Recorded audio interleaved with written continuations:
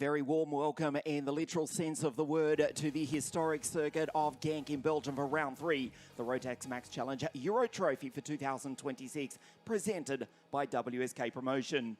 216 drivers from 34 nations around the world at this fantastic circuit not too far from the Dutch border. It is round 3 of 4 of the 2026 championship. Nice to have your company as you join us live around the world. This is round 3. We start the morning with the DD2 and DD2 Masters pre-finals. 30 of the direct drive 2-speed category karts down on the grid, ready to race. But before we do, let's check out the highlights of the previous round of the championship at Wackersdorf in Germany.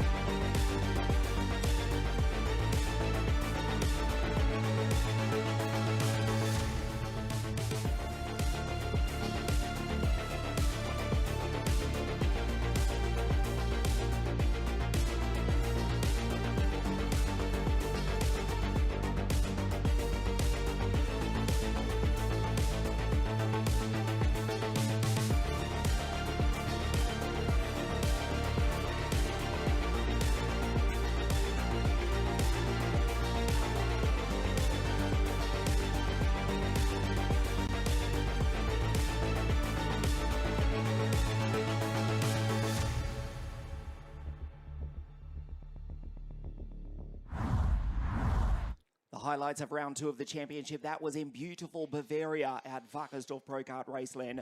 And we come to Belgium, the historic circuit of karting GENK, the home of champions for round 3 of 4 for 2026.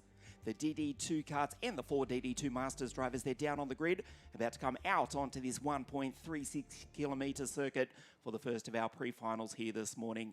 Ian Silvestrin with you in commentary, delighted to be joined direct from, let's get this straight, he's not English, direct from Wales. Good morning and welcome to Karting GENK, Henry Baudet. Thank you very much, Ian. It's a great pleasure to be here. Huge honour for me to be here at the RMC Euro Trophy, back at GENK, the home of champions. We were talking about this yesterday. Unfortunately, I have been coming here now for nearly 20 years, which makes me feel very old, but the circuit looks absolutely magnificent. The weather, it's a balmy 26 degrees, which is only 10 degrees cooler than it was yesterday because it has been hot. That's been the big talking point. Scorching conditions, 39 degrees Celsius and incredibly humid. We are expecting, well, a few degrees less than that today. A little, I can't say the word cool change, but it has changed overnight. We are expecting about 31 or 32 degrees Celsius, which is almost 10 less than yesterday, the stifling conditions we've had at GENK. The DD2 kart's about to come out onto the circuit. Henry, it's been a great weekend thus far, despite the weather conditions. Let's see the positive side. We've had many a race here at Karting GENK in Belgium in freezing cold conditions and pouring rain. That's not the case this weekend. No, not at all. Last year for the Golden Trophy, for example, in October, everyone was shivering and they had 7 layers of clothing on. The only thing that people have put 7 layers on this weekend is sun cream, and it is still very, very warm. There's not a cloud in the sky, which is a great day to show off over 200 of, not just Europe, the world's best Rotax drivers, because this entry list is absolutely stacked from top to bottom. There isn't another regional or continental-based championship in the world of Rotax racing that is as strong as the RMC Euro Trophy by WSK Promotions. Yes, and of course, GENK, one of the hardest tracks. A lot of the drivers have been saying it's been so hot, finding the setup is very, very difficult. Yes, 34 countries represented. We'll go through the grid with you. It is the pole who starts on pole position. Patrick Donitsa, who took pole last week for the BNL Series, and again here this weekend. Alongside is Jakob Beschel, who won at Wackersdorf. Val Kirsten's the first of the so-called local drivers, alongside WK out of 4, Leonardo Baccalini, Mika van der Pavert, Eggers Volkens, Bende Jabo, Hannes Morin out of grid 9, and Len Nice, the Belgian, here in Belgium, starts out of grid 10. Starting out of grid 11, Willem Nordbeck, former Grand Finals champion of the world, the Estonian, for Team Athletics right now, Vieras, Michael Rosina, who won at Cremona, Ralph van der Pavert, Nicolas Picot, he's the first Masters driver, his countryman Hugo Dupont, Giuliano Cucciolillo, the Italian-Swiss driver, Will Ellswood, former British Series winner, and Enzo Bolt, the former European champion, Hamza Hashisho from Qatar in the Middle East, starts out of grid 20. Grid 21, Artur Vitra, Dimon Francesco Benkaminski, and it's Sorensen Tanscher, the 41-year-old Austrian, Jankovic, the Lithuanian, Steve Vermeulen in the Pantano kart, Horvad, Guillaume, and Mirko Gervasoni. For the legendary Max Buslinger, starts out of grid 30. 2 pole positions in a row. Henry for Patrick Donitsa a week ago, last week in the BNL Series, and also on Friday morning. This is the pole who starts grid 1 for the KSB Austria team car 482. The Virulat alongside Jakob Beschel, 2-time Euro champ, who won at Wackersdorf last month. Yeah, these two, Donitsa and Beschel, yesterday, they duelled it out. In the first of the heats yesterday, Beschel put a move on Donitsa going into the last corner. It was a fantastic move, risky. Donitsa needed to give him a little bit of love and just to see that there was a kart coming. It could have been a collision, but luckily there wasn't. But then Donitsa returned the favour in the closing, in the last race of the day yesterday, to equalise the score. This is the rubber match, I think we should call it. They've got one apiece yesterday, but of course there are 28 other drivers. Well, 27 other drivers, because we may not have Manuel Tenshirt out there. It has been a tough season for the number 484, Manuel Tenshirt. Didn't start at Wackersdorf either, and was involved in an incident in the last heat yesterday. I hope that the 42-year-old Austrian is okay. Yes, Manuel Tenshirt not taking the start, it seems, as we welcome you to Karting Gang for the first of our pre-finals here this morning. DD2 and the 4 Masters drivers. The first Masters driver is Nicolas Picot, Dimon Francesco, Steve Vermeulen, and Mirko Gervasoni on the final row of the grid. Look at this. There's a problem. I saw something come off one of the lead karts coming onto the Europa Plan straight. Was it off Patrick Donitsa's kart? Was it one of the rear bumper clips at the end? He's got a problem. The pole from pole position may not be starting from pole position. Under the control of our race director, Mr. Alessandro Ferrari, as Patrick leads them up to the line. We welcome you to Karting Gang, the DD2 pre-final here this morning, round 3, the Rotax Max Challenger Euro Trophy. Walking up to the line, Jakob Beschel to the right of your screen. We do another formation lap, no start this time. Our race director, Mr. Alessandro Ferrari, deputy race director, Mr. Filip Trombek of the Czech Republic, home circuit of Třinec, where we race the series final on September 13, and assistant deputy race director, Mr. Marco Carlino. Donitsa's gone off. Patrick Donitsa has stopped on the outside of turn number 1. I thought I saw, it was at this point, just to the right, maybe you can even see it there, that little black thing at the top of the curve, at the very top of the screen. Something fell off one of the 2 lead carts, but it was obviously Donitsa's kart, and our pole sitter, Patrick Donitsa, will not take the start. Well, Ian, I've got to say, for the first time I've come to Euro Trophy, it's nice we've got a nice drama-free start to the day. Not. Sensational start, Patrick Donitsa. You just got a glimpse of the pole. Walking to the side of the circuit, has rolled to a stop. Was stationary at this part of the track a moment ago. There is nobody on pole position. Patrick Donitsa, the pole will not start from pole. There he is to the top right of your screen, hunched over the tyre barriers. Patrick Donitsa out before the start of a sensational DD2 pre-final here this morning. Jakob Beschel, grid 2, there is nothing but fresh air. On pole position, Wout Kirstens, 466, needs to hold back, cannot simply assume pole position, has to start still from the second row of the grid. Jakob Beschel on grid 2, de facto pole position. Patrick out before the start. There's Wout Kirstens to the left of your screen, Jakob to the right. The DD2 pre-final here this morning at Karting GENK, the home of champions. For the first time today, we race. Slow start as Jakob Beschel stares over the left shoulder as we see Baccalini try and make a move up the inside. The Italian goes through to P3 and a clean start without the pole sitter. Jakob Beschel, we see Steve Mullen in the background going off and now rejoining, but with damage. It looks as though the Masters driver at the top of your screen will have an early end to the pre-final here this morning. Jakob Beschel with the race lead. We see Kirstens in second place. Baccalini in P3. Patrick Donitsa, helpless, is about to see the leaders go by. He's just off screen to the side of the circuit. Patrick Donitsa is out, and Jakob Beschel with a fabulous start from grid 2. The Kraft Motorsport driver, the German team who won in Germany the second round of the championship. It is JB who leads lap 1 here at Karting GENK in Belgium. Yeah, the absolute perfect start for Jakob Beschel. Number 1, his nearest rival all weekend has been Beschel versus Donitsa, and Donitsa is out. So Beschel opens up a 1.7 second lead on the opening lap of the race. Now it is down to Baccalini, Kirstens, William Christensen, maybe even Hannes Morin, who assumes 5th position at the moment. But look at the lead Beschel has got as they go down the Europa Plan straight into the Button Complex on lap number 2. This is only, of course, to decide who starts where for the main event, the final. But Patrick Donitsa already has dropped down. He'll be starting no higher than 8th place. But Beschel, this is a case of calm, save as many tyres as possible because you've got 2 sets of tyres, but still, there's been an awful lot of racing, and the track temperatures soaring well above 30 degrees. Air temperature 27, track temperature a lot higher. Baccalini across the line, he's been doing that all weekend, the aerodynamic layback position. Call it new school, that's new school. Old school is when you hunch down, new school is when you look your back up and put your knees up.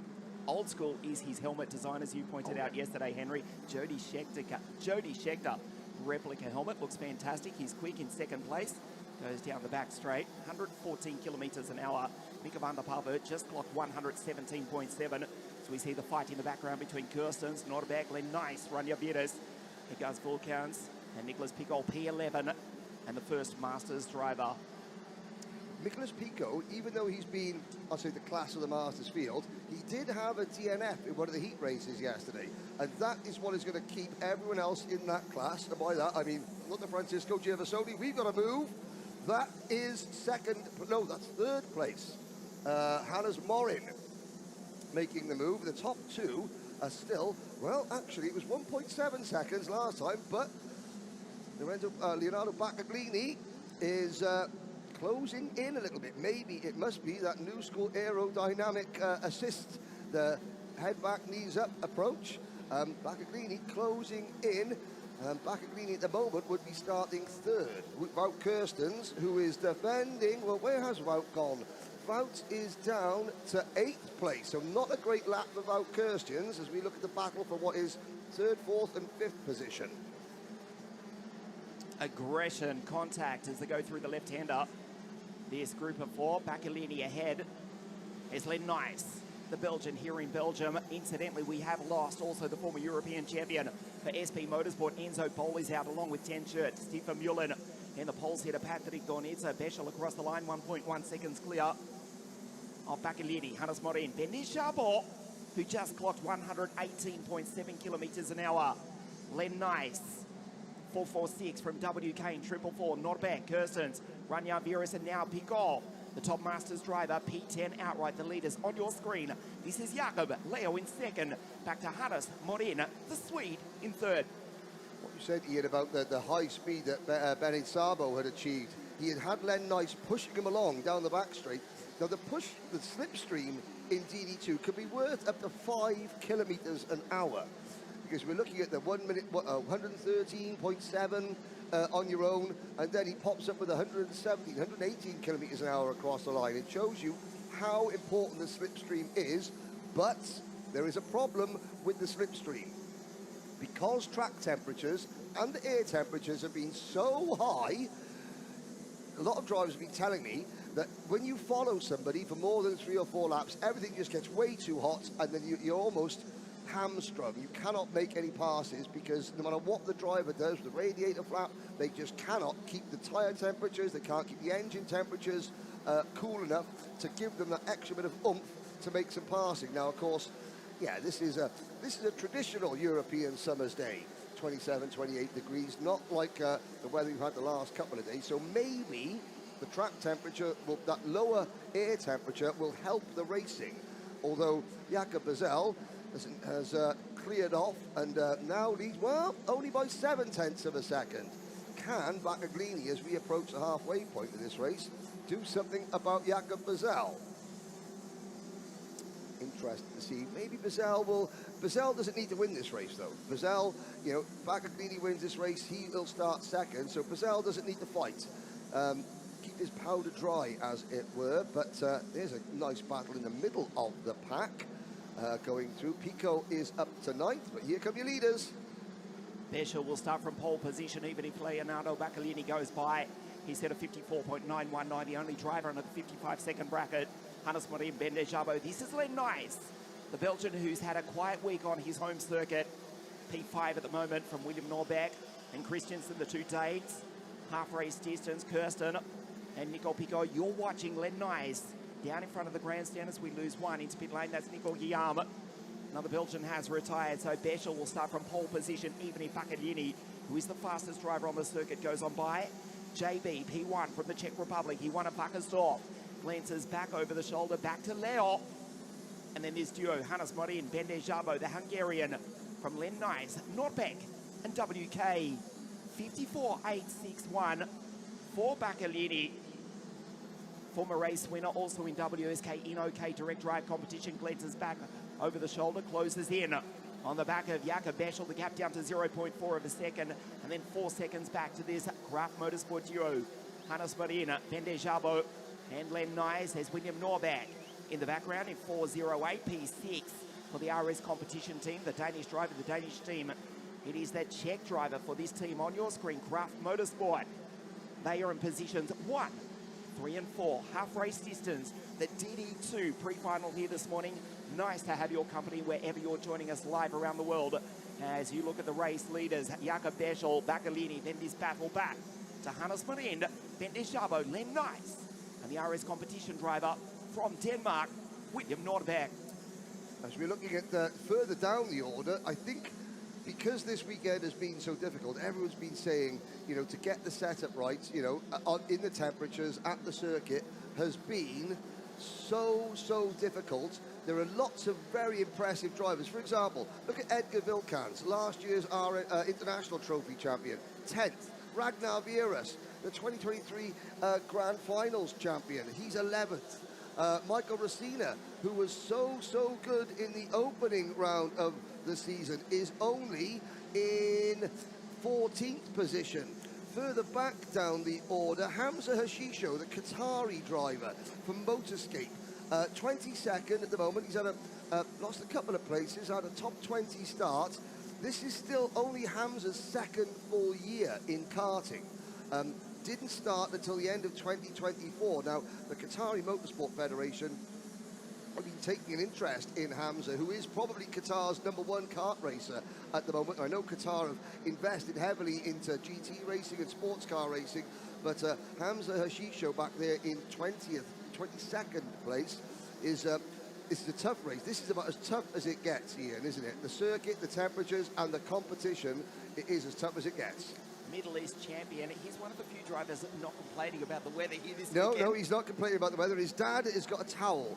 His dad Hassan has got a towel, which is called Jeffrey. And down in the gap, you'll see him waving his white towel. you know, which is Hamza's signal. You know, that's where all the drivers are looking for their mechanics to look there, but Hamza just looks for the white towel, looks for Jeffrey. Home circuit of Lusail in Qatar. Yes. As this battle continues on, Len Nyes dives down the inside. Nicely done by the Belgian. Norbeck around the outside. Bendejabo, the loser in that battle. Len goes through to P4. Back to the race leaders. Jakob Beschel, 54.710. We'll start from pole position as we get news that not only Will Ayleswood, but also Ralph van der Pavert under investigation. Bazell under investigation. 4:05, Jakob Bazell under investigation, Ian. That must be to do with the start, because it was a little bit pedestrian, wasn't it? Almost certainly. Word just coming through from race control. So Jakob Beschel, provisional pole position, but that may change. He's about to get that on the board. Under investigation now is the race leader.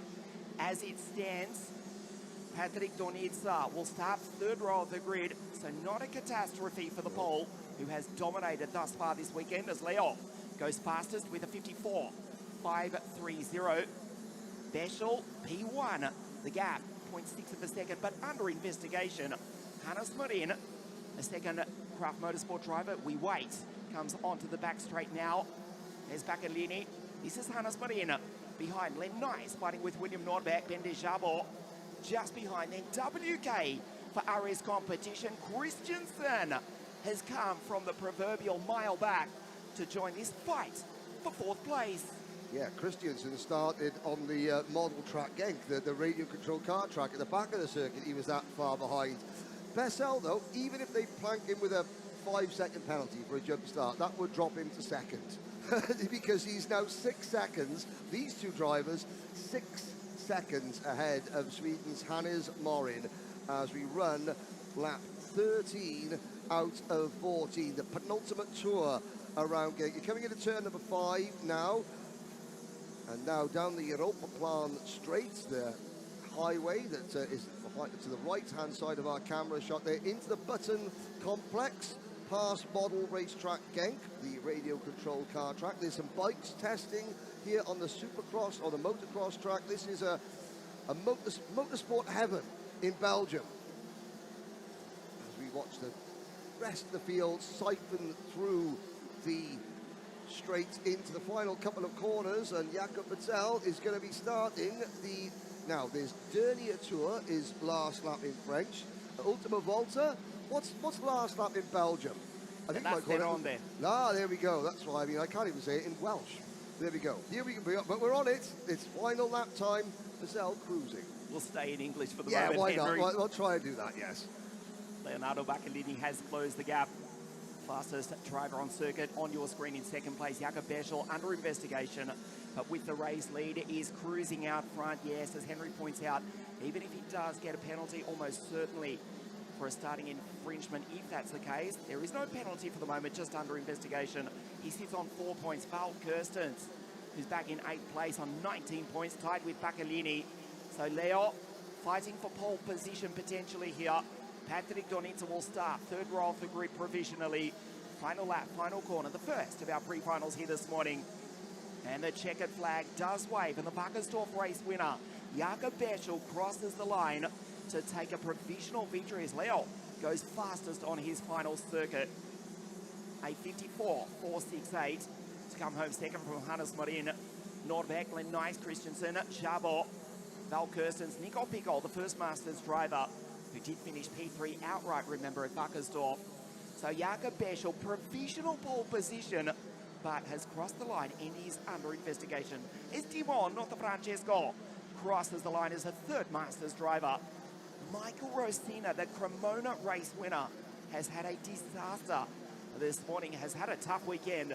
The Italian in 25th and final position here this morning. Jakob Beschel with a provisional race win here this morning. The Craft Motorsport driver from the Czech Republic, a provisional pole for this afternoon's final. Yeah, speaking to Bas Lammers this morning, the MKC Motorsport man, who of course runs Michael Rosina. Here is a quick look at your result. Bazell by just 0.2 of a second from Baccalini, Morin, Norbeck, Nyes, Christensen, Sabo, Kirstens. Second place on the grid, 8th in that race. He'll start on the outside of the front row alongside Vettel for the final, Pico and Vilkans. We now look further down the order, the rest of the survivors, Ellswood, DuPont, Ragnar Vieira's only 13th. Then the two Vanderpavets, Mika ahead of Ralph Cucciolillo, Jovard Sorensen, Vidiera Kaminski, and then Hamza Hashisho 21st, Gervasoni, Jankevicius, not a Francisco, although he is a Francisco because he's in his name, but we talked about that yesterday, and then Michael Racina, the last of the finishers, although actually Michael Racina retiring on the last lap. And we look out of the commentary studio window to see a dejected Patrick Donitsa standing, 4 marshals around him. He hasn't taken his crash helmet off yet, which probably he's just focusing his anger inside his crash helmet after that. Incredible drama before we even started the race. That's the scene here at GENK in Belgium. Patrick Donitsa out before the start from pole.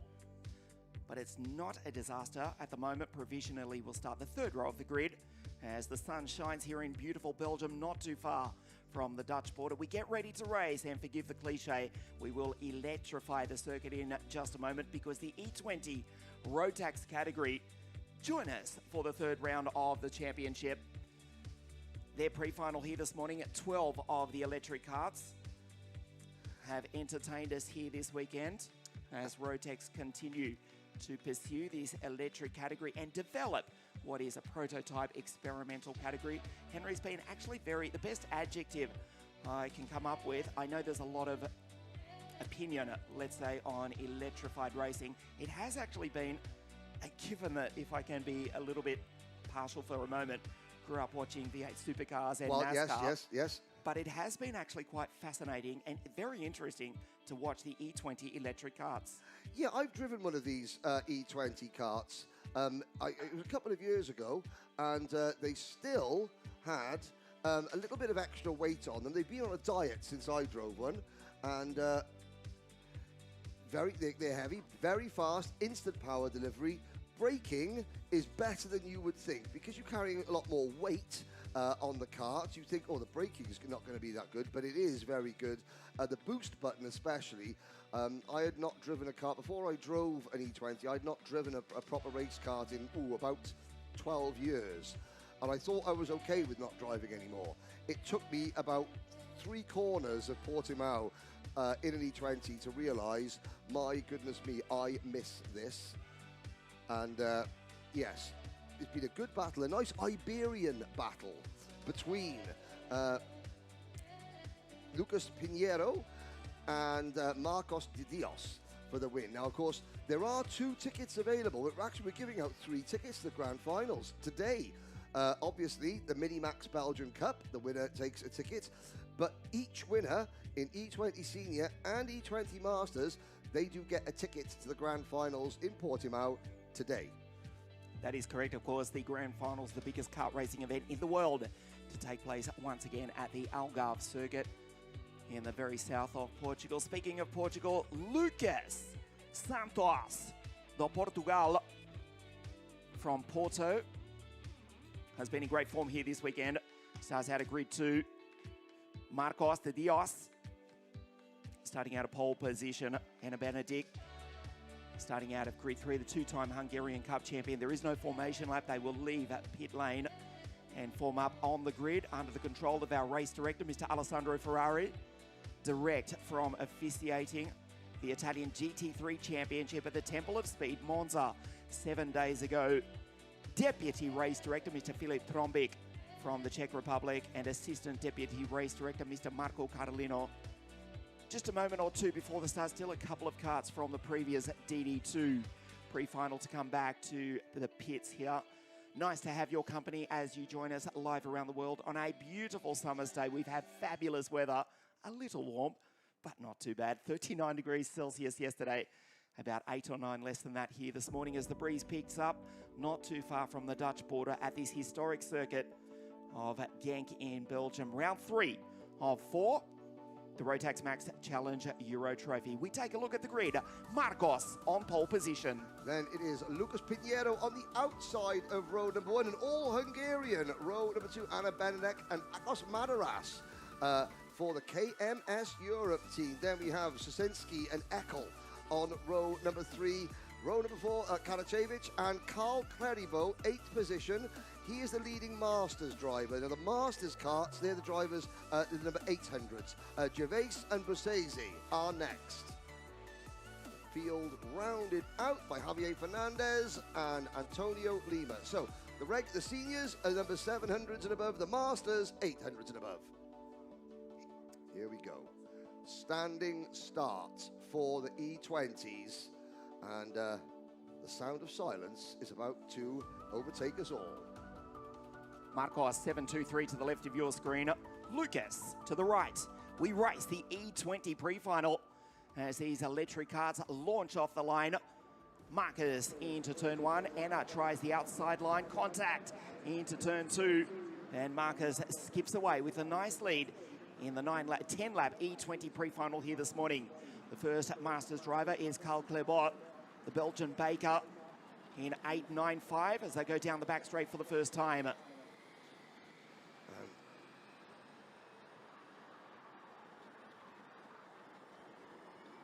I love that. All you can hear is the whir of the batteries and the squeal of the tyres. And as you're driving, you can hear the tyres, you can hear the curbs. As they run over the rumble strip, all the drivers will be able to hear is the, which you don't get that sensation in, internal combustion powered machines. But we got a 3-kart battle and we got our first lead change. That looks like it's going to be Pinheiro, or is that De Dios back in front? Side by side as they cross the line. And it is our poleman, Marco De Dios, back into the lead, but not for much longer. You said it was interesting and it's been fascinating. Well, this is actually very, very entertaining as they come through turn number 4 on lap number 2. Milan Skonecki from Poland with a fabulous start, the first 3 breaking away. Marcos is there, Maximilian Eckel, Madaros, a Hungarian, the second Hungarian, Anna Benedict, 2-time Hungarian Cup champion. She's dropped back into position 8 as the first 3 pull away. Coming down in front of the grandstand, Marcos, 723, Milan, 732. Maximilian from Poland in 758, rides the bumps in front of the grandstand there, which is critical in these carts as we see a move down the inside into the final corner. Milan fires it up the inside. Contact as they come onto the straight. Milan back in front. Marcos second. There's Maximilian. Back to Akos Madaros. Lucas do Porto in Portugal, who's dominated the weekend, did not get the best start. He's back in position 5, trying to get a ticket to race in the Rotax Max Grand Finals in his home country of Algarve in the south of Portugal later on this year. First Masters driver is Carl, 895 in 7th place. Yeah, Carl Cleribo is with the black race suit, predominantly black crash helmet, and he is at the tail end of the second group of carts. You've got the top 3, and I don't know what happened to Lucas Pinheiro. A great start, and then somewhere on the opening lap has lost ground because it has been De Dios and Pinheiro, the dominant 2 drivers so far this week. They're all being shown a clean pair of heels at the moment by number 732. That is Milan Skosensky. Oh, and a problem there. That is at turn number 1. Who have we lost there? We'll come back to that. Yellow flags are out. That was, I think, maybe somebody in the second pack of carts, Ian. Milan goes through to take the lead. We have lost. It may well have been Chakovic who gets back on track. Lazar. It was indeed Lazar Chakovic coming together. You just saw that to the side of your screen. The Serbian driver in 785 has got back going again. Looked much more violent than it was. He's back circulating, but down at the bottom of the order as at Milan in 732 from Maximilian. There's Marcos going on through there. España, Akos Madaros and Carl, P5 for the first Masters driver in 895 and closing in on the race leaders. Carl with a 57.528, the fastest driver on the circuit. Coming onto the straight now, looks back behind him as we see Milan having to defend from Maximilian. Marcos in 3rd place, half race distance. The second of our pre-finals here this morning. It is the E20 electric Rotax category here at GENK. Milan goes in tight, going onto the back straight, accelerating, and we listen to the sound of silence.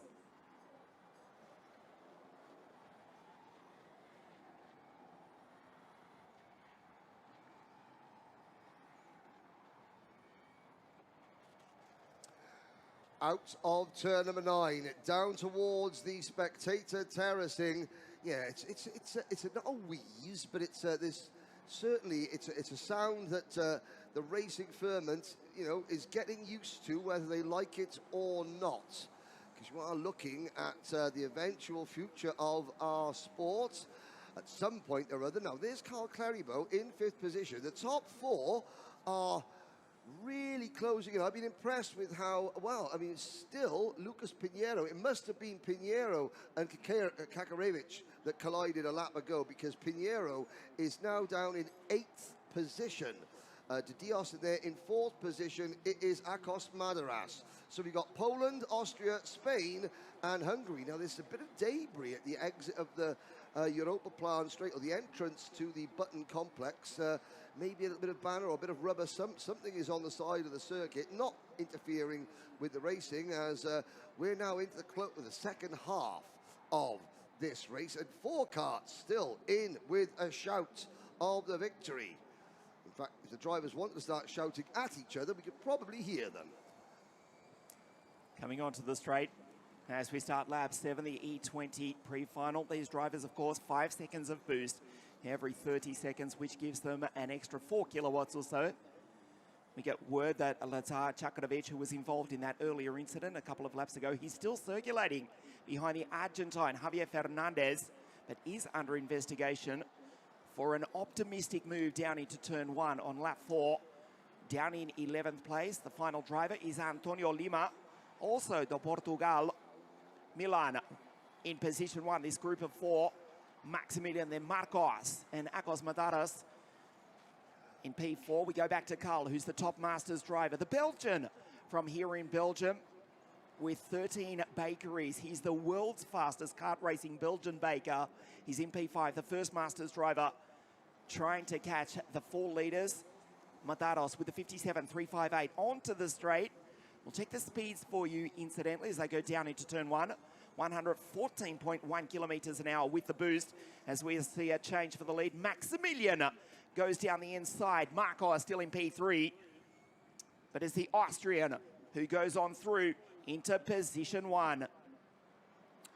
Yeah, Milan Skosenski has been defending for the last couple of laps, and you just know that at some point he's not going to be able to defend any longer. There goes De Dios, and there goes Madaras, and suddenly Skosenski, from hero to zero in the space of about 4 corners, he's still in 4th position, and Skosenski would still start in the top 5 for the final. De Dios would be your pole sitter, and believe it or not, Lucas Pinheiro, despite having a terrible pre-final so far, would be on the outside of the front row with Anna Benedek, who has again had a slightly anonymous race so far. She would start 4th because Akos Madaras would be in 3rd position on the grid for the final later today. Carl Cleribo, he has just got to try and keep as many karts between himself and Michele Bezzesi and Javier Fernandez and Antonio Lima in that race within a race. Lucas Santos with a purple sector, but back in P7. First of the 2 Portuguese drivers who's had a brilliant run up until this weekend. Yes, also Anna Benedict. She's been consistently in the top 3. Back in P6 is Anna, the second Hungarian driver. It is the Austrian Maximilian who goes P1 with a purple sector in the 2nd sector. Coming around to take the last lap board in just a moment. 1.36 kilometers of this karting GENK circuit across the line for the penultimate time. Maximilian in position 1. Marcos up the inside. It didn't take Marco de Dios long. 1 lap sitting behind Maximilian Eckel, and he picked his moment, and already de Dios, he must have made the move, and now he's got the boot. Oh, and a problem. 2nd position. That is Kosenski now moving back into P2. Eckel doesn't look too happy about it. But I think De Dios made the move and then used the boost button, and just to make sure that he had no pressure, no threat from behind in the closing stages. But it has been, again, very, very entertaining. That's what, 3, 4 different leaders we've had as we head into the final corner. But it's not been easy, but it will be another win for Spain's Marcos de Dios. Oh, and there is why we have a problem. Oh, and that is that Akos Madaras. That could change because Madaras has not got his nose cone on. That will be, well, I mean, would he pass scrutineering at the end of that race without a nose cone? I doubt it, which could affect the grid. Madaras will start 4th at the moment, but he could be demoted further back down the order. We take a look at the highlights of the E20 pre-final. Marcos with a great start. Not the same can be said for Lucas Santos, who's had a great weekend thus far, but did not get off the line so well. As the front three, Milan briefly into the race leads. Konechny and Maximilian Eckel did this. Lazard Kačakovic. That put the Serbian driver under investigation. Marcos around the outside. Maximilian. And then Marcos. This was the move for the Spaniard to go on through De Dios, whose surname literally translates from Spanish to English, from the gods. And this is Akos Madaros, losing the front spoiler on the penultimate lap. Marcos de España, el ganador, ahead of Milan, the Pole, then Maximilian, the Austrian. Madaros crosses the line in P4, but without the front spoiler. Carl Clerbault, first Masters driver for Bouvin Power in P5 outright. Then it was Anna Benedict. Lucas Santos finishes P7 from Lola Gervais, the 16-year-old French driver, multiple NSK Femenil winner. Berthez, their second Masters driver, Javier Fernandez. Čakovic under investigation. Antonio Lima crosses the line as the final finisher in 12th place. This is the scene here at Genk in Belgium. The blue sky at this historic circuit. Round 3, the Rotax Max Challenger Euro Trophy 2026, presented by WSK Promotion. The third of our pre-finals in just a moment. Mini Max about to come onto the circuit, being led by Sebastian. It is Behrman. Sam Pollard Racing 137 in the Kart Republic, who's had a strong, intelligent, consistent run this weekend, has driven superbly, despite not at times having the best kart on the circuit. Austin Amann, who was on the podium at Wackersdorf, the second generation racer. Austin Amann, the English-Scottish driver whose father, Tristram, actually raced with us in the first ever running of the WSK International Series back in the glory days of 100cc ICA. Oh yes. 2006, Tristram 121 starting at a grid 2 alongside Sebastian, an all-British front row of the grid. Tristram Oman was the very first British driver to be on the Grand Finals podium. Behrman, Oman, row 1. Cook and Maria Roberto on row number 2. Oscar Kenny and Samar Chopra from the UAE on row number 3. Charlie Page, and then the first of the Farrow brothers is younger brother, it's King Arthur. Older brother Arthur Farrow, followed by Teddy Murphy and Logan Rolfe, your top 10. Row number 6, James Roots and Tenze Silva. Then it's Albert Farrow and Dijan Habetz, who had an accident in the last heat yesterday. Hopefully he's okay. Paul Plattner and Harris Barber. Tim Hansler, Conrad Doyle, newly crowned Danish Minimax champion. He's going to the Grand Finals. Jack Fulbrook-Harmer and Mikkel Godschalk. Jack Fulbrook-Harmer has got a car that runs on the right petrol. Then it's Zani, Jakobsen, Oliveira, Davidiu, Conradson, Nigel Dickinson, Nicholas Zelensky. He flipped his kart yesterday, tried to get back in the race, and then Andre Marin, the last of the drivers. Dijan Habetz is not gone out. He was involved in that incident with Nicholas Zelensky, and sadly, Habetz, he was holding his wrist, and I think that might be game over.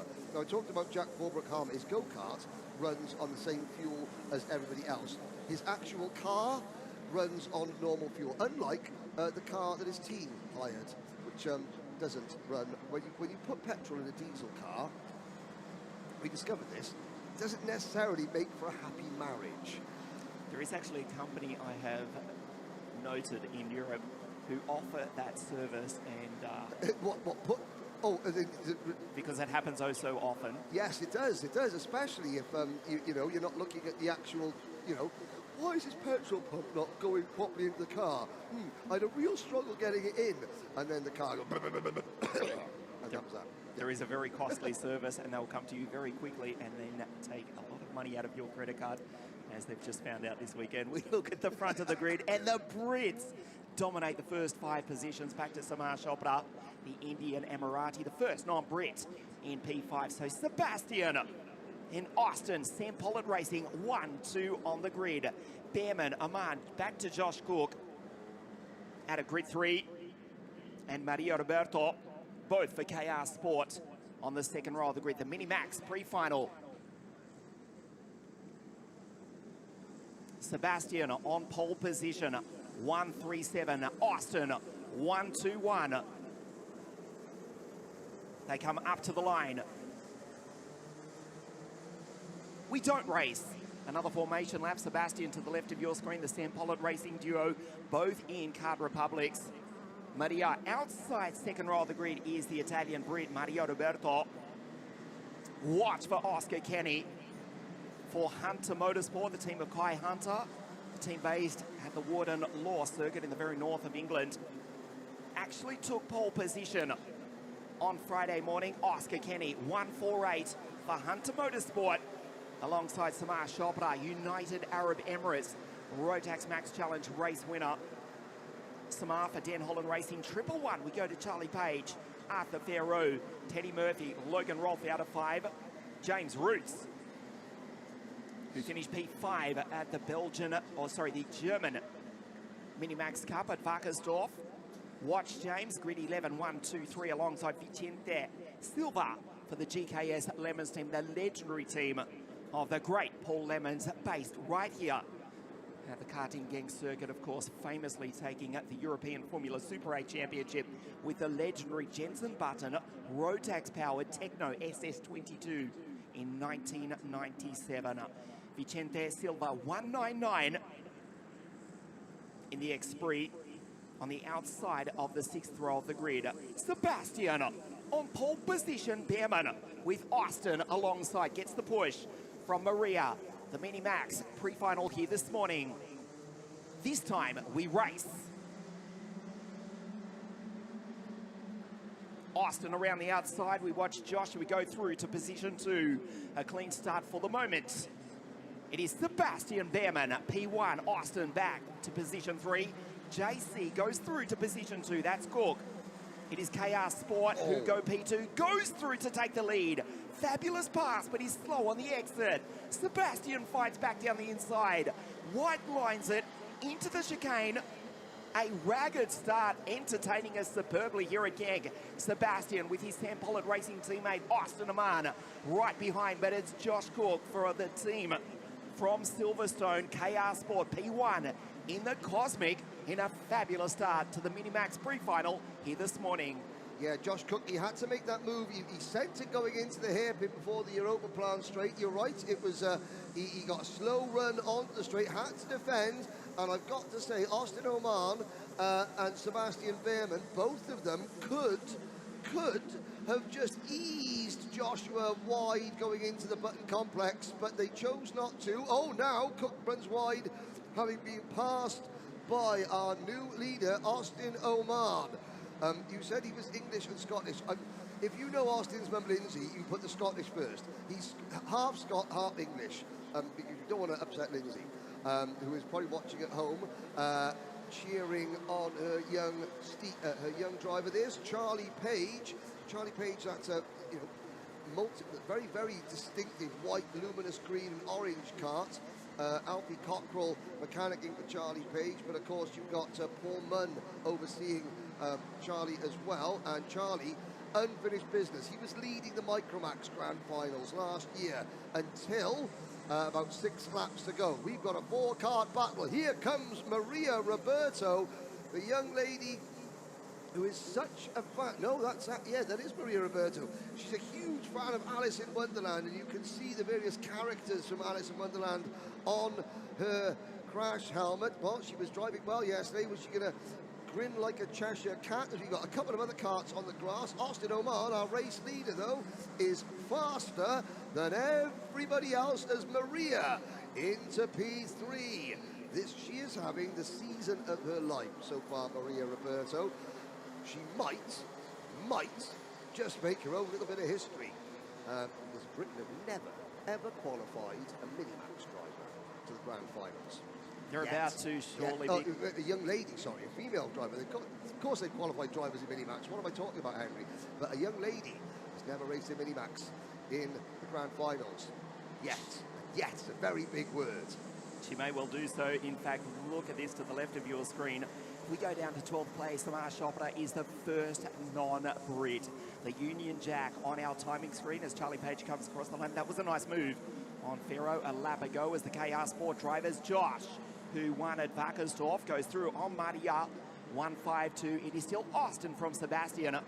Sam Pollitt racing. It was a moment ago. But now Joshua and Maria go on through 2 and 3. So KR Sport in second and third. Sam Pollitt racing 1-4. There's Charlie Page. Moved down the inside. Logan Rolfe, James Roots, Oscar Kenny, the fastest qualifier. Back in position 8 from Samar Chopra, the first non-Brit.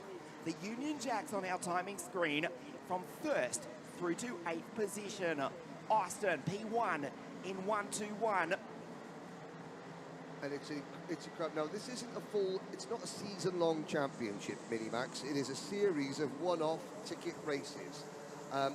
Charlie Page won the opening ticket race, the Italian Cup at Cremona. Mick Klinkers, who's racing here in juniors, he took the Minimax ticket at the German Cup at Wackersdorf. He's testing juniors now, but the licensing situation and the age restrictions that are, cause of a little bit of confusion around the world means that Mick will still be able to race as Charlie Page sets the fastest lap of the race. So Mick will race Minimax at the grand finals. Several other drivers, and Page now moves into 4th position. James Roots has got a ticket to the Minimax Grand Finals, having won the Rotax Winter Trophy in Houston, Texas. And Conrad Doyle is the newly crowned Danish champion. So all those drivers already have tickets, so it's the first of the... Whoever crossed the line first that doesn't have a ticket already goes to Portimao. At the moment, that would be our winner, our leader, Austin Oman. He wants to go back for a 3rd consecutive trip to the biggest party in world karting. 12th last year was Austin Oman, 3rd in Sarno as a Micromax driver. On that day, just ahead of him, was our Micromax champion that year, Joshua Cook, who now, ironically, sits just behind him, with Maria Roberto in between them both. Those two purple and white KR Sport carts, a little bit menacing behind Austin Oman at the moment. Page in 4th, and Behrman just slipping back a little bit. Logan Rolfe, Oscar Kenny, and James Roots. And Samar Chopra, well, he's now moved up. He's into 9th. So only the top 8 British drivers now. Something's wrong. We're slacking. We're slacking here. I can't believe it. Austin on your screen. Incidentally, JC in P3 with a 60.224. Fastest on circuit. Charlie Page driving beautifully here this morning. 114 is the Cosmic. Magnificently presented and quick as well.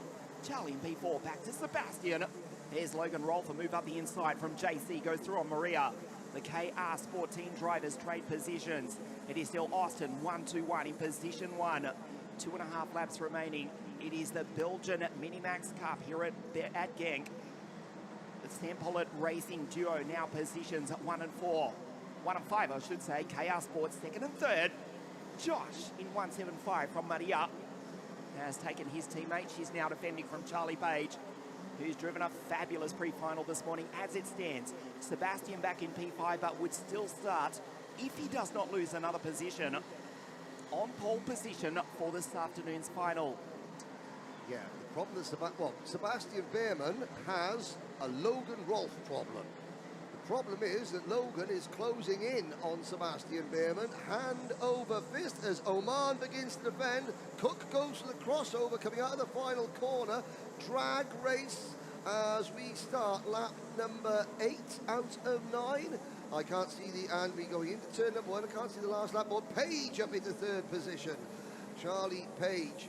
This is only to decide who starts where for the main event. But Charlie Page, well, Conrad Doyle set the fastest lap the previous lap. Page has just done the fastest lap. There is a divot in the nose cone of Page's kart.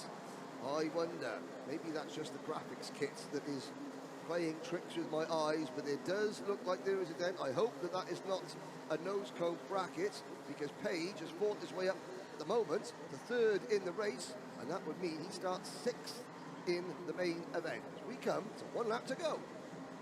Logan Rolfe and Sebastian Behrman in the background. Logan actually giving Sebastian space. Would still start on pole position just because Austin Aman, his Tempola Racing teammate, has dropped back to P2. JC. P1 is Cook, who won at Wackersdorf, the German Minimax Cup, trying to take the Belgian Minimax Cup as well. Austin Aman, who finished fourth, just narrowly missed the podium at the end of the weekend, long after the weekend, in fact. This is a brilliant drive from CP and P3, Charlie Page in 114. Back to Maria, she's in P4. And then that's Logan Rolfe, Sebastian Behrman, the fastest qualifier. Oscar Kenny, James Roots, Jack Fulbrook-Hama, Samar Chopra from the Rotax Challenge in the United Arab Emirates. The Indian in 111, P10. The final few corners, the final lap of the Minimax pre-final this morning. Sebastian back in P6, but would still just start from pole position for the final later this afternoon, holding off Oscar Kenny, who we're getting word from race control is under investigation. The final corner, though, Josh Cook for the team from Silverstone wins the pre-final for KR Sport. Just from Austin Aman, Charlie Page, Maria, head of Logan, Sebastian 6. And with that, Behrman provisionally will start the final from pole position. Cook wins the Brits first through to 9th here at GENK in the Minimax pre-final this morning. Nicholas Zelensky crosses the line, P26. As we take a look at the highlights, Sebastian from pole position, Austin around the outside, but it was JC from P3 who muscled his way through in the early stages of the final. Austin Aman fighting back as Behrman back to P3. Charlie Page with a great drive from 7th to finish 3rd in the pre-final here this morning. This is going by Behrman. Around the outside, Josh Cook goes back on the inside. Maria Roberto, the second KR Sport driver, in 3rd place, but she was soon passed by Charlie Page. The checkered flag for Josh Cook. And with that, JC, who won at Wackersdorf provisionally, will start Grid 3 for the final this afternoon. Behrman crosses the line, P6, is the pole sitter provisionally. Josh Cook, P1, look at the Union Jacks. First through to 9th. Cook takes the win from Aman, Charlie Page, Maria Roberto, Logan from Sebastian. Oscar Kenny under investigation. The Hunter Motorsport driver who set pole on Friday. Roots, Fulbrook-Hama, and the Indian Samar Chopra. Then it's Barbara Platnar, Gustavo from Teddy. The newly crowned Danish champion, Conrad Doyle in 15 from Hansler. The two Farrow brothers, and then Sani. Unfortunately, Hubbert's a non-starter. So as it stands, Sebastian Behrman provisionally will start the final from pole position this afternoon. We continue racing here this morning. Pre-final A for Rotax Junior, 48 drivers from around the world. It was Findlay Lights who took pole position in stifling conditions. 40 degrees Celsius 48 hours ago. It is about 12 less than that. Quite pleasant, lovely here this morning. The first week of summer in the Northern Hemisphere as we take a look at the grid. For pre-final A for Rotax Junior, the karts, the 125 Junior Max karts come out onto the circuit. It is Albert Friend who starts on pole position alongside Denny Babacek in 271 for THR. Riley starts out of grid 3, Luan Sardell. And it's Martin Soltich for the KRK Racing Team, Lucian Smith, Tram van Belek, Matis Huard in the Sodica, Branislav Renka, and Luca Holmes-Balak out of grid 10. Starting out of grid 11, Max Bogsol and Marcel Popakol for the RS Competition Team. The pole in 234.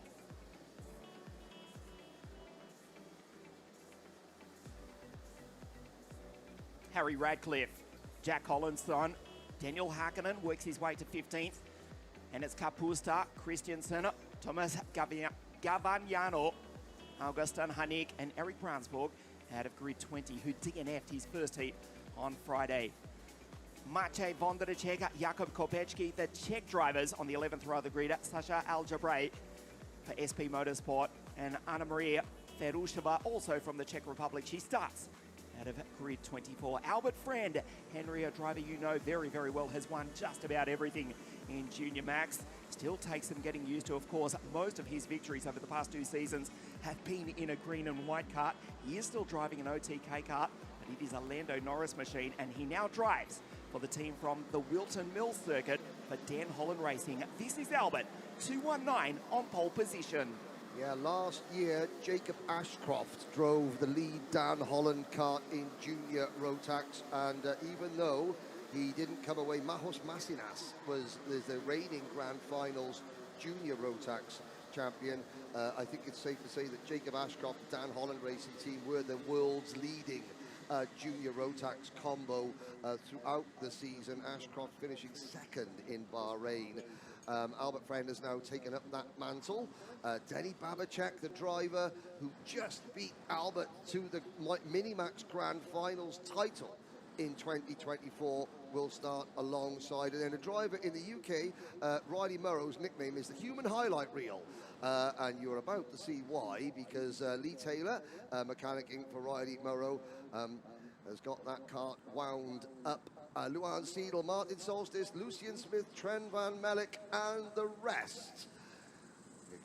But this is where we start losing drivers. 48 Junior Rotax drivers, only 36 places in the final. So the drivers down towards the back of the field, they are fighting for their very, very lives. They don't want to get the early flight home. They want to stay and watch We Go Racing. No, we don't. See, this is why part of me being here is just so I can listen to the We Race in the flesh. I haven't had a pole position yet either, but we're waiting on that. So, of course, it doesn't work when I take the start, so I just have to listen. And the drivers do it. The drivers know, Ian. The drivers know. They only race on your command. If only. More correctly, our race director, Mr. Alessandro Ferrari, who last week was officiating the Italian GT3 Championship at the home of the Italian Formula One Grand Prix, under the control of Mr. Ferrari, with more than 4 decades of experience in world motorsport, including in European Le Mans and the glory days of IndyCar in the 1990s. Deputy race director, Mr. Filip Trombik from the Czech Republic, home circuit of Klinec, where we race the series final on the 12th and 13th of September. And assistant deputy race director, Mr. Marco Amigone Carlino, here at the GENK karting circuit in Belgium. Albert on pole position. There we are. I got it. There we are. Now I'm back. Now life is good. They're going to go racing this time. They're going to get it right because Ian says so. Denny Babacek, 271 to the right of your screen. Dan Holland Racing on the front row. Watch for Riley. Sam Pollard Racing 238 out of grid 3 alongside Luan Seidel for KR Sport.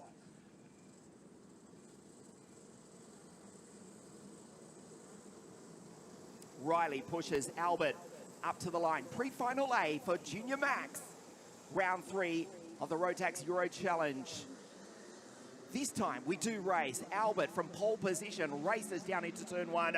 Great start from Riley, who races on through into position 2. Babacek, who won at Wackersdorf, chasing his 7th major international victory of the last 6 months, drops back to P3. Head of Seidel, first KR Sport team driver, his teammate just behind. In fact, it may well be Lucian Smith there. A clean start for a pre-final A until now. Going down the back straight into the grass. Daniel Hakkinen and Kapusta come together. They get back on track. Only one of them does. Daniel gets back on track. Eric Bransburg is out. Daniel Hakkinen, an incident on the first lap of the pre-final. That will make it tough for the Monaco-born Finn Czech to make it through to the final. He is still circulating, but way down at the bottom of the field.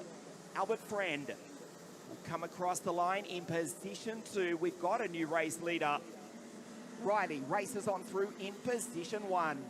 Yeah, Murrow making a great start. Friend Also making a good start now. Albert Friend under pressure for second place, and that's Denny Babicek going through into P2, up into P3. Luan Seidel for the KR Sports team down the back straight. That's the site of Eric Bransborg and Daniel Hackinen's incident earlier. Well, Albert Friend is not going the right way.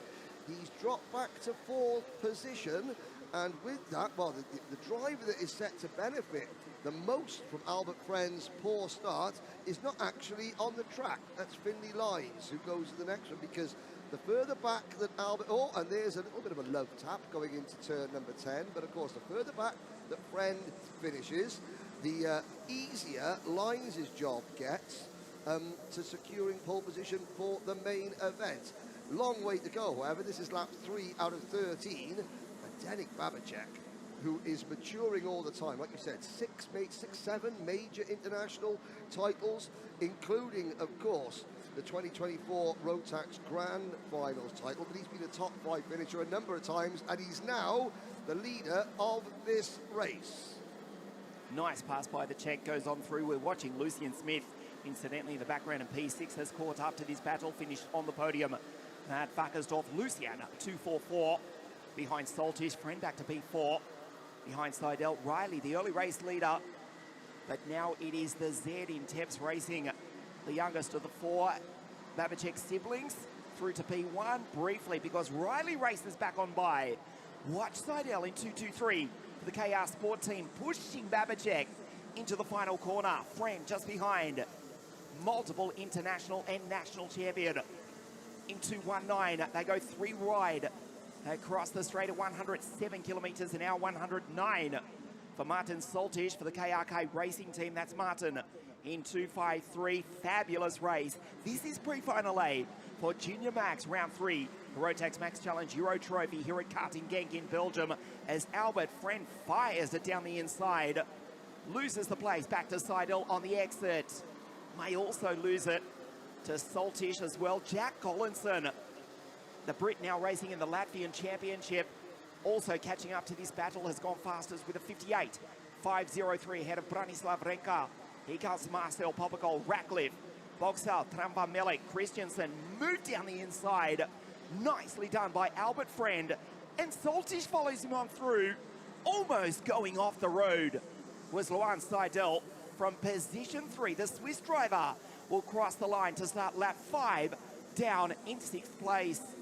And he's not done yet. The problems haven't resolved themselves for Seidel, who now has Jack Collinson. We've got a new leader temporarily. No, we don't. Riley Murrow fights back, but Denny Babicek looking very, very cool, calm and collected.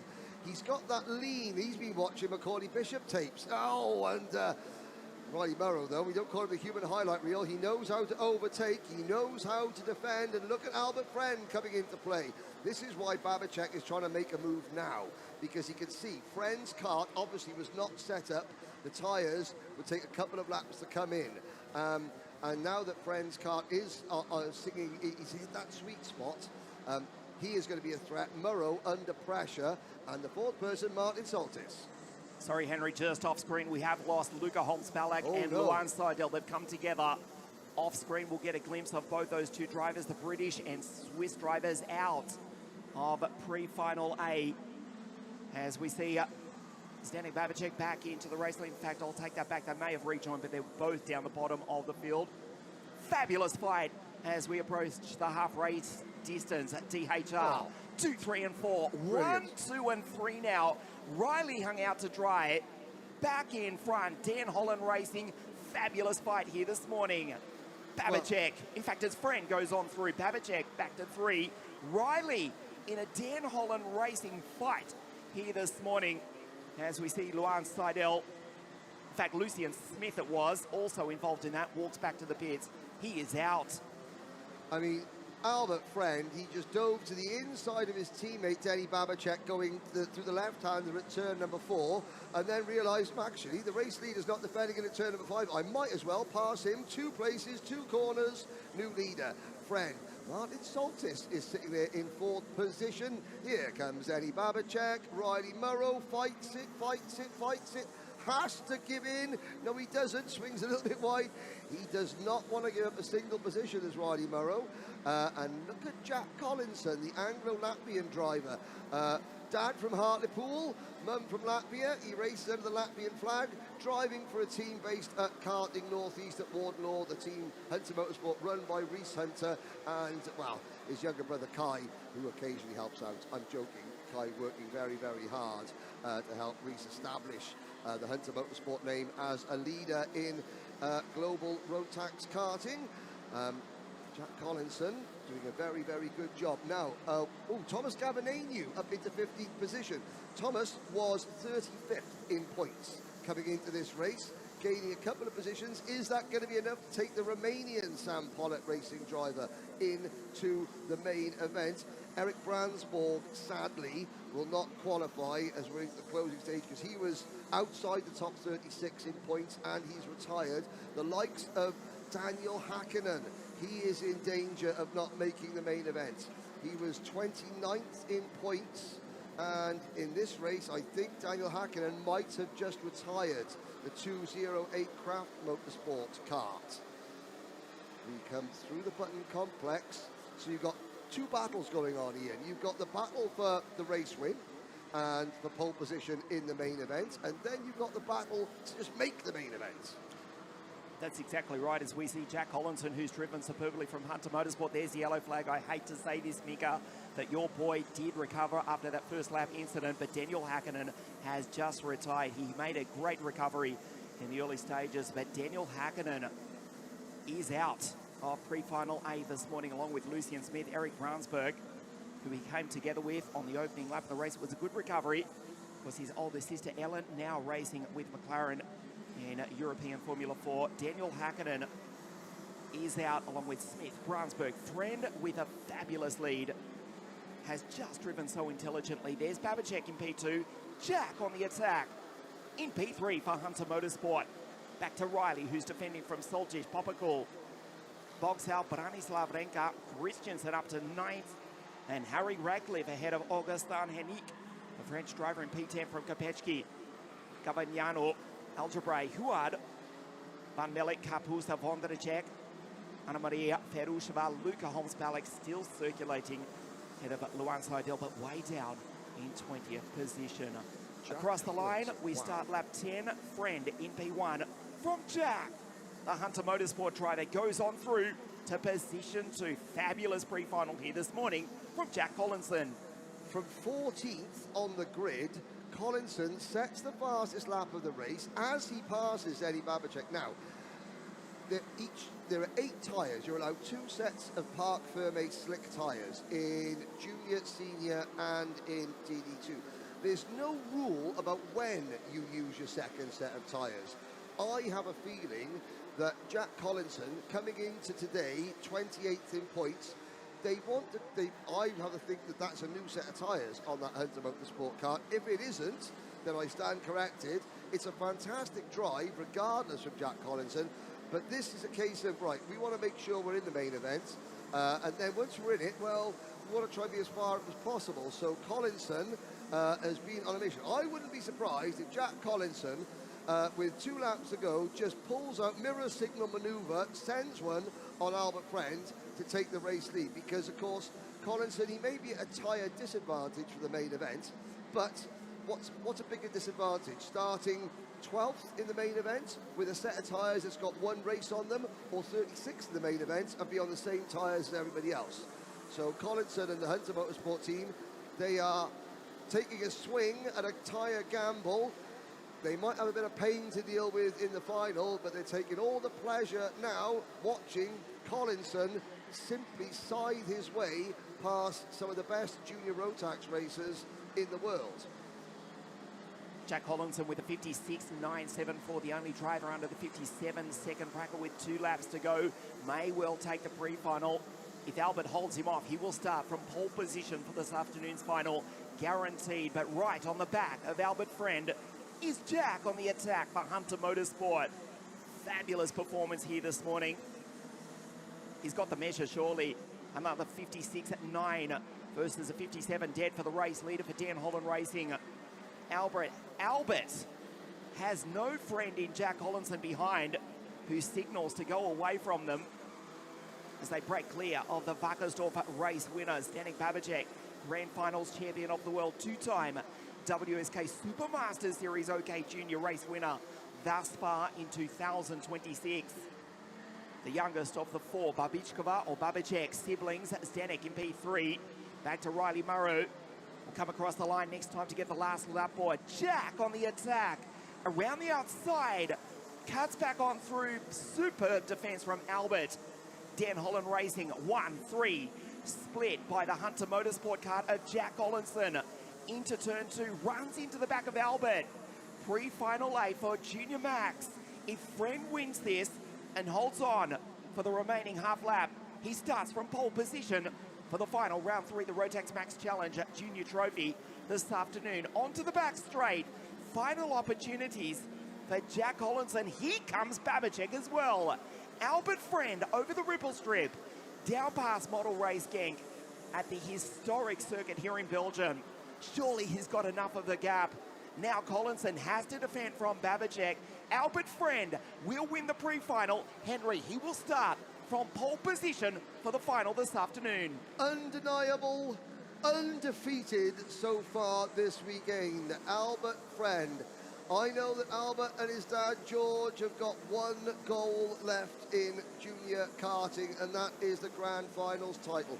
They have been British champions, they've been European champions, they have been international trophy champions on a number of occasions, but the Grand Finals, even though Albert has been on the podium a number of times, it has eluded them so far.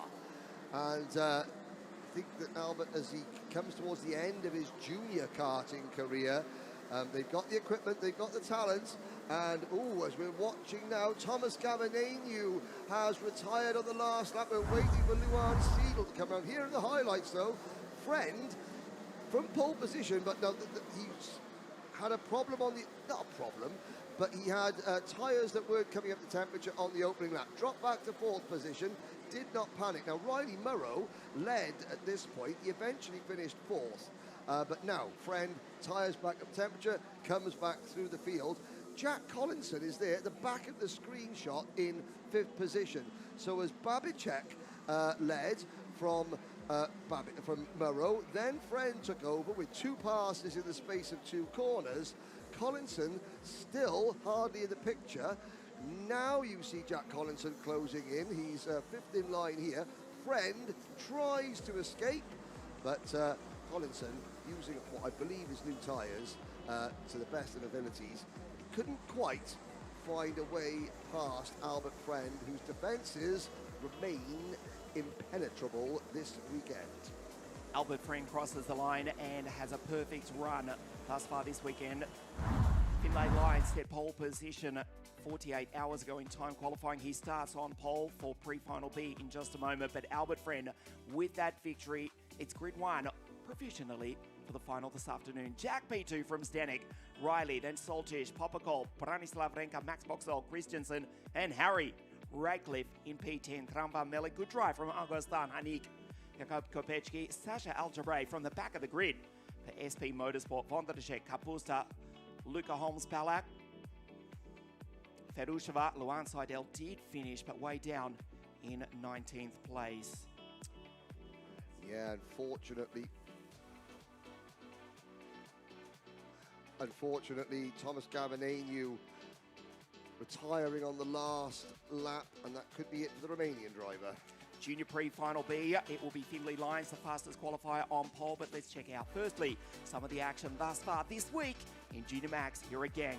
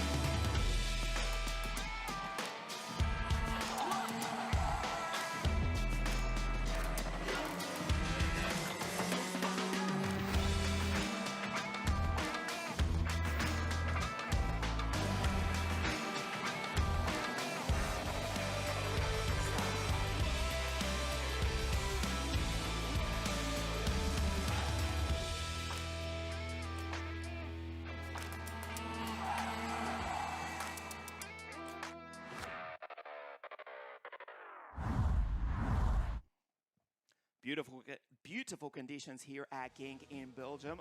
We are expecting a top temperature of 31 degrees here today. We got to 40 at times here. Sweltering conditions. Well, it was lovely, let's be honest.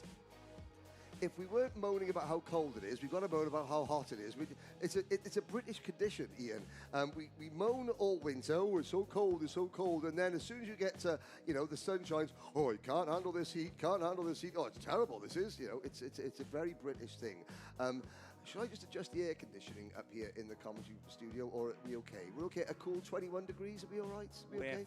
We're fine, yeah. If I may self-indulge briefly, where I grew up on the edge of the desert in country Australia, it did one time get to 52 degrees. So when it gets to the high 40s, let me know and I'll have some sympathy. I mean, we talk about this, look at that, it's 27 degrees and sunny. In the UK, in South Wales, where I'm from, we just call that a normal weekday. Honest, I promise. But it has been a beautiful setting. This region of Belgium is known for its coal mining and its forests. Up until about 20 years ago, the start line area at the top part of your screen at the moment, that is a new circuit. From the last corner, the current start-finish straight, the first complex, and then the start of the Europa Plan straight, that was all forest. It was a beautiful part of the country, but the Lemons family, I saw Paul Lemons this morning on his bike around the paddock, not the owner of the circuit any longer, but will always be synonymous, the Lemons family. They are the family that built the home of champions.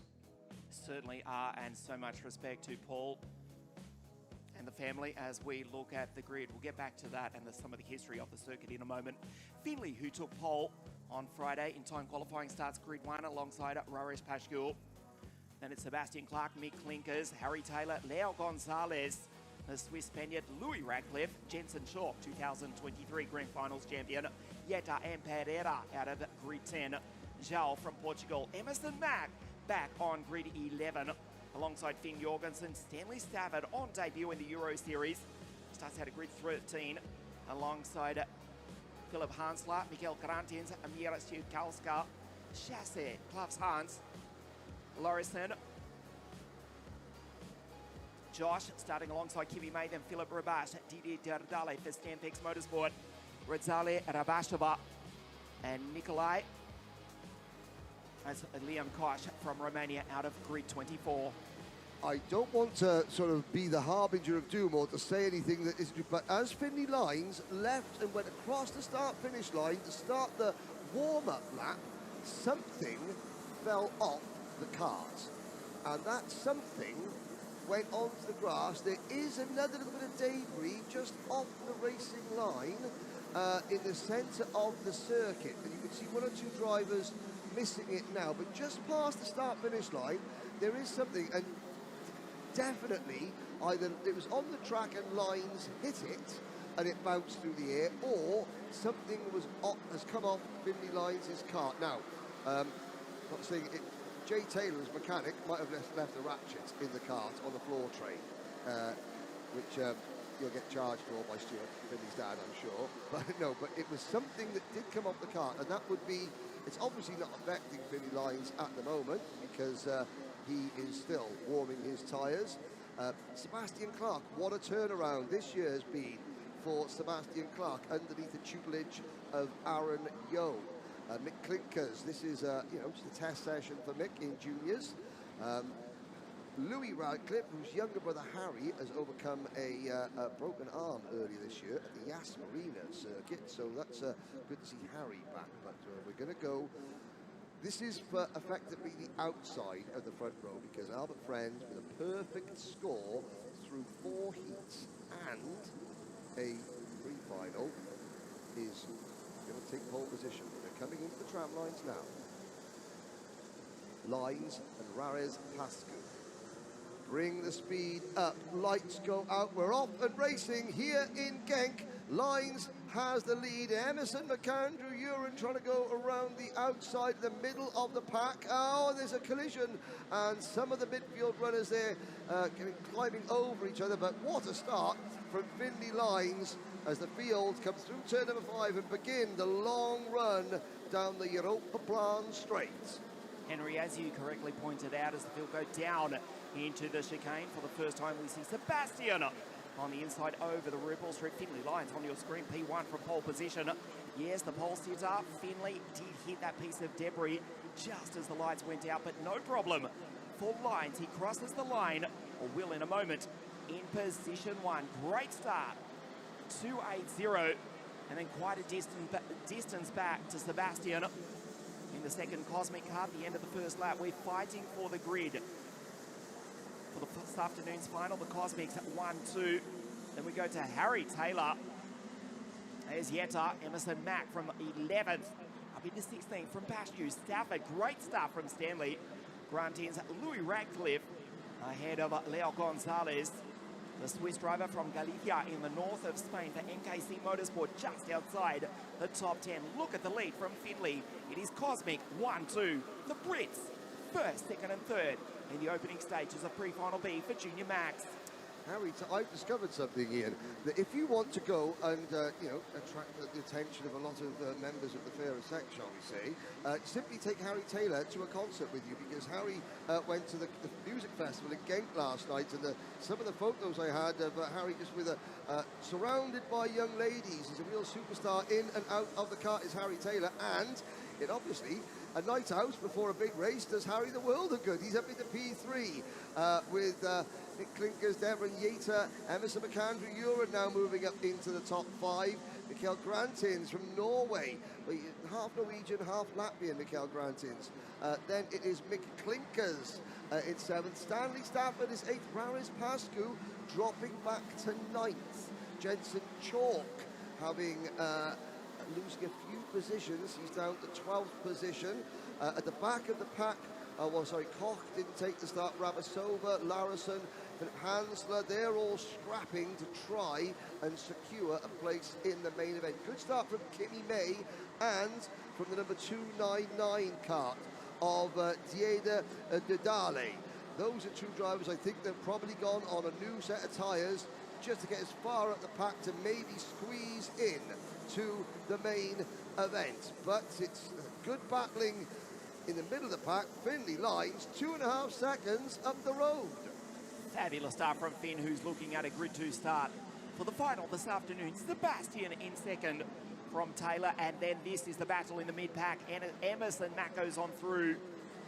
Then Devram Yater, Grantins, Stanley Stafford finding form at the right time of the weekend. 2.42 from Pashew. Gonzalez, Vamos, Leo now into P9 from Klinkers, JC.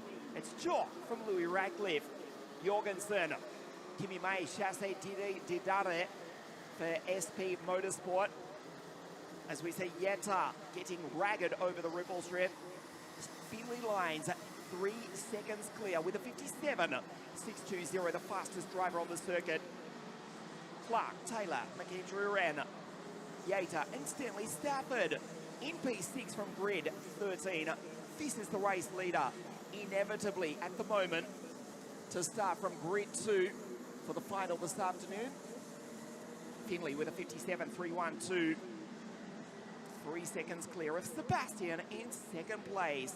As it stands, and still with the majority of pre-final B remaining, it will be Albert from Finley on the front row of the grid for the final. Babacek to be joined by Pashew, Raris in P6 at the moment. Just coming onto your screen now, Sebastian Clark, Riley Murrow, Saltish and Harry Taylor, who's currently in P3 to start. Grid 8 as we see Gonzalez. Leo launches up the inside. Fantastic pass by the Swiss Spaniard for NKC Motorsport. Leo Gonzalez sent it from a mile back. A fantastic move.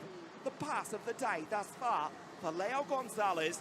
2.54. The Swiss Spaniard for NKC Motorsport now goes through into position 8. And that was moved down the final corner, the number 233 cart of Mikael Grantins, getting his elbows out. Oh, and there's a problem at the back of the pack there. There's an incident. Driver is up and out of his cart. So there's a Tony cart on its roof, and the driver is up and out. Now he's having a little sit down. There's another cart in the center of the circuit. So 2 drivers involved. All I'll say is that both are up and out of the carts. It looked as though that was Clough, Hans and Felipe Rebas. They are okay. Yeah, that's the most important thing to say, because both those drivers may have family members watching at home. We'll wait and see. We go full course yellow. Yes, full course yellow. You can see the yellow flags now appear on the top of your screen. So there is a kart. You will see in the middle of the start-finish straight. That is the number 277 kart of Philip Rabas. So it's Clav's Hans, the other driver of the Tony kart, who, again, you can see the medical team on the right-hand side of the circuit, because Clav's got up out of the kart, tried to pick the kart up and turn it back over to get in the race, and then he realised, actually, something is a little bit sore here.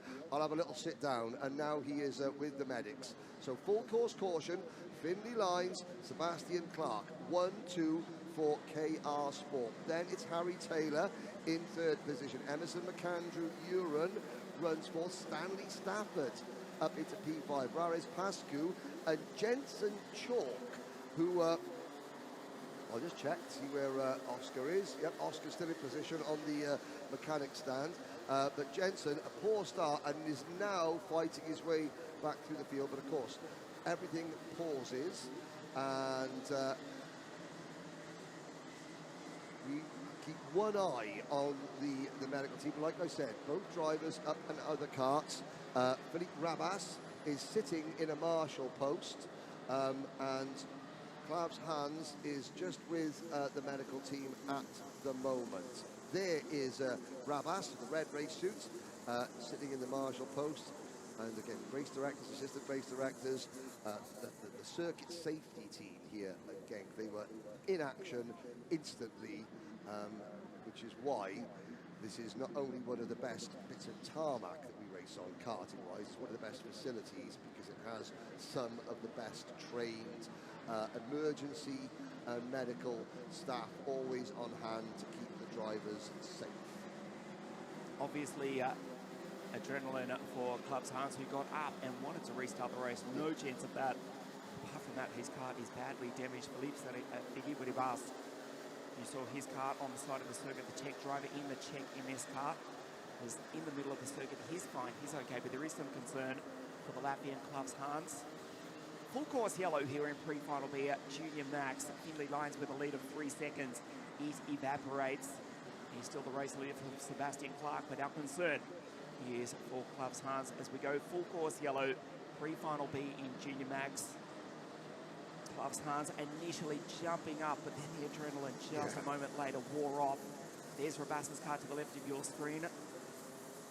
Race Director Mr. Alessandro Ferrari, Deputy Race Director Mr. Philippe Trombek. We just saw Assistant Deputy Race Director Mr. Marco Carlino down on the circuit. We race under full course yellow. This is lap 9. Pre-final B for Junior Max. Finley Lines, Sebastian Clark, Harry Taylor, Emerson McAndrew ran Stanley Stafford P5 from Rares Pascu, Jensen Chalk, Miguel Grantins. Leo Gonzalez just went through with that fabulous pass to P9. In fact, it was on Louis Radcliffe. Jorgensen, Olivier Chasset, Devram Yetos dropped back to 13th. Kimi May, Nick Klinkers. And it's Hansler, Fabib for the Craft Motorsport team. João Pereira from Portugal, Josh Lorison, Derdale, Emira Shiedkowska, and Rabashava Rosalie is the final runner in P21. Red flag. Yep, red flag coming out now. Clav's Hans, who was 36th in points. And again, I want to reiterate that the medical team are now keeping him on the ground. I can see knees are up, so, you know, talking to the medical staff, but this is now a precautionary measure that the medical staff must go through. And of course, we will bring to an end the race. I think they kept the full course caution out to potentially 75% race distance. So I don't have news on whether they will restart the race or whether there'll be a shootout, whether single file restart, or whether they'll call that a full race or not. That's something that we'll wait until we get news from the officials. You can see the carts stopping on the inside of the track. And now I can see the driver helmet is off. I think that's Clav's Hans' father holding on to the crash helmet. And there's another mechanic sort of waving a towel over Clav's Hans just to keep him a little bit cool as we continue to make sure that that young Latvian driver is A-OK. does mean if you were a driver that went out and put new tyres on for this race, and then and I'm looking at people like Kimi May and Olivier Chassé, who were, well, Kimi was 40th in points. Olivier Chassé was 35th in points. Olivier Chassé's gained 5 positions, the Canadian driver, and he's only put about 5 race laps on his new set of tyres. So that could be, number one, job done, we made the main event, and number two, we haven't used as much of our new tyre as we thought we might need to. I mean, they've put the, when you see medical staff take out a banner, normally, it's because there's a serious incident and they don't want anyone to see as they treat the driver. They put a banner out, but it's not around the incident. It's just to give, Clavs a little bit of shade, you know, as they work on him. So as he's lying on the ground, they don't want to give him a sunburn. So even though there is a barrier being erected, not around the driver, but just over the driver to keep the sun off him. And we'll wait. I'm sure there will be a very large cheer as and when young Clavs does rise to his feet. But we won't try and speculate as to what caused the accident or what could be the problem, but we will wait. Actually, we don't need to speculate. Henry, I've just got news from Assistant Deputy Race Director, Mr. Marco Carlino. The driver is okay. He is being shielded, yes, by the banner, and that's not to hide his condition. It's from the heat and the sun here. He is okay. He is about to be taken via ambulance to hospital for standard control checks, but our Assistant or Deputy Race Director, Mr. Marco Carlino, just confirming that there is no major injury, but he will be taken away for checks at hospital nearby in GENK. So the team down here on the circuit. The race has been red flagged after 8 of 13 laps, and that's the good news for Clavs Hans in 248 for Buvan Power, the Latvian driver, about to be loaded into the ambulance, but he's certainly conscious. He is largely okay.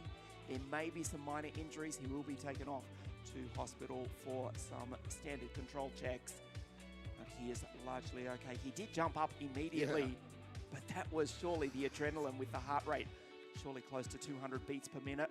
No chance of that because his kart is, let's say it's not straight at all. Philippe Rabas, his kart on the inside of the circuit also with damage. We wait for word from race control. The race has been red flagged after 8 of 13 laps. Junior Max pre-final beat. Finley Lines, the race leader from Sebastian Clark, Harry Taylor, Emerson McAndrew Iran, Stanley Stafford, first non-Brit Raresh Pascu, Jensen Chalk, Grantins, Gonzalez, and Louis Radcliffe ahead of Finn Jorgensen in P10. Waiting for word from race control if we do race again, the final 5 laps, or if that is the ball game regarding pre-final B. Having passed 75% distance, yes. It's yes, close. It's close. Yes. It's close, and I just wonder. I mean, obviously the drivers aren't being instructed to get back in their karts and drive back to the pit lane yet. So you know, nothing is official in terms of, you know, what will happen to the rest of this race. If anything, we will wait, and of course we will, rather than say what we think might happen, we'll let the race directing team do their job to the best of their abilities. And of course, WSK. Now you mentioned Antonio Ferrari, a champ car team. Did he not run a champ car team in the 90s? Was it Euro Motorsport per chance? Antonio is actually his brother Alessandro, the race director. Okay. Yes, Antonio of Euro International. Euro International, that's what they ran. Olivier Guillard, Christian Danner. Oh, my anorak is getting buttoned right up here. The early 90s champ car, the glory era of champ car. But so it's from late 90s, Mid-90s. Mid-90s. Still active in the European Le Mans Series. Yes, but no, there was after Nigel Mansell went to IndyCar in 1993, which really triggered the whole European invasion of IndyCar.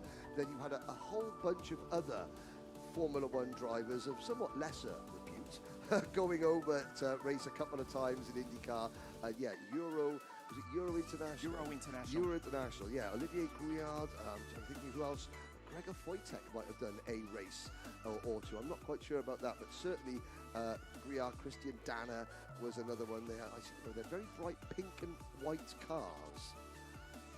I shouldn't say this, but Alessandro actually told me what the budget was per race back in. Well, it was Champ Car IndyCar in the mid-1990s. I can't divulge that, but... Well, it was probably about 12 pence what he was running it on. No, it was a significantly higher. Still a lot of money, but in today's racing budgets, it was an absolute... Well, it's not comparable because it was 30 years ago.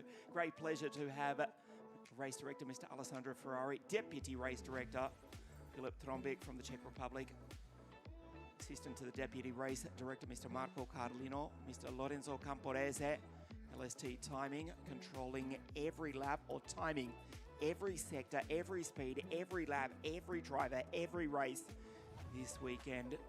Mr. Lorenzo Camporese, Eduardo Palumbo down on the circuit. Also to assist, so it looks as though we will get a restart.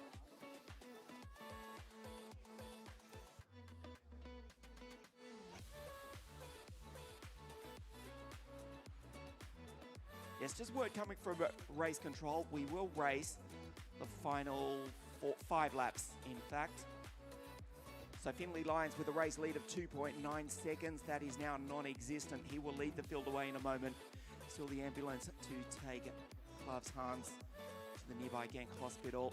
Full control checks. But the good news is that the Latvian driver, after a nasty crash coming onto the straight where the car did roll, and of course, modern day karts, let's not mention their weight. Horrendously heavy modern day karts. It did land on top of him. I'm glad that you said horrendously heavy. It was something that is a bee in my bonnet as well. Let's be honest. Class weights, this is junior Rotax, but of course, I raced a class called Senior Pro Kart. I had 2 Honda GX 160 engines on the kart. 2 engines, and the kart weighed 95 kilos. With 2 engines. 2 4-stroke engines. 2 4-stroke engines on the kart. Now, the class weights seem to be, we seem to want the drivers to be as thin and as small and young as possible, and the karts to be as heavy as possible. And that's not the correct ratio. But, well, it's not the correct ratio. It's not the direction that everyone is in agreement with. As we look at the wreckage of Philippe Rabas's kart being wheeled away. He's absolutely fine. The mechanic is sort of doing a cursory check, and they do that, mechanics. They scan the rear of the car, saying, right, that's broken, no, that's okay, gonna need a new one of them. And then they're sort of calculating what the bad news to the dad or the mum is gonna be. This is how much it's gonna cost you to get the kart out for the next race. But of course, there won't be a next race for Philippe today. And as we say that, young Klavs Hans is being placed into the back of an ambulance. Like I said, word from one of our deputy race directors, no major injuries. It's a precautionary check. Anytime that a driver's been ejected at high speed and then complains that all might not be well, he was up and out of the cart to try and get it back in the race until the adrenaline subsided, and then it was a case of, have a little sit down here, and the medical team took over from there. So we do have a long delay, but it's a good reason that we have a long delay, because it shows how proficient, how skilled the medical staff are here.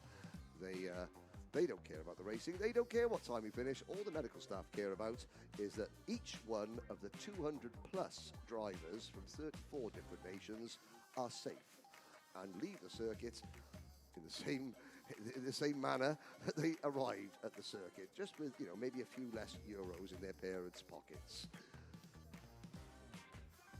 So the restart in just a few moments. Klavs Hans Being taken by ambulance for precautionary checks, but he is largely okay.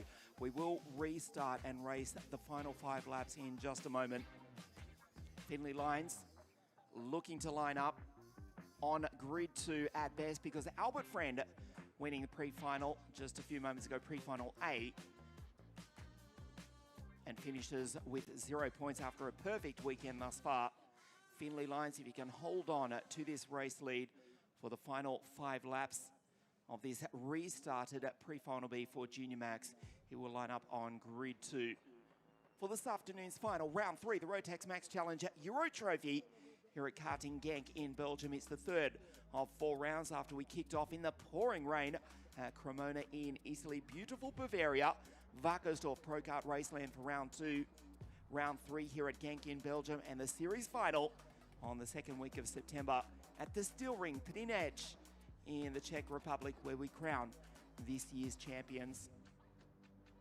Beautiful sunshine here at GENK in Belgium.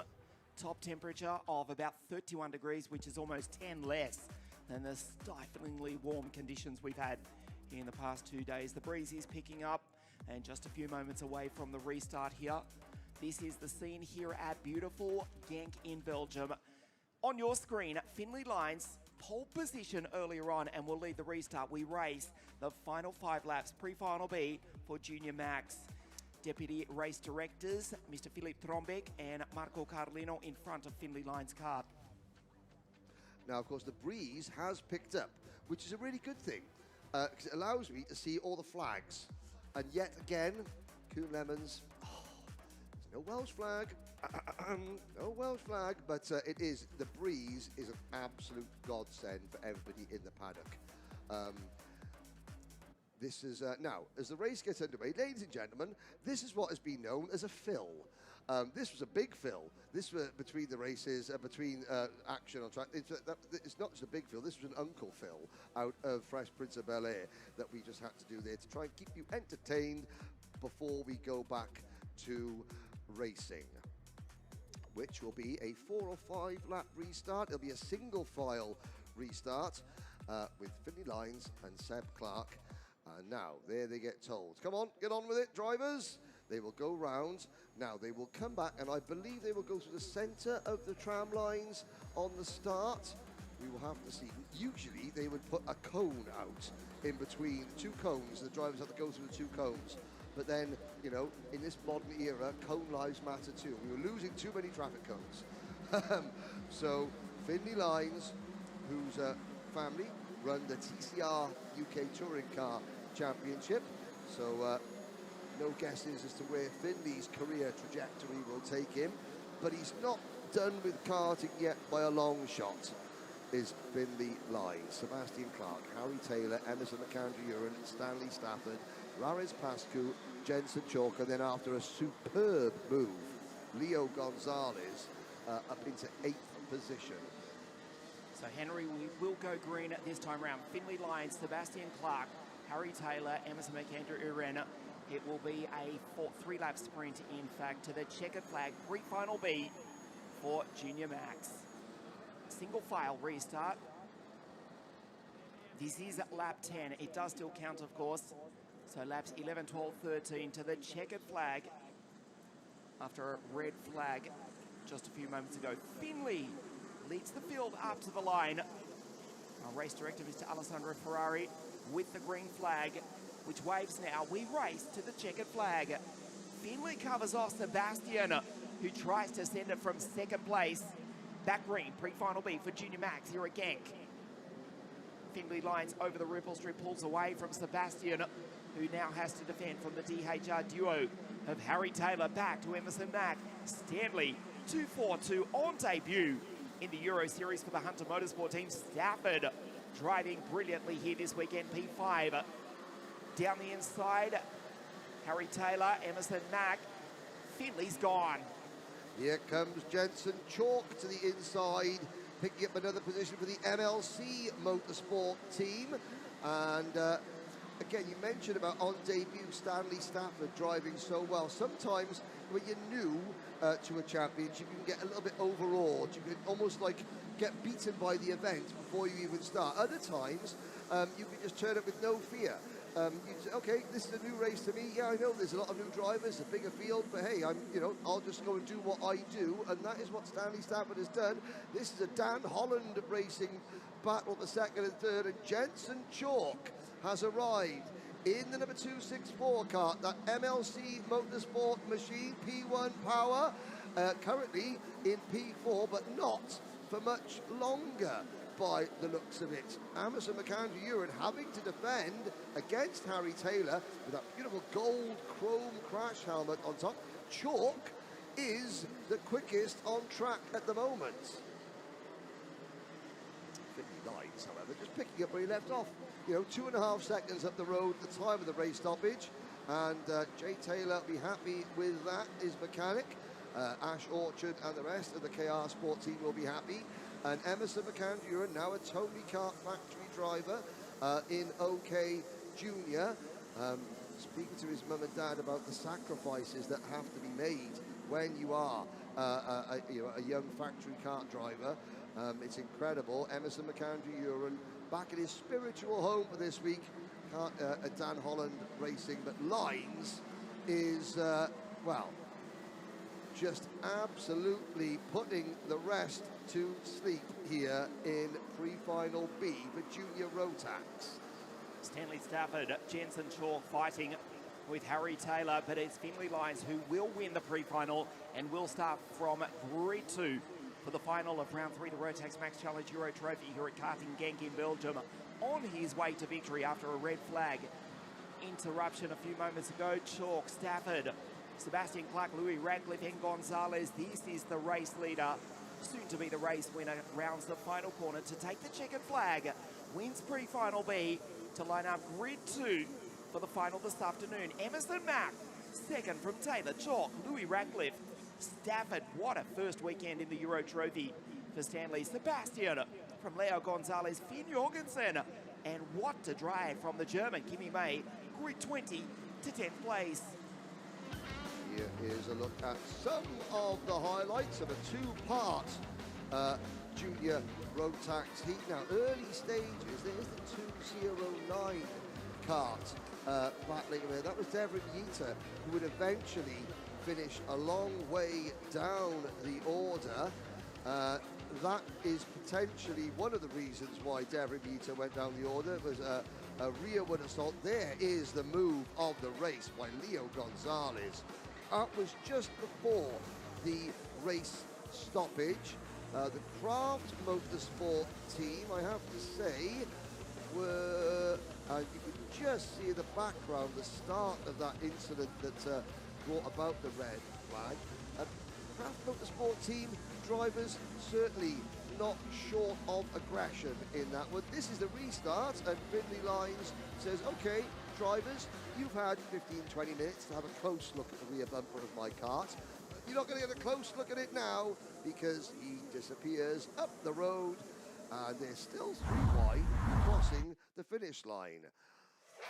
As you look at the results of Junior Rotax pre-final B, Finley Lines, Emerson McAndrew-Uren, Harry Taylor, a 1-2-3, followed by Jensen Chalk, Louis Radcliffe, Stanley Stafford, Sebastian Clark, Leo Gonzalez, and then the number 285, Denmark's Finn Albert Jorgensen, followed by Kimi May. Olivier Chassé, new tyres, up into 11th. He's going to make the main event.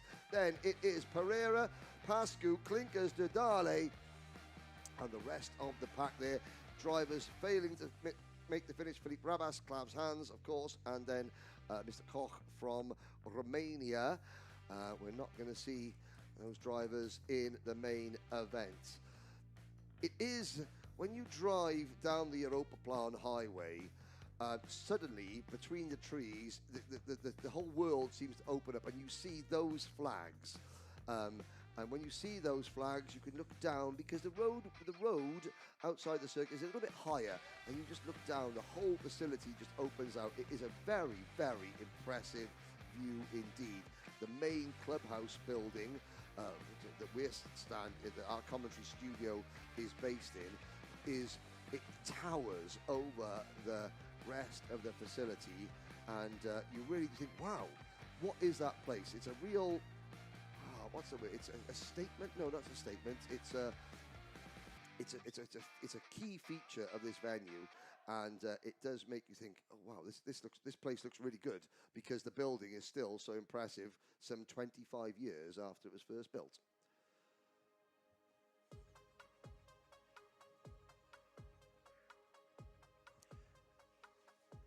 The green flag flies, and senior pre-final 8, 98 drivers qualifying on Friday. We're down to the final 72 to make the final 36 this afternoon.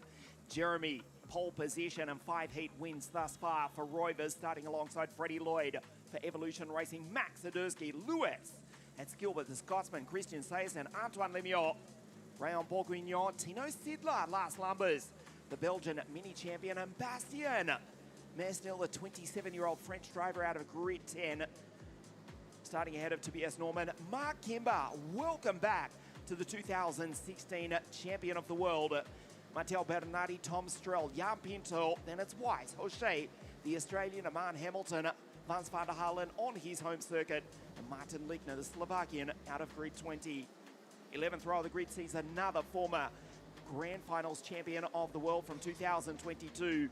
Scott Marsh alongside Tom Langlois, the quick French driver in the 365 Sodi kart. And it's Oliver White, Micah Bartolome, Miles Roby, Senior Pay Honourable. She's ahead of Arvara Devan. Attending the British School of New Delhi is the Indian Anu Sabaran, Lado Kukian is here, the Georgian, and the Romanian Austrian Dragos Vasilkute for MKC Motorsport. Will Archer, Lucas Storder, Kaya Sadzica, Ryan Gandor, Luca Dimitriou, and Noah Janssen just scraped into the pre-final. 2 pole positions in Junior Max in the Euro Trophy last year, but now starting back on grid 36. Will Archer failed to qualify, had a problem in time qualifying, so he qualified 98th out of 98 drivers. He's made the top 72. In fact, he's probably about 60th position after that. If you look back at his 5 heat results, in those 5 heat results, on track, he passed 91 karts in his races. So he's going for 9 more passes for the century, is Will Archer. Will he make the main event? No. But, you know, he is going to try and get 100 passes inside 6 races. That is what Will Archer is trying to do. Roivers with HRS power. Nigel Horner providing the waft behind Jeremy Roivers, who has been, well, are we looking at the best senior Rotax driver in the world this year?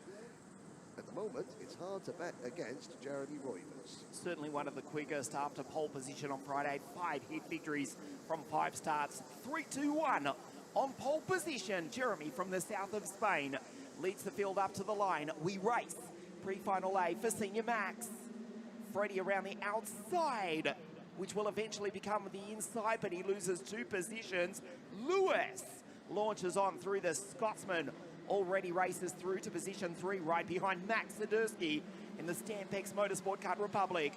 Max defends already. Jeremy Roivers with an impressive 3-kart lead as they go down the back straight.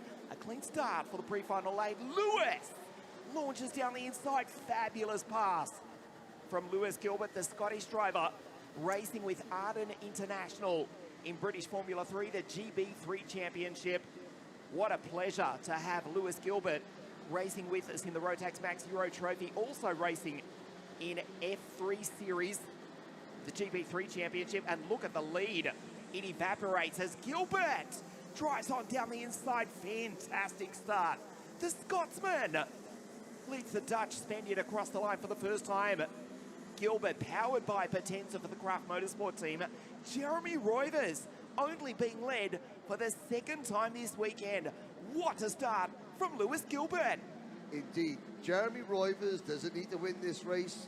He doesn't need to do, well, I mean, at the moment, Roivers would be a pole sitter by a long way in the main event. Macaulay Bishop is currently 2nd in points, but Roivers is 5 points better off in terms of grid positions, in terms of heat points that decide the grid position for the main event. So Roivers will not be pressing the panic button. Lewis Gilbert, the Diamond of Dalry. He goes from here to the Hungaro ring, to the A1 ring, and then to Le Mans for the RMCIT, the International Trophy, an event that Lewis Gilbert has finished second in 5 times. Every year, every single time since the event started in 2019 that Lewis Gilbert has been to Le Mans for the International Trophy, he has finished P2.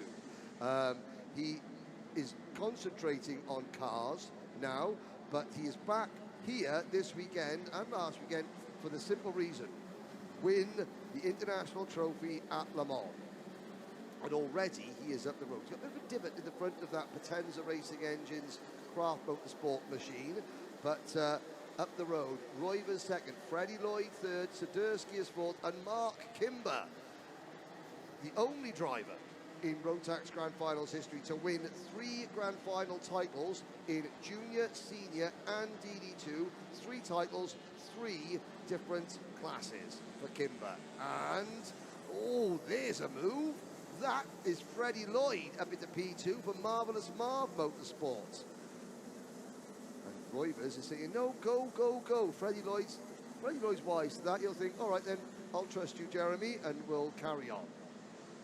Jeremy Roivers being headed for only the second time this weekend suggests that he's got a brand new set of Mojo D5 tyres saved for the final. What a lead from Lewis. Goes down the back straight, 1.5 seconds clear. Now a Freddie Lloyd for Evolution Racing. Roivers now under attack from Mark Kimber, 2016 Junior Grand Finals champion of the world, formerly racing in British GT and the British Carrera Cup Series. He fires it down the inside through to P3. This is all going wrong from Jeremy. Max, this is Sadurski on the back of Jeremy Roivers, who took the race victory belatedly at Wackersdorf. As Lewis Gilbert crossed the line in P1 in Germany, he does so at the end of lap 3 now in pre-final 8. Jeremy Roivers back to P4 and under attack from Sadurski and Christian Sayerson, who goes fastest. Would still start from pole position. Obviously, they've done the mathematics for the grid this afternoon, but can't afford to lose too many more positions, but he may well do so. There's Max Sadurski and Christian Sayerson with a 55.792. Last year's Junior Winter Cup Rotax champion at Cremona in Italy. Fastest on circuit is the Danish driver for the Danish team, as we see them move down the inside. Nicely done. MK goes on through to take fast Freddie. It's Lloyd back to third from Roivers. Mark Kimber. What a return to the Euro Series for the former Grand Finals champion. Also formerly racing in the British Porsche Carrera Cup Series, as well as British GT. Now back with the legendary Strawberry Racing team in position 2 in pre-final 8 for Senior Max, already approaching half race distance. Jeremy Roivers has now lost that position to Max Sadurski, at risk of losing pole position to Macaulay Bishop for the final this afternoon. Of course, Mac B down on the grid to race pre-final B at the conclusion of this one. Lewis leads by almost 3 seconds to Mark Kimber, Freddie Lloyd, Max Sadurski, Roivers, Weiss, Bastian in 7th, head of Lemieux, Matteo Bernardi and Vance van der Halen, the Belgian here in Belgium in P10. There was a great little, there's a difference between experience and youth. There was an interaction at the start of the previous lap as they crossed the start-finish line between Lloyd and Kimber. Kimber made the move. Lloyd got onto Kimber's rear bumper and was pushing forward, pointing forward, saying, go, go, go, go, go. You know, quite demonstrative with his hand signals. Kimber, experienced, sort of looked around, little nods and carried on. There's the difference between youth and experience. Kimber just, don't need the hand signal. I know, I got you. And Freddie Lloyd tucks in behind to go for it. There is Lewis Gilbert, halfway down the Europa Plan straight, 3 seconds up the road. Now, if there is a penalty, if there is a nose cone penalty for whatever reason for Lewis Gilbert, he's trying to mitigate the damage. So there's a 5-second penalty for a nose cone being out of joint. Well, at the moment, that would still keep Lewis Gilbert inside the top 5. Jeremy Roivers needs to finish in the top 7 to guarantee himself pole position for the finals. He's in 5th at the moment, but look at the gap. He's got 2.5 seconds back to Ollie Wise, who has gained 10 places, new tyre for Ollie Wise and Bastian Mesnil. Let's have a look at some of the drivers that might be making a late lunge into the final. Seen Price Orenball up to 19th place. Has Will Archer got his 9 passes? Yes, in fact he's got 10 passes. 22nd for Will Archer. That's 101 passes on the weekend. That is, of course, that is impressive. That is, of course, on the assumption that Macaulay Bishop would win pre-final B. And he may well do that because Mac B down on the grid at the moment will start from pole in pre-final B at the conclusion of this one. Scott Marsh, 2022 Grand Finals champion of the world. He's down in 16th place. But he's just put in a purple 55.258 behind White, ahead of Martin Lickner. Martin ahead of Tituana Hoche, Simpane Honorable. Lars Lumbers has dropped down to 20th place, ahead of Will Archer. And the Australian Aman Hamilton, Ryan Gandor in this battle. Look at the lead from Lewis Gilbert. 3 seconds clear. Back to MK on your screen. 667 for the legendary Strawberry Racing team of Paul Spencer. Now, Armand Hamilton, you mentioned the 2024 E20 Senior Grand Finals champion. He came into this 35th in points, and he has dropped down to 23rd. I think that could be game over for Armand Hamilton. Let's have a look. Lars Lambers, he could be safe. Rayan Bourguignon has dropped like a stone, and Christian Syerson out of the race now. So there's potentially drivers that were, Syerson should still be okay, but he's not going to be starting anywhere near the front. Yes, Henry Christian has just retired 2 laps ago. We may get a glimpse of his 311 RS competition card. It is at the exit of turn 2 where Lewis is approaching right now. Gilbert still leads lap 10 of 14, pre-final A for Rotax Max Senior. 98 drivers here for the 3rd round of the championship, down to the final 72 as we set the grid. The final 36 for the final this afternoon. That was Christian's cart in the foreground, just by Marshall Point 1 here at GENK. Christian Syerson is out. Lewis leads. So we mentioned the drivers that are going in the wrong direction. What about Ollie Wise? Oliver Wise up into now what is 6th position. Scott Marsh has made a move from 22nd into 15th. That's going to be a nervous wait for Scott Marsh. Tino Sidler dropping down the order a little bit. Tom Langlois, 3rd in last year's Grand Finals.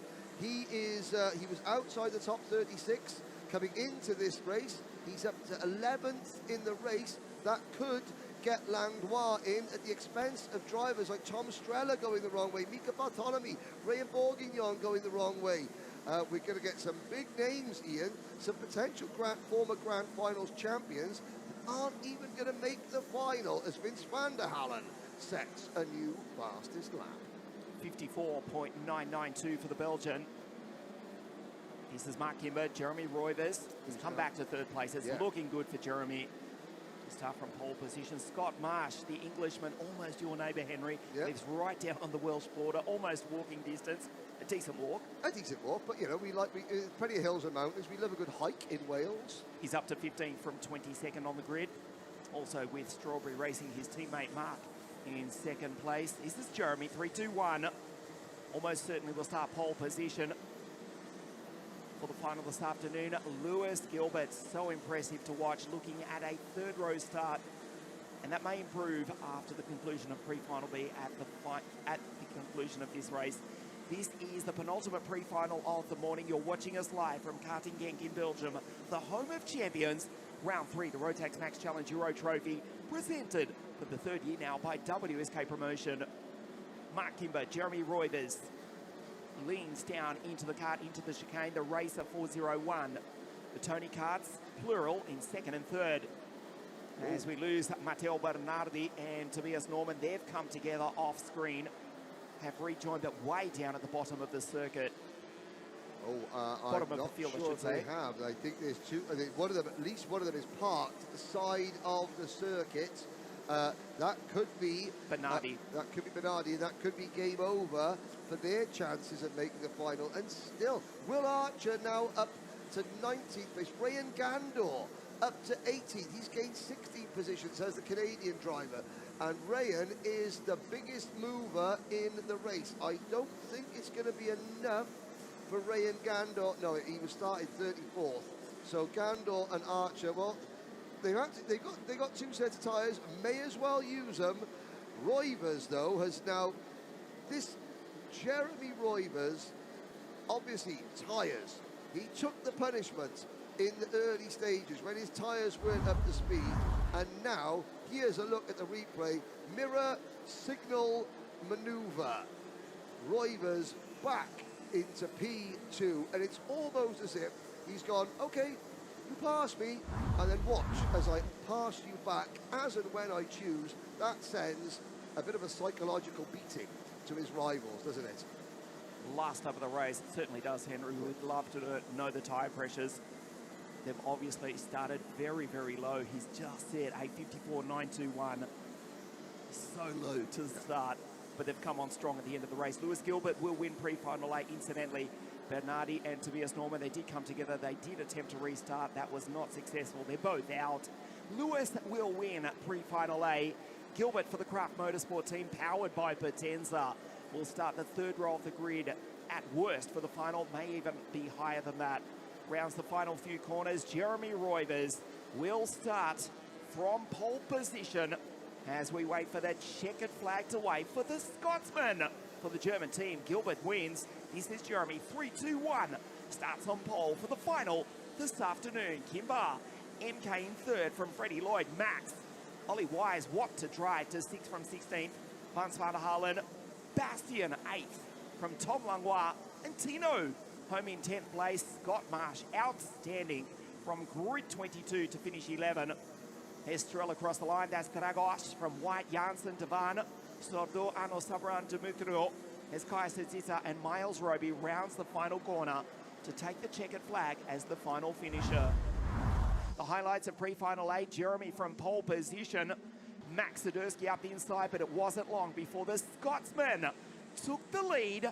Lewis Gilbert entertaining us brilliantly in the opening stages of this race.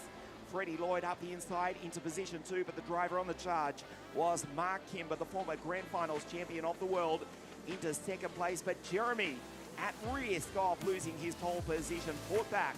Fastest lap to finish P2, but it's Lewis Gilbert who wins pre-final A and will start at worst out of grid 6, may even improve on that, depending on the results of pre-final B in just a moment. We have one question about Jeremy Roivers that remains unanswered, and that is, as we look at the results, we'll get to that question in a moment. Gilbert, Roivers, Kimber and Lloyd, your top 4. Max Sadursky, great drive from Ollie Wise up into P6. Vince van der Halen, Mesnil, Langlois, great drive from Tom Langlois. Tino Sidler, has Langlois made it into the main event? We will find out. Behind Tino Sidler, Scott Marsh up 11 places. Is that enough? I think it might be. Martin Lickler, Jan Pinto, Titouan O'Shea, Antoine Lemieux, Lars Lambers, the biggest mover of all, Ray Gander, Will Archer. If he doesn't get a penalty, that is 105 on-track passes for Will Archer. Siem Pies Orenball, Bartholomew Bourguignon, Hamilton, Kukianadze, Strela, Avisakute, White, Janssen, Arab Dewan, Storder, Saborin, Demetriou, Aziza and Miles Roby. The one question that we haven't yet had answered from Jeremy Roivers. Yesterday was his mum's birthday. Number 1, was there cake? And number 2, why has not cake been delivered to the commentary box? They're the questions that need answering. I do agree with you Yes. there, certainly, Henry. Jeremy will start from pole position for the final later this afternoon. Pre-final B in just a moment, but firstly, let's check out some of the action this week here at Karting Genk in Belgium from the 98 Senior Max drivers.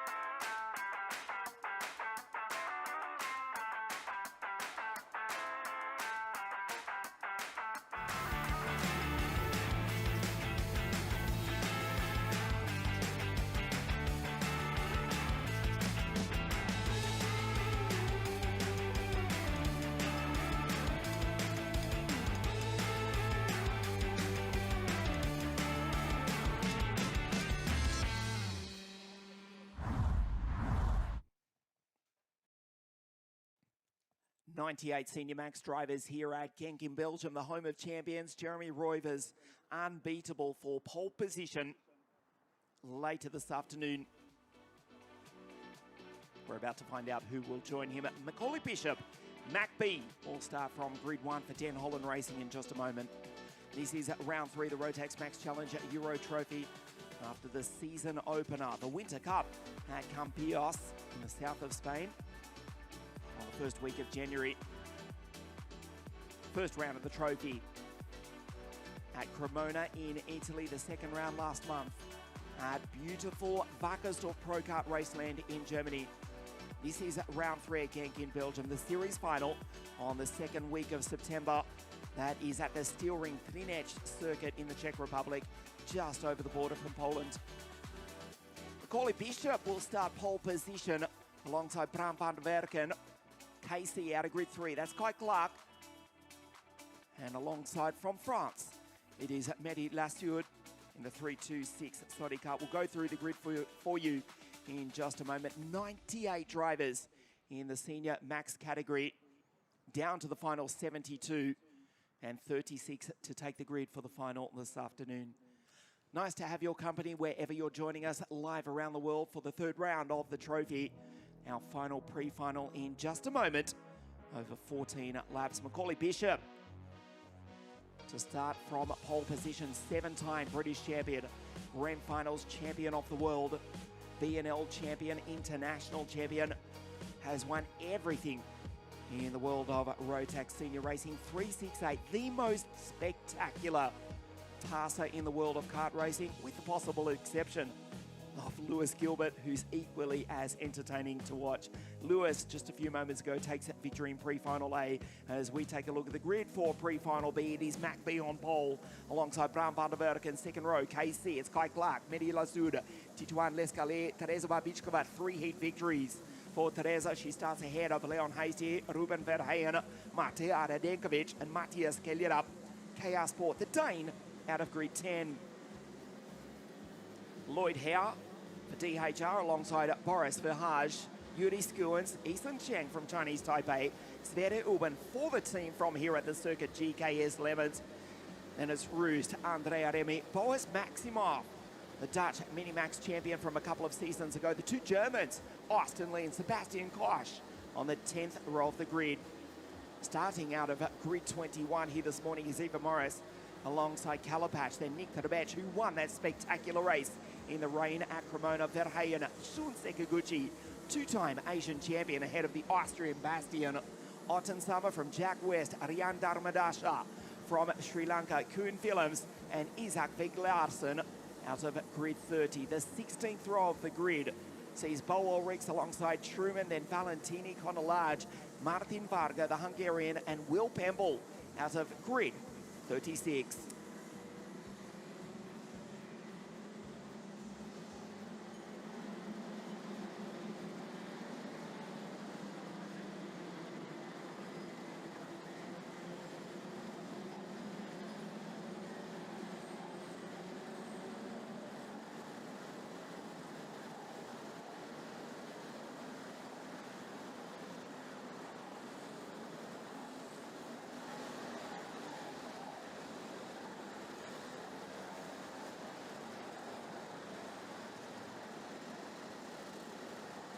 Henry Jeremy unbeatable for pole position. We're about to find out who will join him on the front row of the grid for the final this afternoon. Mac B, Macaulay Bishop on pole position. Macaulay Bishop, by my calculations, needs to finish within 5 places of Bram van der Werken to secure the outside front row starter. Now, Devian Royce, no, not Devian Royce, it is Boaz Maximov. He was the 36th person in points coming into this race. Everyone behind Maximov on this grid, Austin Lee, Eva Morris, who was pole position at Le Mans last year in the International Trophy. Nick Trobeck, like you said, Ian, a winner earlier this year in the International Trophy. Looks like he could possibly miss out if he's not careful. At the back of the field, Connor Large, he's been a lucky first-year senior driver, had a penalty in his last heat race yesterday that really sort of took him out of contention for a place. And William Pemble has been very, very fast But if there's been an accident, William has somehow managed to find it. Fast, but no luck for Pemble as they come to the line. Our final pre-final of the morning. Bishop on pole. And we're off and racing. Bishop takes the race lead into turn number 1. The two green and white Tony Kart, second and third of Van der Beken and Kai Clark. Kai Clark driving magnificently under the tutelage of Danny Porter. Now, new home this year, Strawberry Racing, new class this weekend, senior Rotax. And Kai Clark, you said he was, and at the back of the field there was a couple of drivers going on. You call him KC. Well, a couple of the drivers call him KFC. I'll let you to think about that. But Kai Clark, he is growing, maturing in front of our eyes. He's got oozes talent out of every pore, but now finally getting the mental side of racing right as well. And he is, well, I wouldn't put it past Kai Clark. Kai Clark meet Macaulay Bishop. This could be a battle that rages for a long, long time in Rotax racing. Kai Clark just having the rough edges smoothed out as he moves into seniors. And Macaulay Bishop, you said he's one of the best overtakers in the world of karting, and you're right, Ian. I think, of course, Macaulay Bishop, he did that. There's a move, and there is the number 318, the Tituan Lascaye, up into third position. The move that Macaulay Bishop did here at this corner last year on Mark Kimber was arguably the best move I think Macaulay Bishop did. He did around the outside move at Wilton Mill, which got the world talking, but selling Mark Kimber the dummy into the button S's, I think, was the best move he did all year, personally, Ian, and you were on hand to call that one. It was great. Lascaye may have lost the front spoiler there. He made very slight contact with Leon Hasty as Macaulay Bishop goes on through to lead. Lap 3, back to Clark. And it's Tituan from Leon, who's dropped down. In fact, Van der Beken's there. This is Mehdi Lassoud. Boris Verhaaj behind. Teresa Barbichkova, she did not get a good start. She's back to P12, in fact 11. She's just gone by and taken Mateja Radenkovic. Mehdi Lassoud, the 365. 326, I should say. The Slotty Kart Sigma up inside. And the French NSK regional race winner has gone on through looking for his first major international victory. Mehdi in the Slotty Kart, the French driver, the French team, the French manufacturer in position 4. But as Macaulay Bishop has now Teresa Barbichkova in the background, puts in a purple sector, she's behind Matthias Kellerup. She took 3 heat victories, the former W Series Formula 3 driver. Now up into P10, she takes Ruben Verheyen off screen. This is her teammate. Macaulay Bishop glances back over the left shoulder to Kai Clark. There's Tituan, the Tony Kart second and third. There's the Slotty Kart of Mehdi Van der Beken. Leon Hasty, Verhaaj, Lloyd Howe, up into P8 from grid 12. Kellerup, Barbichkova, Verheyen, Skuan, Sverre Uben, Mateja Radenkovic, and Austin Lee, the German, into P15, looking to make it through to the final this afternoon. Lascaye behind Clark, the Tony Karts down through the chicane. And they are the target of Mehdi Lassoud in the 326 Slotty Kart. The French driver in P4, Matt B with the race lead. Lap 4 of 14, the final pre-final of the morning here in beautiful Belgium sunshine at Genk, the home of champions. Bishop from Clark and Tituan de la France. Freddie Lloyd is looking on from the sidelines of this race, and he's rubbing his hands together with glee, because at the moment the fact that Bran van der Beken has slipped to 5th position in this race means that unofficially Bran van der Beken slips to 4th position on the grid for the main event, promoting Freddie Lloyd to the inside of row number 2. And as you know here at Genk, the inside row generally has a much bigger advantage than the outside row going into turn number 1, just because of the way that the circuit turns. It turns right and then a sharp right. So Freddie Lloyd will be happy at the moment that he's going to be starting 3rd. Bishop will start on the outside of the front row as things stand. Teresa Barbichkova back into 10th position. She's not a factor in the championship. She didn't race in the opening round of the series at Cremona. She is, she's trophy hunting, and there is the move. Kai Clark loses second place and loses third place to Bran van der Weyken. And already I'm seeing a difference in Kai Clark. You know, he's not battling for every position at every single corner. Oh, and there's a little bit of wheel banging, and there is Bran van der Weyken. Wow, that could have impacted Kai Clark as well. Van der Weyken, rear wheel to rear wheel contact between him and Titouan Lescaille. Van der Weyken jettisoned.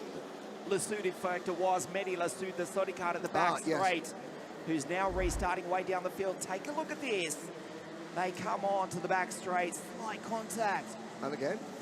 Between the Sodicard and the Tony Kart, spectacular avoidance from Clark.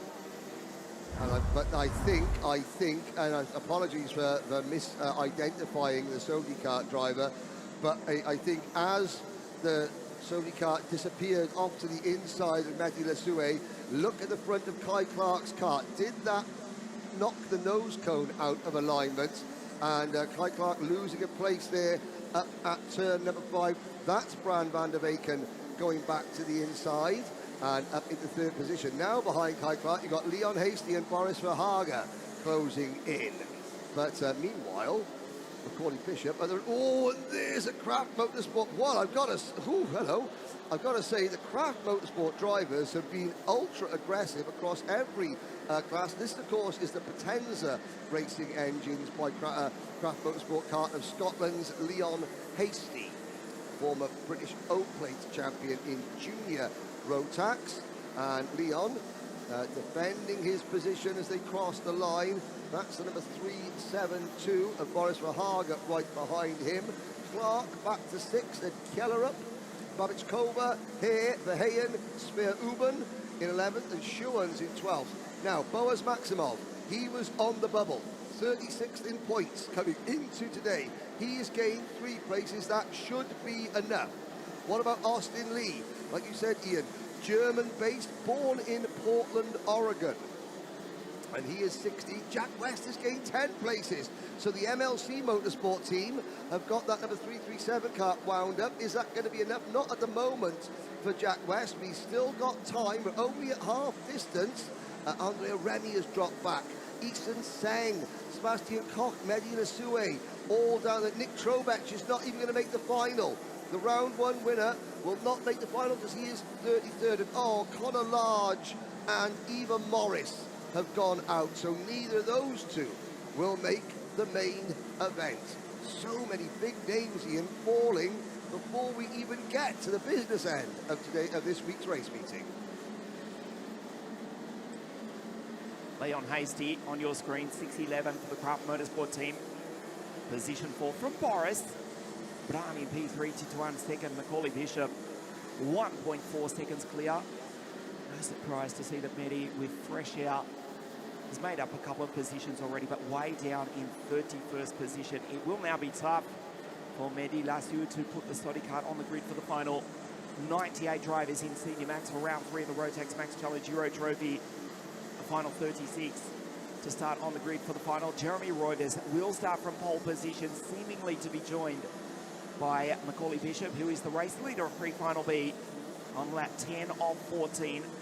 This is Titouan Lescaille from Bran van der Weyken. Leon, the Scotsman for Craft Motorsport, Boris. Kai Clark, Kellerup, Perez Barbichkova is now into P8 from Verheyen, and Lloyd Hare in P10. We're getting word that under investigation is Thomas Verheyen behind the Sri Lankan, Ariana Dharmadasha. Good try from Truman from near on the back of the grid in 17th place, trying to scrape onto the grid for this afternoon's final. 3 laps remaining for Macaulay Bishop, the multi-international champion. Macaulay Bishop, DHR, spectacular to watch. It will be a fabulous fight. Of course, the Senior Max final to go green at 3 o'clock at local time here at GENK in Belgium. Round 3 of the championship. This is Bran van der Weyken, Bouvin Power, Belgian team, with the Belgian driver here in Belgium, Bran van der Weyken. trying to chase down Titouan for third place, but looking at a second row start is the young Belgian. From the Scotsman, the Frenchman in second, and the Brit, Macaulay Bishop, P1, to join the Dutch Spaniard, Jeremy Roivers, on the front row of the grid for round 3 of the Rotax Max Challenge Euro Trophy, presented by WSK Promotion here at Karting Genk, the home of champions, later this afternoon. Titouan pulling away from the driver on your screen, just goes purple, cuts the gap down slightly to Macaulay Bishop. This is Leon, P4 for Hasty. Well, Macaulay Bishop has won 5 British karting titles in the modern era, and he's done that in 4 different classes. I'll just check that. Has he? No, he's won in Miami Cadet. He did that with Paul Munn Racing. Paul Munn now looking after Charlie Page. He became only the 2nd driver in the history of British karting to win 2 junior titles in the same year. He won both Junior Rotax and Junior X30. He's also a former senior Rotax British title winner. So that's 4 classes of kart that Macaulay Bishop has won a British title in. If I've missed one out, I'm sure his dad Ian will remind me very, very shortly. But undeniable, more wins in the British Championship than anybody else. He has just passed Kai Hunter for that honour. He simply is, you know, he started racing at Rye House in Hoddesdon. There's another driver that started racing at Rye House in Hoddesdon, a certain Sir Lewis Hamilton. Host circuit of the 1969 World Championships, yes, Henry. Yes, indeed. That's very good. And Ronnie Peterson raced in that for Sweden. Oh, we're going to have a lot of fun. Our anoraks are being done up much tighter. In fact, our anorak's going to get done up so hard that we're going to have to get the aircon a little bit lower in the Coventry studio here. But Macaulay Bishop, that very distinct driving style, not quite as pronounced as Mark Kimber in terms of the way he moves his entire body. He moves his neck around, and that is that's by design. People say, oh, he hasn't got much upper body strength. No, he's got plenty. But this is how Bishop, again, just feeding the kart, just easing his body weight to just a tiny little bit of extra weight on the outside corner of the kart going through the turns. That helps Macaulay Bishop. You can see the rest of the field spreading out behind. The track temperature has risen. Earlier on this morning, the racing was a lot closer than yesterday. Drivers were able to race in closer quarters for longer without the engine and the tyres overheating. Now, the air temperature is creeping back up to 30 degrees. And it does mean the longer the karts stay in a pack, the hotter everything gets, and then overtaking becomes harder and harder. Macaulay Bishop is thinking, all I've got to do is make one overtake in the final. Oh, yellow flag waving. There's been a problem down at the final corner. Somebody has had a problem, and there's the kart coming back onto the track. Bishop, though, is your winner in Senior Rotax pre-final B. Titouan Lescaille closes within 0.8 of a second at the end. Trying to see, I think that could have been, it was a 302 kart. Isaac Vega Larson, who had obviously been off track and then got back on track just in front of the leaders on the last lap. No drama, the rest of the field coming across the line. Sadly, it's going to be the last time we see a large group of these drivers. Some of the tail enders still coming across the line. There's Nick Trobech, the round 1 winner. Kern Willems, William Pemble finishes 30th. Bo Ulrich, Sebastian Koch.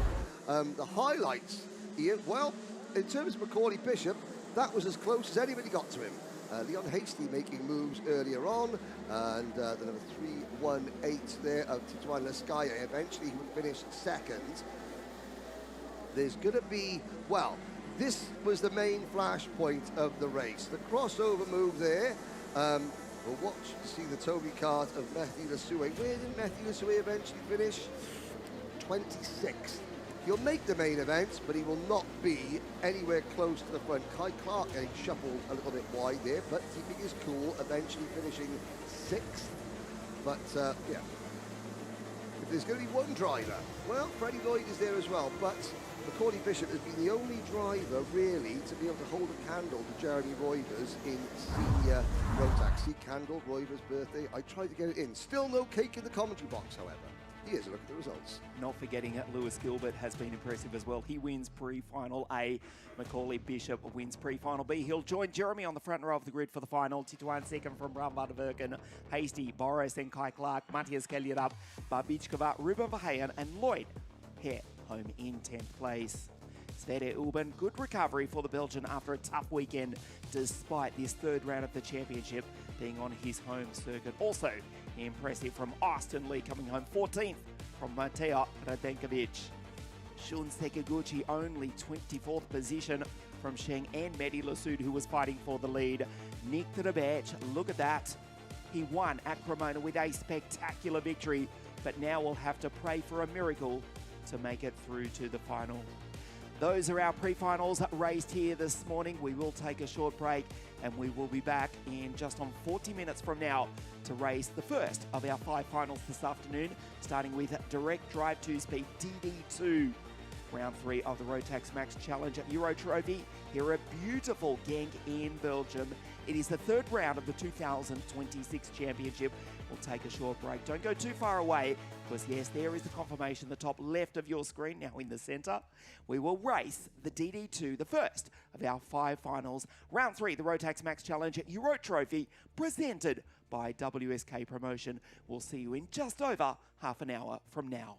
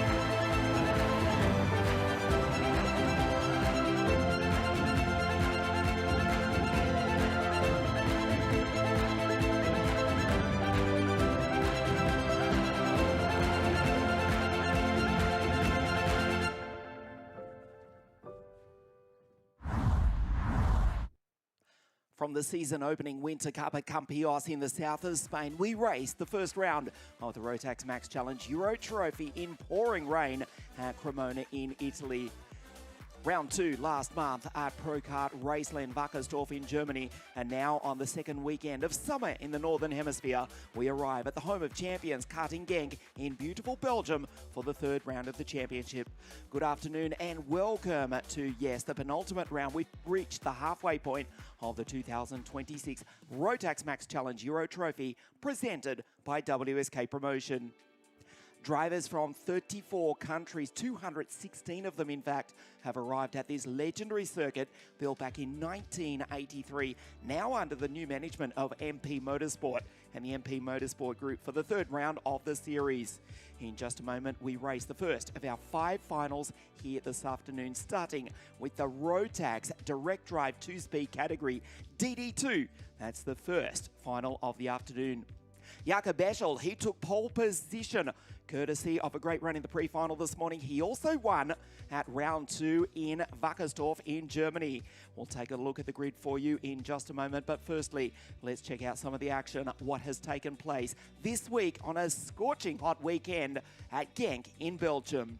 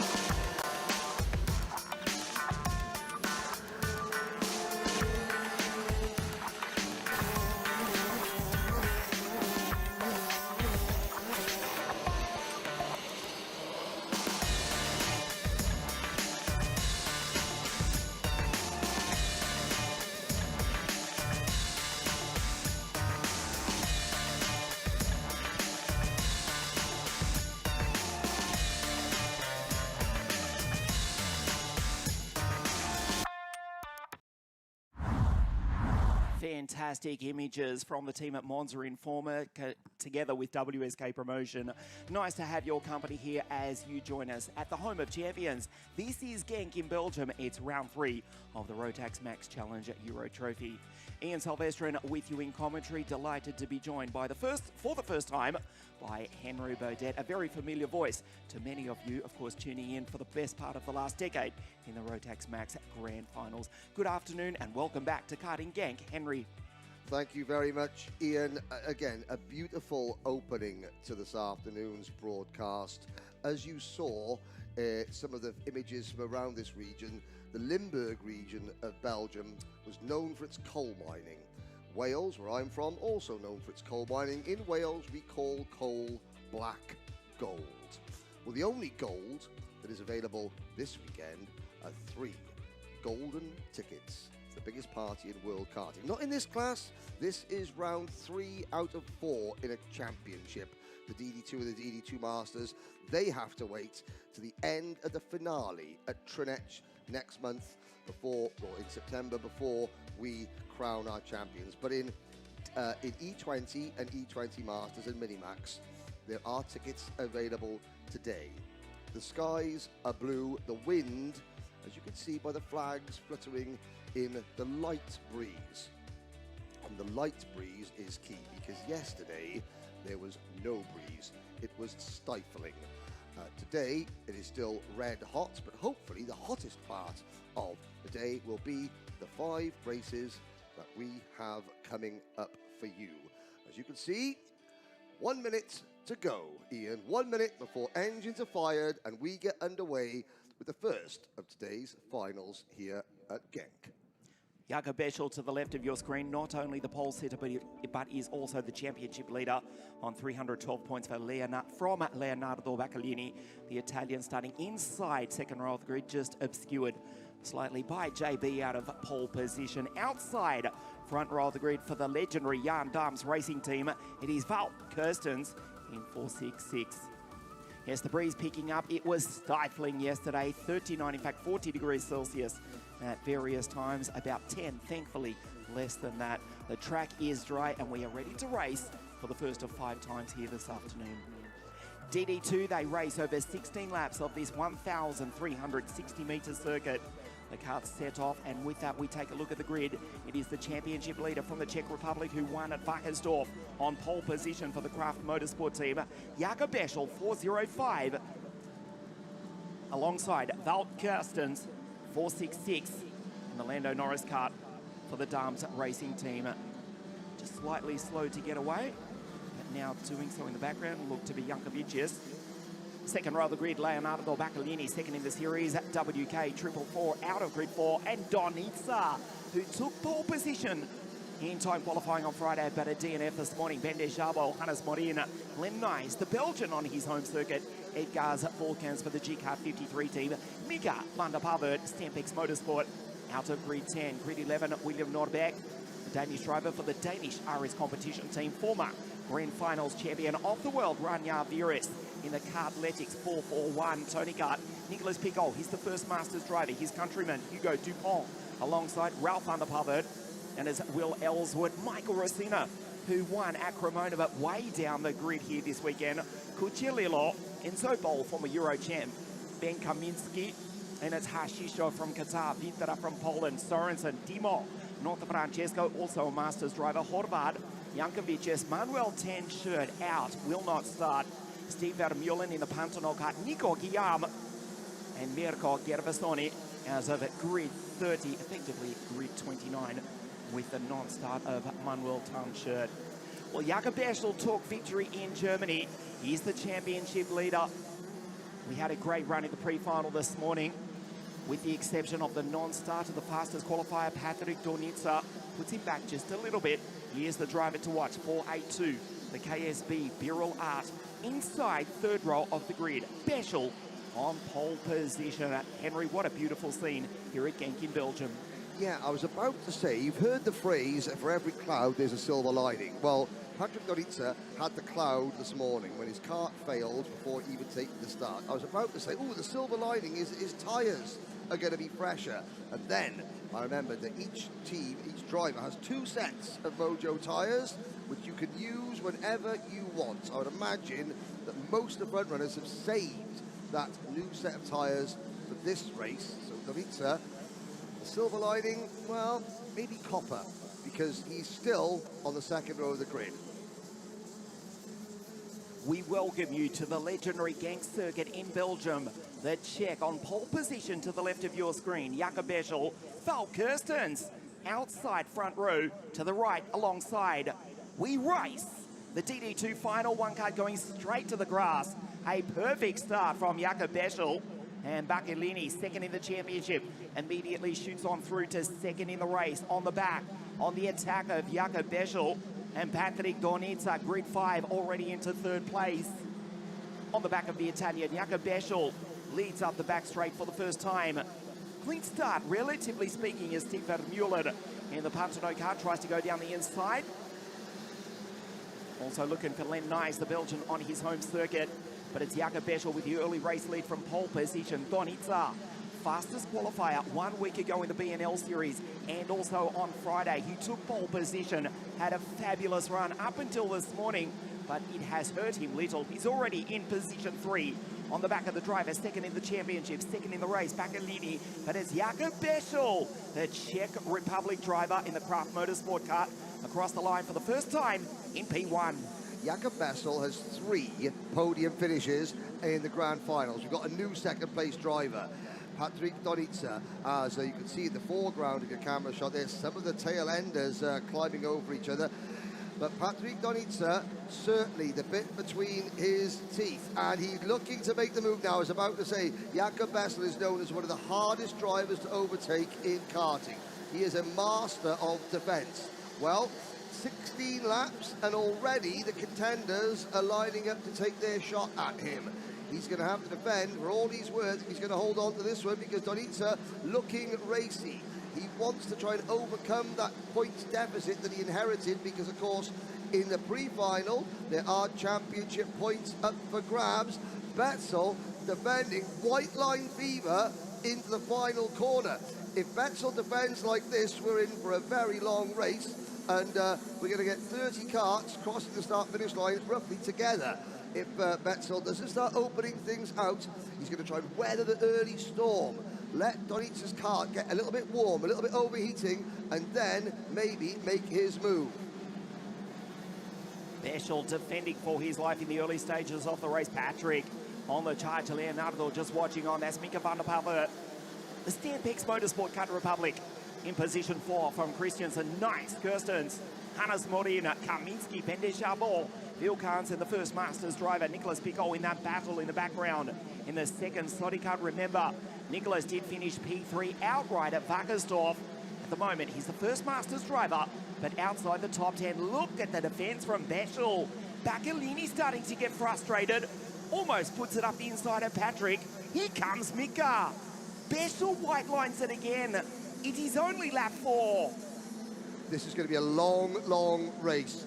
It's very hot outside, but the drivers, all the drivers following Jakob Betzel are going to start getting hot under the collar. They're going to start getting frustrated. They're going to start getting annoyed. Jakob Betzel, he's not weaving, he's defending. Oh, he's got to be careful, but Donitsa already starting to remonstrate. And just look how close the pack of karts are. Now, and already there's a problem that you're going to have at the back of your screen there. Karts off at the side of the circuit. That's the problem that you start seeing happening when you've got the leader defending like he's defending. He's entitled to. It's going to upset all the drivers following him. But you know what, Jakob? Jakob doesn't care if he upsets the drivers. He cares about winning. And that is currently what he is doing. It was Ben Deschambault, Nicholas Pigot, and Ben Kaminski who came together as Bechel. He can put the kart exactly where he wants it. He's in position 1. It is his right. It is his prerogative. But look at the effect that is having. They are bottlenecking behind the Czech driver. We can only assume he's gone for incredibly low tyre pressures. The Mojo D5 tyre around 0.5 bar. That's 10 to 11 PSI in the old money. Praying that kart will come on strong. He's still in P1.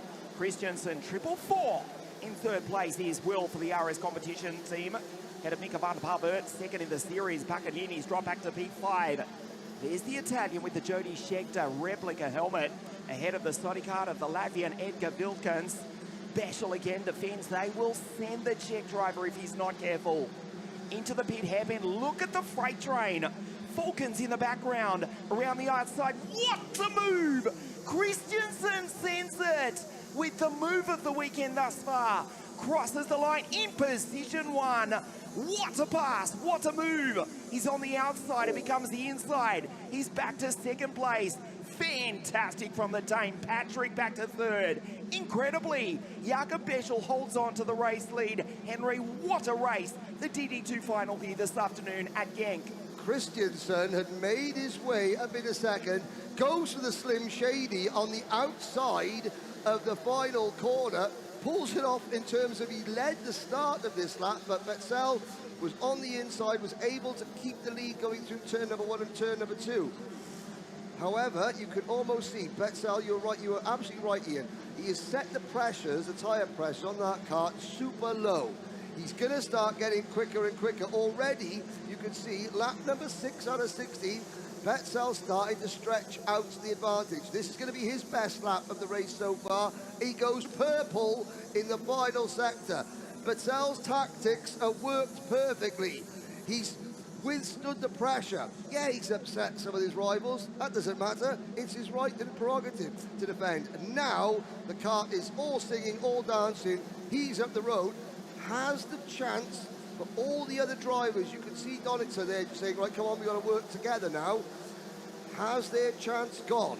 Has the masterclass tactically from Betzel worked? We'll find out in 9 laps, but already getting towards half distance. Betzel looks over his shoulder. And again, purple first sector. Now, so Betzel, the tyres are coming to him. The setup is coming to him. He withstood the pain and now is going to try and, enjoy the pleasure of leading this race. Baccaglini Betzel's nearest title rival, who has started third, has slipped back to 8th position in that big shuffle.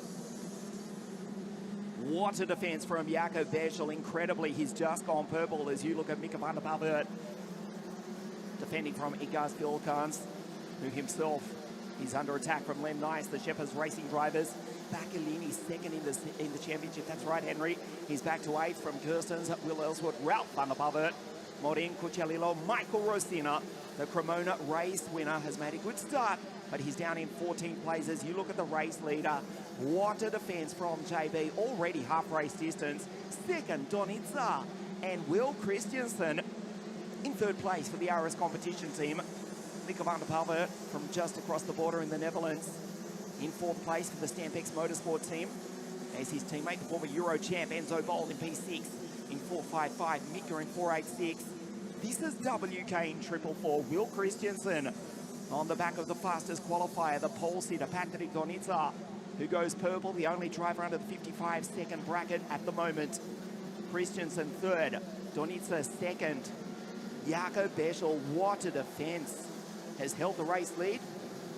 Van der Pavert, Vilkans, Enzo Boll in P6. The second half of the DD2 final. Round 3, the Rotax Max Challenge Euro Trophy here at the home of champions. GENK in Belgium, presented by WSK Promotion. Jakob Beschel, who won at Wackersdorf. They were bottlenecking back to 9th place in the early stages, and now he's got a gap, albeit a slight one, of 0.3 of a second. We go into the second half of the DD2 final. The drivers from the Czech Republic and Poland. 1-2 here this afternoon in Belgium. And Patrick Donitsa, he must have heard me saying that his chances of victory are over. He now says, Henry, you're new to this championship. I'm going to prove you wrong. He's proved me wrong by setting the fastest lap of the race, 54.840 seconds. Closing back in on Jakob Beschel. Now, this is a different question for Jakob to answer. The first part of the race went to plan. Well, the kart's not great. I'm going to hold everybody up and defend. And then I'm going to pull away, and that's job done. Oh, hang on a second. There's still 2 of them to get rid of, so to speak. Donitsa and Christiansen have hung with Jakob Beschel. There's a big gap developing back to Mika van der Pavert in 4th position. Edgar Vilkans in 5th. What a drive from Enzo Boll. From 19th on the grid up into the top 6. And I don't think Enzo is done yet. Meanwhile, down in the DD2 Masters division, it's been an awful start for champion-elect Nicola Pico. This hasn't been his best weekend. He had a DNF in one of the heats. He's currently 4th out of 4 in the Masters category, with the number 590, Dimo Nota Francesco, leading. He's 19th overall. Vermeulen is 2nd in class, 24th overall. Then it's Gervasoni, and then it's Nicola Pico as Henri Dupont and Will Ellsworth sadly retire.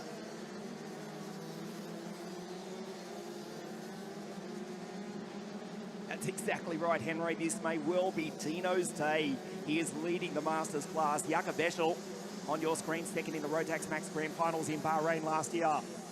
P1 stares back behind him as they cross the line at 116 kilometres an hour.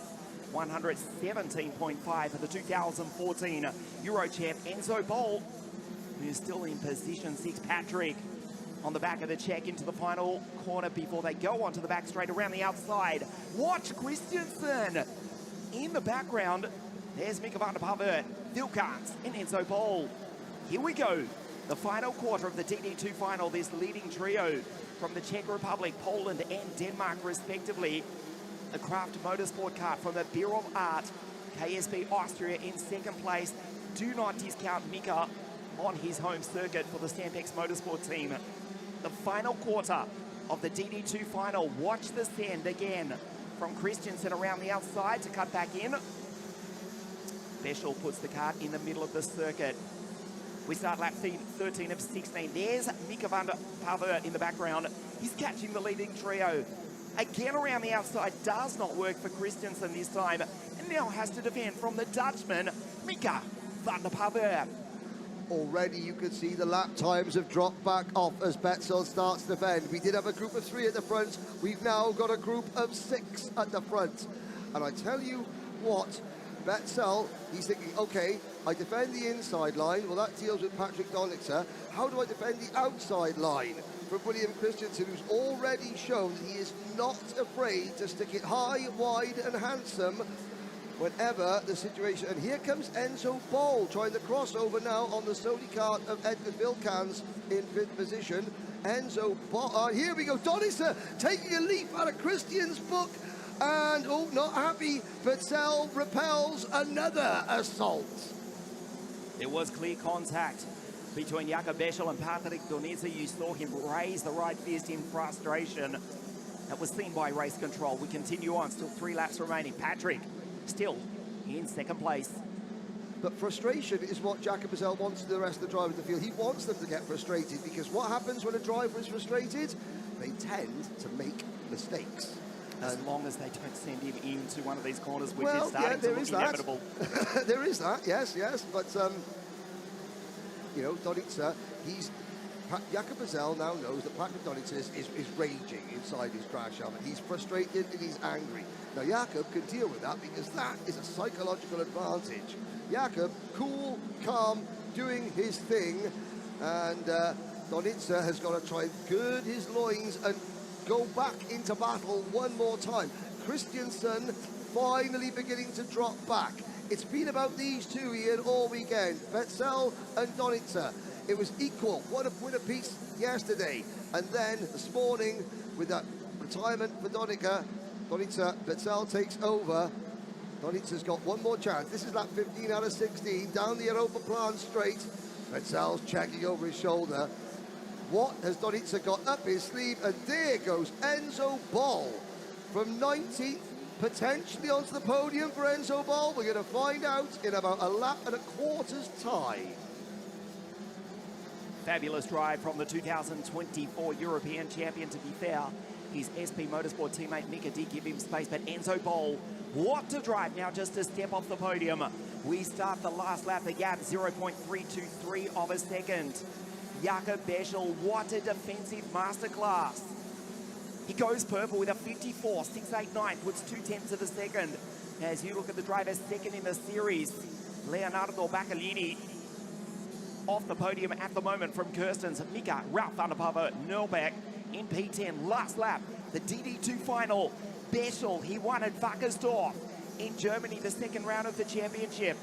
The team from Germany here across the border in Belgium.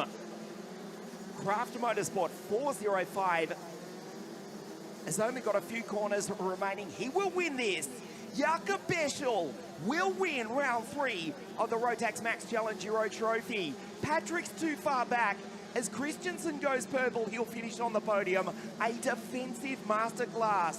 He wins at Wackersdorf round 2 and takes the championship lead to Trinec in September. He wins here at GENK in Belgium. Jakob Beschel wins round 3 of the Rotax Max Challenge Euro Trophy in DD2. Patrick home in 2nd place. WK Will Christensen with a 54.603 on the last lap of the race takes the podium in 3rd place. The highlights of the DD2 final, Jakob Beschel from pole position. Baccalini initially into 2nd place. Christensen muscling his way through around the outside. He did briefly lead the final until they got back to turn 1. Meanwhile, Enzo Ball was coming from the clouds from grid 19. He caught up to this pack, thereby going by Baccalini in the background. Patrick Donitzer fighting with Christensen. Vilkans is there as well. Ultimately, the Latvian finishing in P5. Christensen around the outside. He did not work on Patrick that time. Patrick and Jakob made very slight contact. Frustration from the pole. Jakob Beschel did not flinch as Mika van der Pava gave his teammate Enzo Ball space.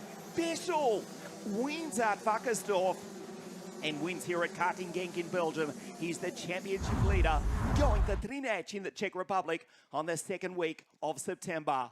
Jakob Beschel wins the DD2 final here at the home of champions, GENK in Belgium. Henry, fantastic start to the afternoon.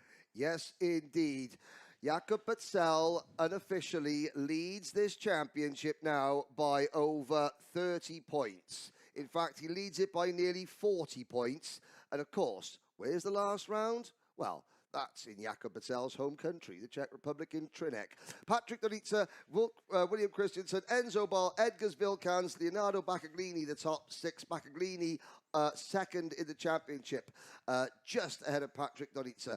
Ralph van der Pavert, Mika van der Pavert, William Norbeck, and Giuliano Cucciello round out your top 10. Now, in this screen, you're going to see the next drivers.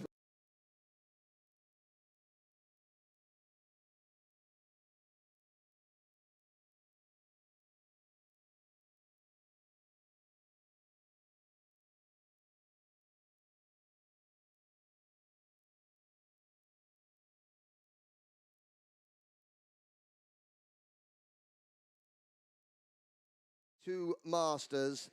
Under investigation is the number 486 kart, but that is Mika van der Pavert. We said earlier, so Batzel, whose older brother, Petter Batzel, was the 2019 Rotax Grand Finals DD2 champion. Jakob Batzel has finished second in 2025, third in 2023, third in 2022. He would dearly like to join his brother on the winners' rostrum at the Grand Finals. And Petter Batzel has just welcomed his second little child into the world. His eldest is 2.5, so we'll see Petter back at the circuit as a Bambino dad in about 2.5 years' time.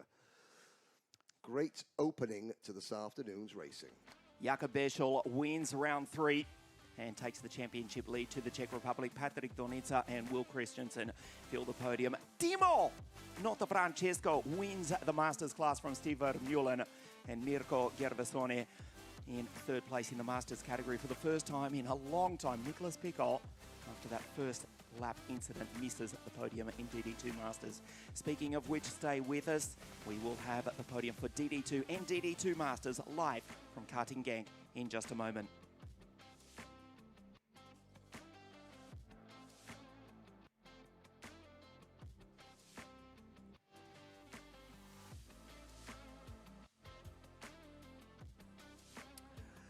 Well, as you can see, the recovery vehicle making its way down the thing now. On the back of that cart will be Ben Kaminsky, Hugo Henri Dupont, Will Ben de Sabo, Nicolas Guillaume, also retired. There's actually one passenger on the recovery vehicle at the moment. Forlorn-looking sight as he heads back to the pits. That is the 430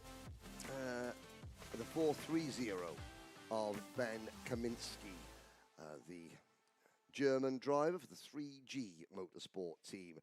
You look now as Ian Silvestri makes his way down to conduct the podium presentation. The spectator terracing has emptied for the time being, not because there's no one here. There are lots and lots of people here. It's because everyone is taking shelter from the sun. You can see the temporary bar, the large inflatable bottle of product on the left side of your screen.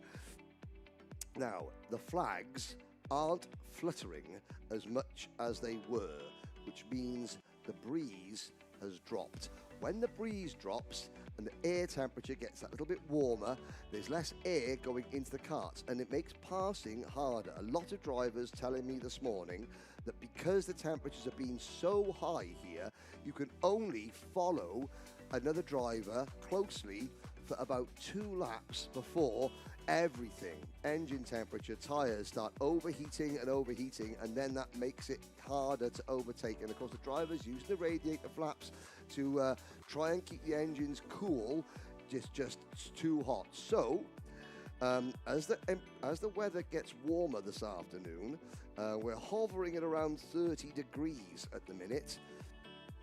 If it gets higher, and yesterday, the last race yesterday was at 5 p.m.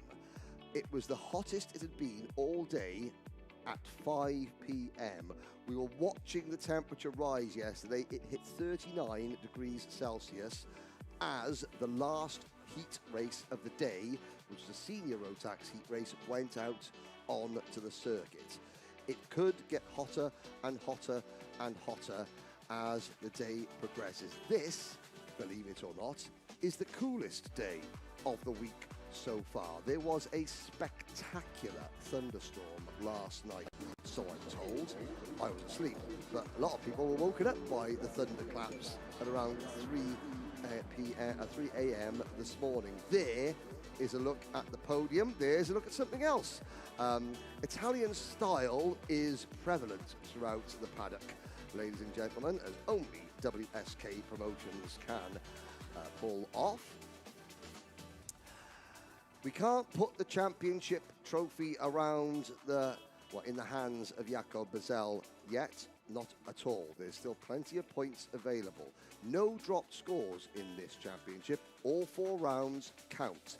That means that Bezel has got to be on his toes. Well, there's Patrick Donitsa, looking at Patrick there. Frustrated, yes, of course, as are so many drivers who fail to win. In the centre of your screen, William Christiansen, the Danish driver. He's got his Team Denmark race suit on. There is Jakob Bezel with the Kraft Motorsport suit on the right-hand side of your screen. Enzo Boll, 19th to 4th. Edgars Vilkans, 9th to 5th. Leonardo Baccaglini, 3rd back to 6th. Unofficially, Bezel has 481 points, Baccaglini 443, Donitsa 425, and Ragnar Vieras 415. But it's time to head down for the first time today to Ian Silvestrian, who is conducting today's podiums. Take it away, Ian. Thank you, Henry. Yes, the drivers down here. Firstly, the DD2 podium and then the DD2 Masters. Speaking of which, we've finally got a new winner in the Masters category. But first, outright, and what a fantastic start to the afternoon. The DD2 final here at GENK in Belgium.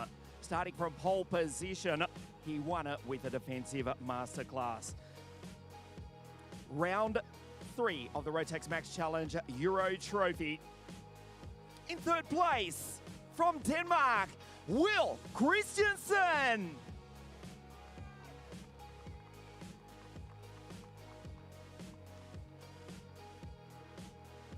Second place from Poland for the KSB Austrian team, the fastest qualifier, Patrick Donitsa.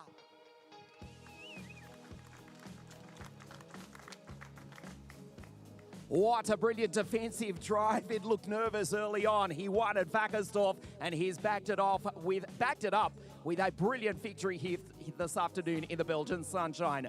The winner of round 3, the Rotax Max Challenge Euro Trophy in DD2 from the Czech Republic, Jakob Bezel.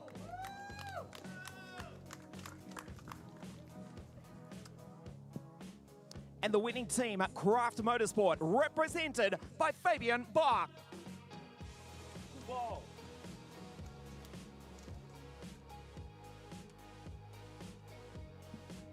Third place in round 3 of the Rotax Max Challenge Euro Trophy in DD2 from Denmark, Will Christiansen.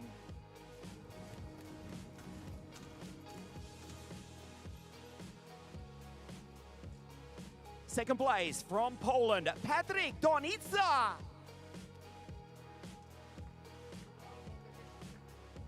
Two for the driver from the Czech Republic. The winner of round 3, the Rotax Max Challenge Euro Trophy in DD2, Jakob Bezel.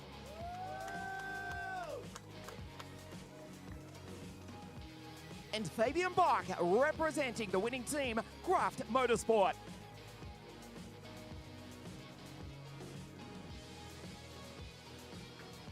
The national anthem of the Czech Republic.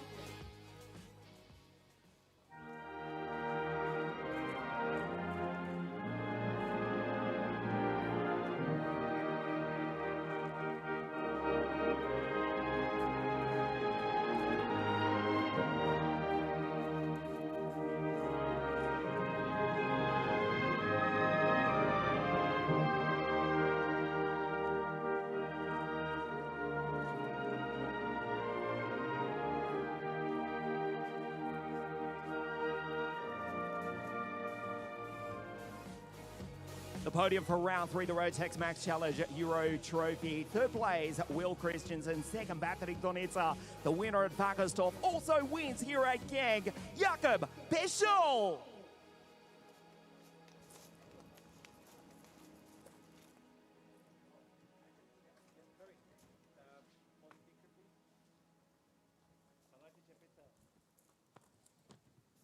Jakob Beschel takes the series lead to the championship final. That's on the 12th and 13th of September, ominously in his home country at Třinec, the steel ring in the Czech Republic.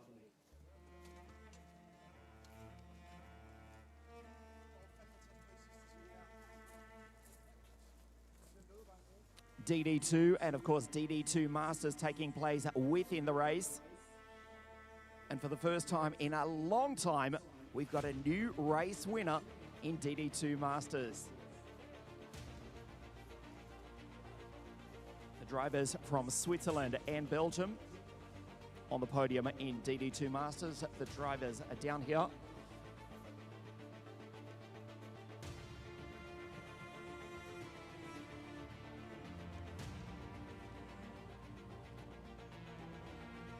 The podium for DD2 Masters here at GENK in Belgium. In third place from Switzerland, Mirko Gervasoni.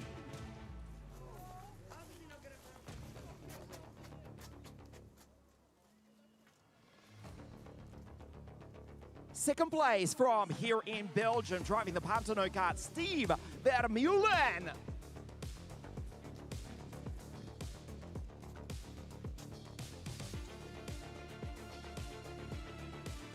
A big round of applause for the new race winner in DD2 Masters from Switzerland, Timo Notafrancesco.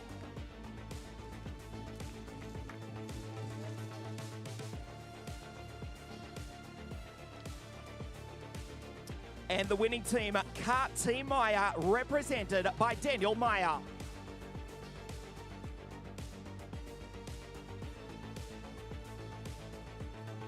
DD2 Masters at third place from Switzerland, Mirko Gervasoni.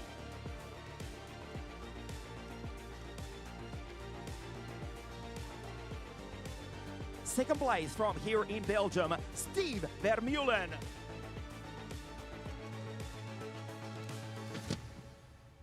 The winner of round 3, the Rotax Max Challenge Euro Trophy in DD2 Masters from Switzerland, Timo Notafrancesco.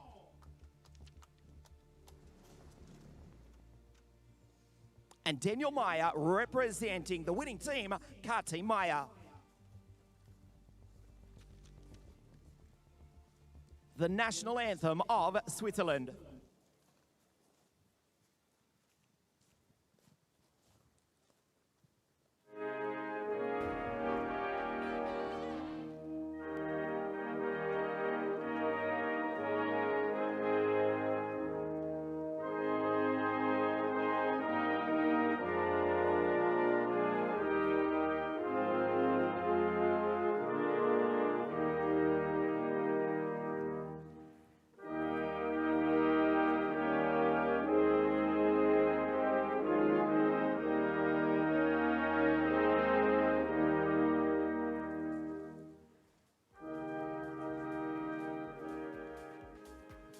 The podium for DD2 Masters. Third place, Mirko Gervasoni. Second place, Steve Vermeulen. And from Switzerland for the first time in a long time. And congratulations to the race winner, Timo Notafrancesco.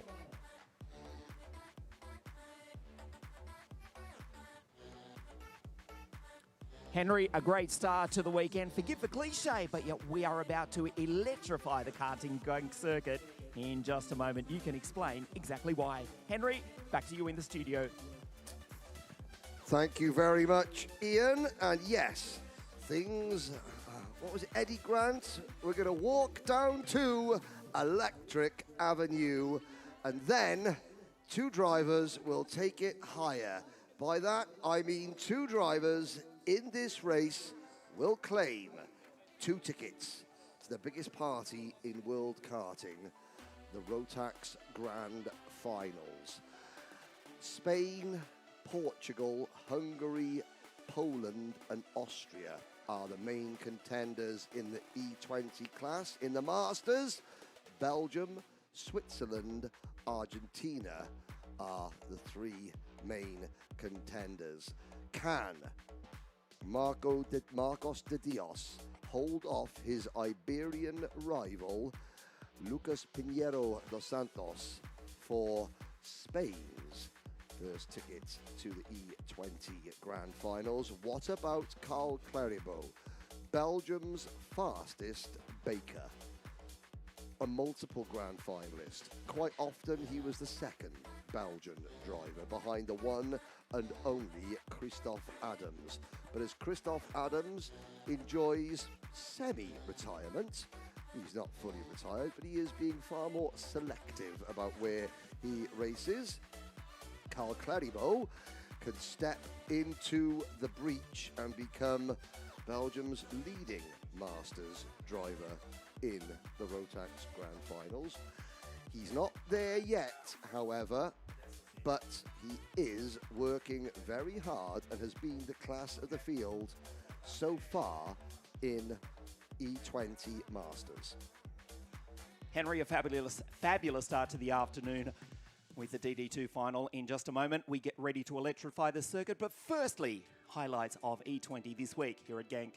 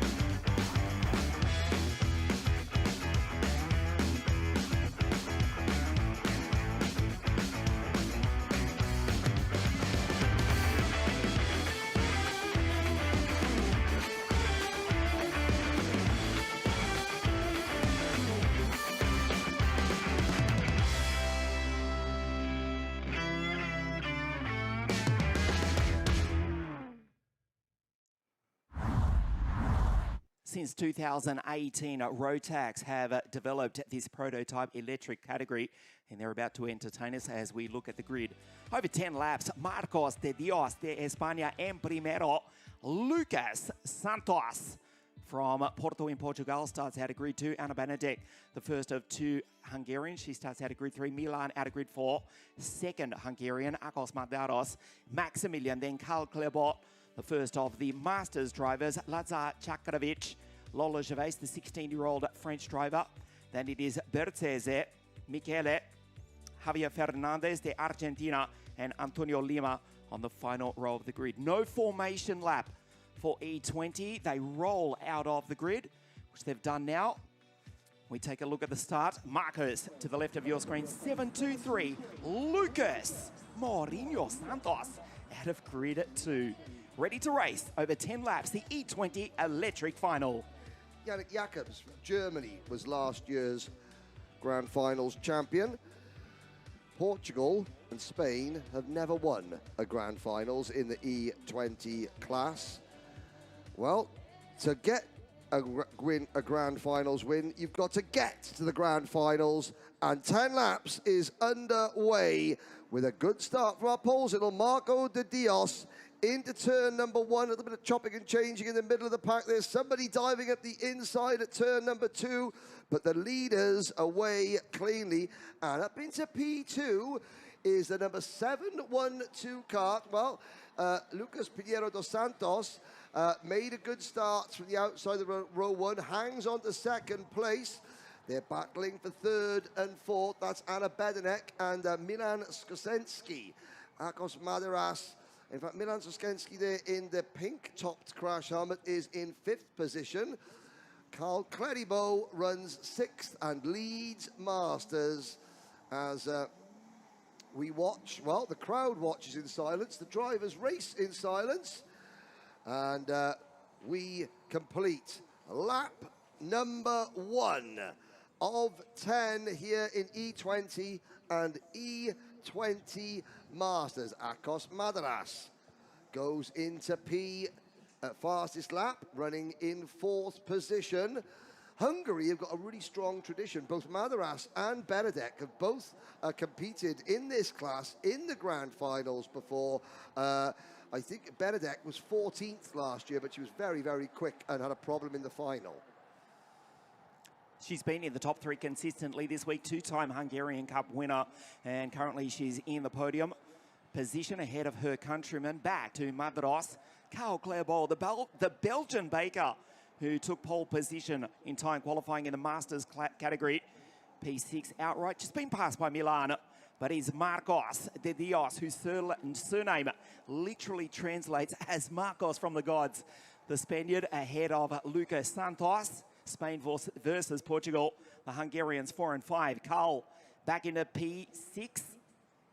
5, in fact, just goes by and takes Maximilian. Then Milan Skonetsi, Lola Gervais, Lazar Čakovic, Bertese Fernandez, and the second Portuguese driver, Antonio Lima. Since 2018, the Rotax company have developed this category. Yeah, it was 2021 in Bahrain that the class made its actual official Grand Finals debut. I was there in 2017 when we debuted, or what was the E-Thunder kart, which was then known. It became the E20 a few years later. Oscar Pellemel from France was the inaugural champion in E20. Brazil actually won the first E20 Masters race. The current reigning E20 Masters champion is Maurice Knyoppers from the UAE. Won it 2 years ago representing the Netherlands, won it last year representing the UAE. Did Maurice? The Dutchman from Dubai. The Dutchman from Dubai, the dad of Sem Knyoppers, who won DD2 last year, beating Jakob Betzel. And Sem now doing a fantastic job as a Birrell ART Works driver, I believe. But up at the front, Marco de Dios continues to lead there. In second place, white crash helmet, the black and white race suit. That is Lucas Pinheiro dos Santos, being chased by Ana Benedek and Akos Madaras. Talk about Lola Gervais. She's probably the youngest driver in this class, 16 years old from France. She is one tough young lady. At the Rotax International Trophy at Le Mans last year, one of the biggest crashes I've seen, it was like an airplane crash. Lola was thrown out of her kart, bounced along the circuit, got up, dusted herself down, walked straight back into the awning, cuts and bruises all over the place. Was like, right, let's get the kart ready for the next one. Tough young lady, as are so many of these drivers. We've seen it already this morning, that motorsport, no matter how safe you make the equipment, the karts, the circuits, no matter how many medical staff you have around, motorsport can be dangerous. And every single driver, young and old, knows that when they get into one of these karts. We put our faith in the safety teams, and GENK, home of champions, the RMC Euro Trophy, make sure they provide the best medical staff of all to make sure that we have 216 drivers from 34 different nations. We want to send 216 drivers back to their 34 different nations, pretty much the same packaging that they arrived. We move into the second half of the final. The move from Benedek down the inside, and it goes on through and puts Lucas back to third place. So Marcos from Spain with the race lead now from Ana Benedek, who glances back over the shoulder. Lucas at risk of losing a podium, and does so at the moment to the 2 Hungarians. This is the move down the straight at 113.1 kilometers an hour. Anna sends it to the inside. She's in second place. She's only 1.2 seconds back from the race leader, Marcos. Remember, these drivers, they have push to pass or boost 5 seconds every 30 seconds, so approximately once every 1.5 laps. It gives them an extra 4 kilowatts. This developmental prototype class, topping 113 kilometers an hour approximately here at GENK. Testing last year in Sweden at the Gelarasen circuit in Sverige. 158 kilometers an hour for the E20 electric category. Admittedly, that was on a long circuit. Rotax, they're the first to admit it is a development prototype class, and they are desperate to get the weight down. These are, everyone knows it, let's be honest, extremely heavy go-karts. 100, I struggle to say this out loud, 150 kilograms. They are well aware of this. Think of the mobile phones back in the 1990s. Yes. Give it time. Yes. Yes. And they will be an impressive piece of equipment. Great to see them on track as we listen to the E20 category here at GENK.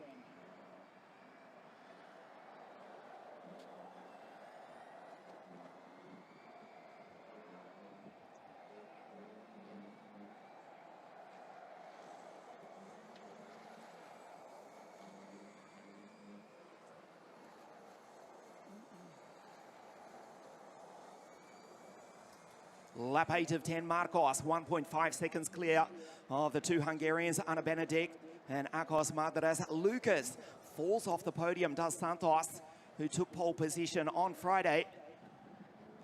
Lucas with a 55.637, 56.844 for Marcos, the fastest driver on the circuit. The response now, the two Hungarian drivers, they trade positions. Clearly, Madras with the boost. This is the opportunity for Lucas to get back on the podium. As you look at the Spaniard, Marcos in a class of his own, almost 2 seconds clear. First Masters driver is Carl Clebo. 8th outright, Bertese, Javier Fernandez, and the second Portuguese driver, Antonio Lima, rounds out the field. Penultimate lap, the E20 final here at GENK. Marcos from Spain across the line at 112 kilometers an hour. 1:14 for Lucas, desperate to use the boost and get back on the podium. That was a fantastic analogy. Yeah, remember those house bricks that we used to carry around in our pockets of our loose-fitting, Slim Shady-inspired denim jeans in the 90s? They looked like a house brick. They weighed as much as a house brick. And they were, now our smartphones weigh, what, 100 grams, 150 grams, something like that. These will get lighter. They are incredibly fast. The boost button, you can really feel it. Having driven one of these, you know, you press the boost button and yeah, you do get a real boost. It's another little element of a driver's tactical arsenal that they can call upon. Don't fear, the internal combustion engine is going nowhere. Nope. The oceans will run out of water before we run out of oil on this planet, despite what you may have heard. This is an alternative, not a replacement to the internal combustion engine.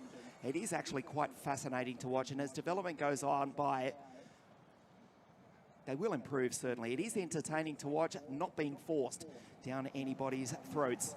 We are motorsport fans. We are fans of the ICE engine, but this is a very fascinating alternative. Marcos de Dios on his final lap is surely going to take victory here at GENK in Belgium. We may be going to Portugal for the grand finals, but the neighbours, those noisy Spanish neighbours, will have at least one driver in the E20 class. Bearing, of course, technical post-race issues, this driver on your screen, number 723, Marco de Dios. Welcome to the grand finals, Marco. You are the newest ticket winner, and we wait, because Carl Cleribo is across the line just in 9th position. Belgium has a driver in E20 Masters. Belgium's fastest baker, Carl Cleribo.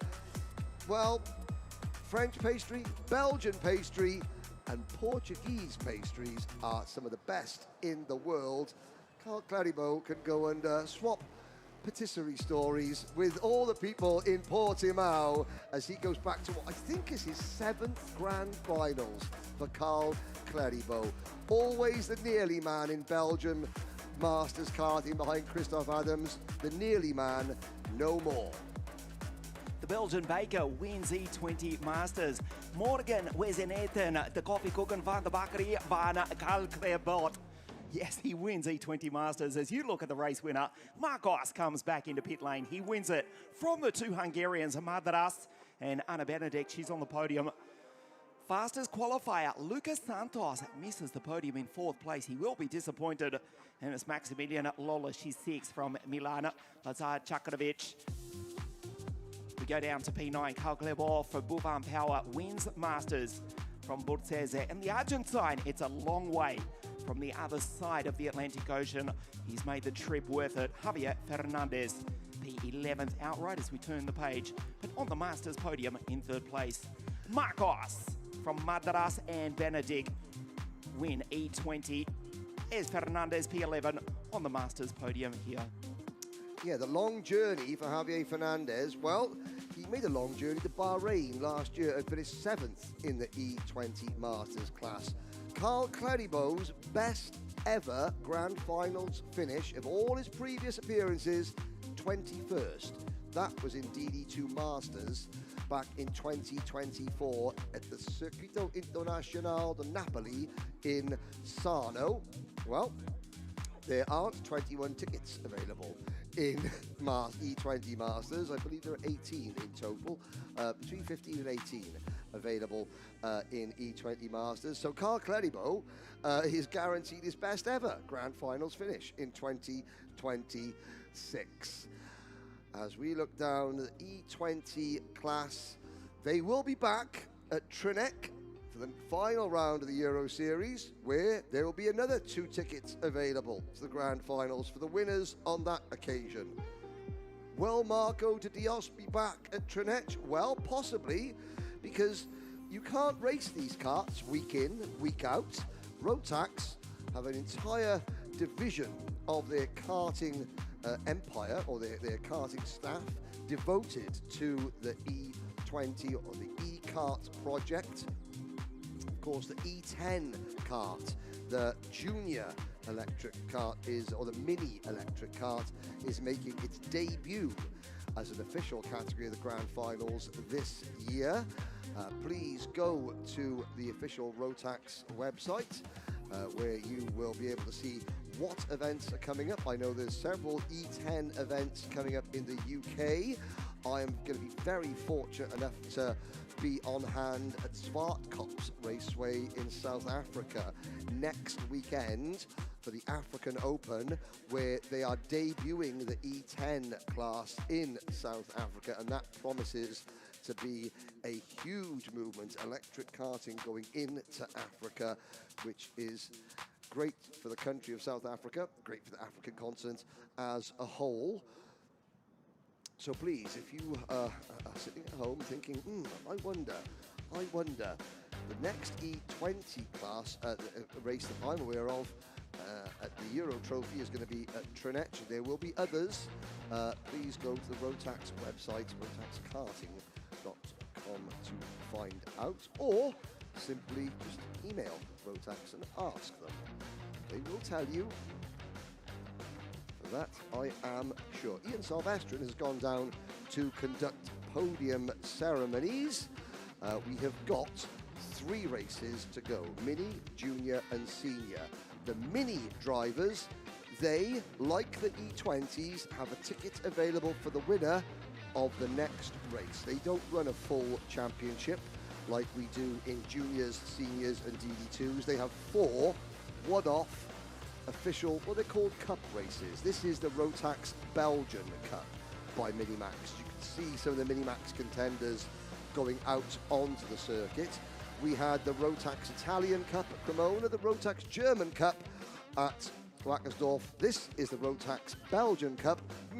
When we go to the Czech Republic of Trinec, I wonder what that event will be called for the Minimax class. Possibly the Rotax Czechia Cup by Minimax, maybe, just maybe. But as the Minimax drivers make their way out onto the circuit, the E20 drivers and the Masters have left the circuit for the final time, and they will very shortly be appearing here on your screens for the podium. It's a long, long walk out to the circuit, but as you could just see off the camera shot there, those are blue skies. There are some very light, wispy clouds now moving over part of the circuit, which will give a little bit, just a little bit of light relief to the spectators, the mechanics, the drivers, and of course the families here in the paddock. We wait for the drivers to first of all clear the initial post-race technical scrutineering. Obviously the drivers will go to the weigh bridge to make sure they're not under the official class weight. They will get their nose cones checked to make sure that there's no front bumper penalties. After the podium presentation, which remains provisional until the final results are confirmed in scrutineering, which can take some time, Paul Klassen and the rest of the Euro Trophy team are here on hand to do whatever they want to the carts at the end of the final. If Paul Classen says, I want you to cut all 4 tyres off and show me the insides of the rubber, then that's what you do, because that's what the head of technical scrutineering tells you to.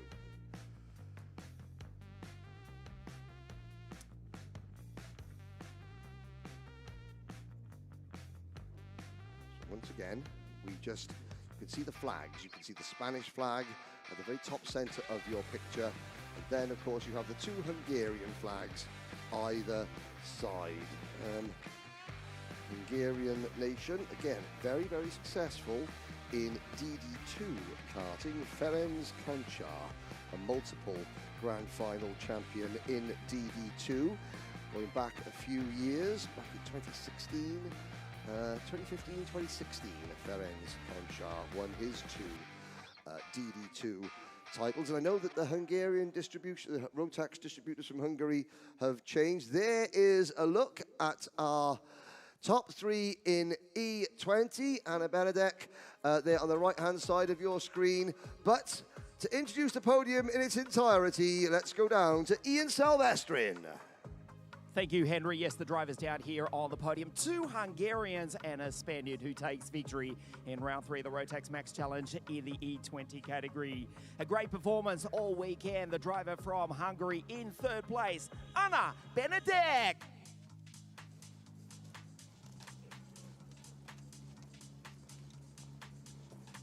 Also from Hungary in 2nd place, Akos Matras.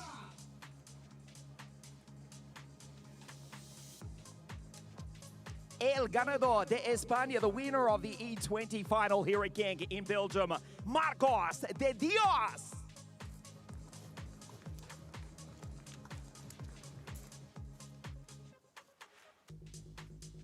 In 3rd place from Hungary, Anna Benedek.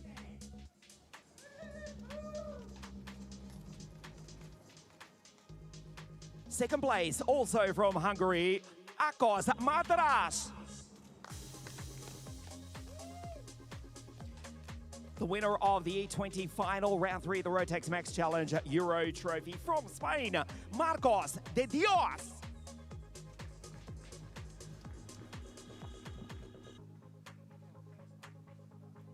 And also as the driver who wins the E20 category, wins the ticket to race in the Rotax Max Grand Finals.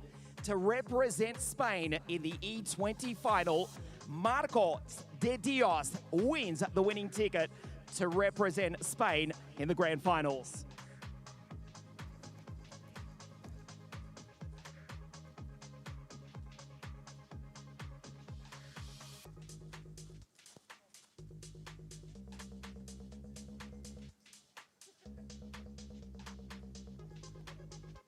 The national anthem of España.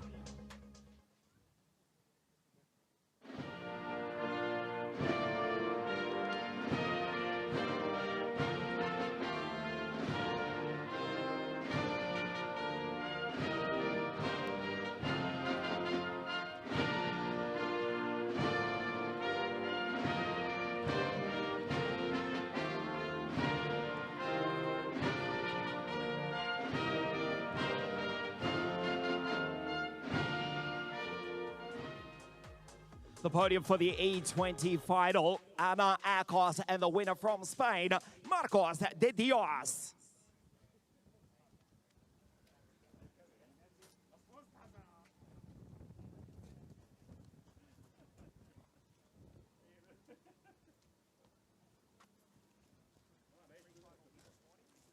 Thank you to Ana, to Akos, and to Marcos. Nos vemos en Portugal, Marcos de Dios.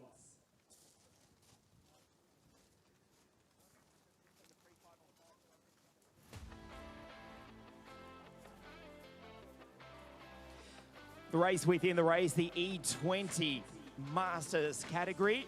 Great to have them on track here at GENK in Belgium. Also mixing it outright with the Masters drivers as per DD2.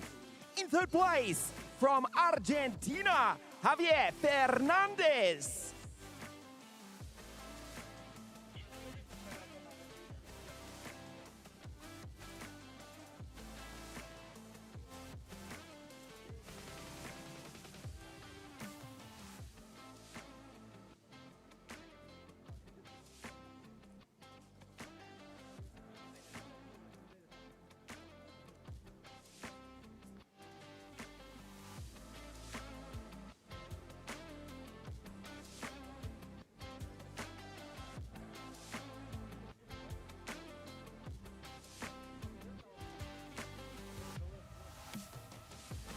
3-second penalty to the podium presenter as we just wait for the flags to change here down on the podium. Of course, the E20 drivers, the winning driver, we'll get to that in a moment, also gets the winning ticket to race Portugal in the Rotax Max Grand Finals. The flags of Argentina, Switzerland, and Belgium.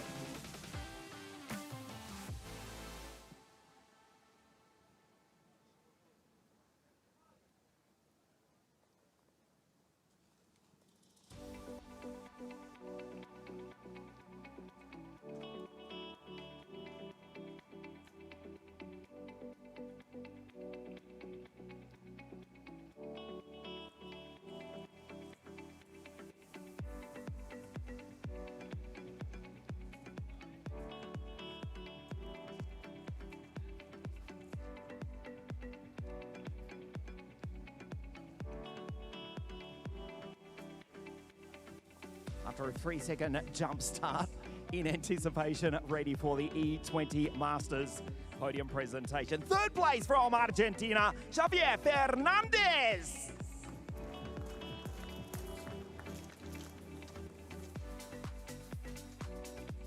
From Switzerland in second place, Michele Berzese.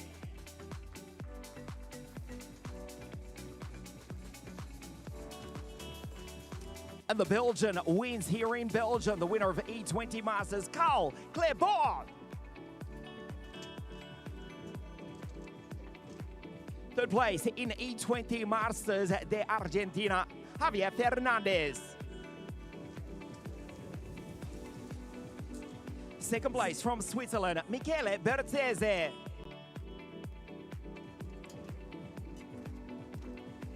And the winner of E20 Masters from here in Belgium, the Belgian Carl Claiborne.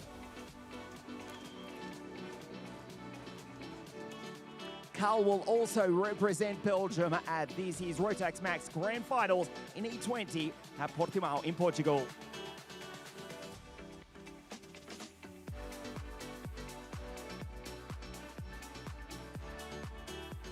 The national anthem of Belgium.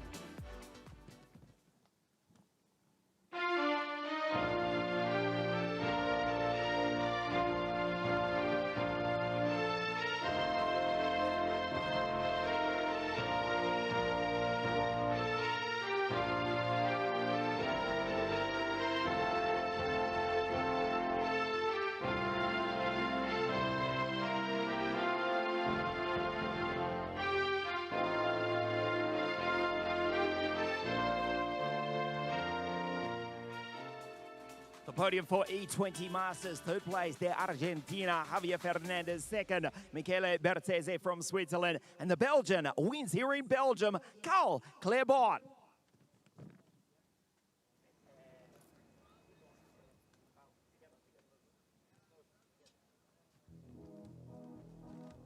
E20 Masters podium, Carl Claiborne to represent Belgium in Portimao at the Rotax Max Grand Finals later this year.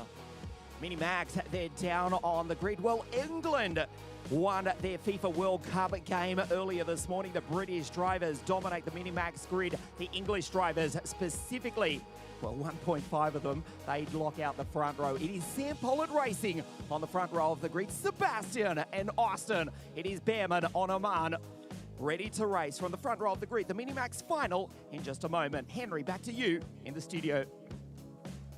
Thank you very much, Ian. Yes, you're right. There's not two English drivers on the front of the grid. There's 1.5 English drivers because Austin Oman, half Scottish, half English.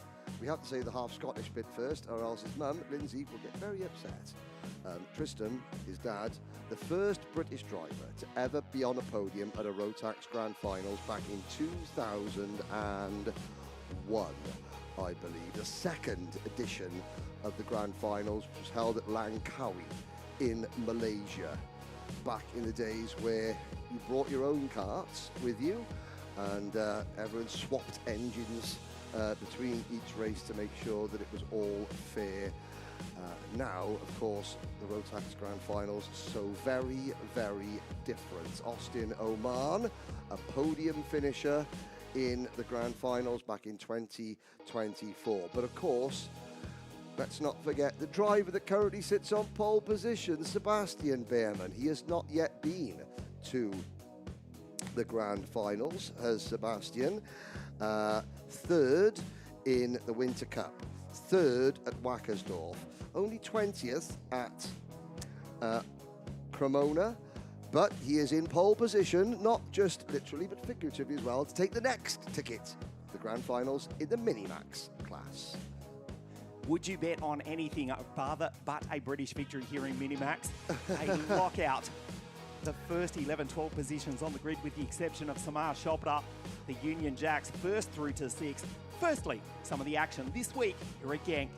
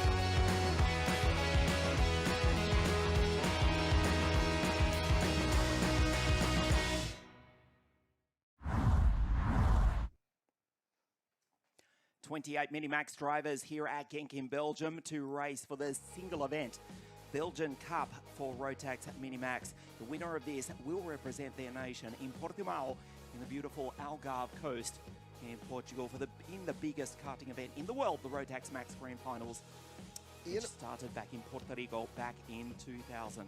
Henry, we'll take a look at the grid. Yes. The Sam Pollitt Racing drivers on the front row. Sebastian to the left, 137. Austin, 121 to the right. You said, I wouldn't hang the ticket over a British driver's neck just yet. I recall the start of the senior Rotax Grand Finals back in 2024, where British drivers occupied the top 6 positions on the grid. And then I recall 15 laps later calling Belgium's Vic Stevens home as the winner after the famous British team self-combustion act of Sarno 2024. So Samar Chopra, lightning's not going to strike twice. This generation of Minimax drivers, no. But Samar Chopra will be thinking, please let it be 2024 all over again. Please let it be 2024 all over again. But it is something, and I speak as someone from the UK, but not as a biased person, but British teams and British drivers rule the Minimax roost. Let's see the starting lineup, and you will be able to see their domination for yourselves. 12 British drivers in the first 13 positions on the grid. Sebastian to start from pole position. He's Sam Pollitt Racing teammate Austin Amman, the second generation racer. In fact, the same can be said for Sebastian as well. The SPR drivers on the front row. Joshua Cook, the winner of the ticket at Cremona, starts third. Maria Roberto is on P4. Oscar Kenny and Charlie Page. Then Samar Chopra and Logan Rolfe, Teddy Murphy and James Roots round out your top 10.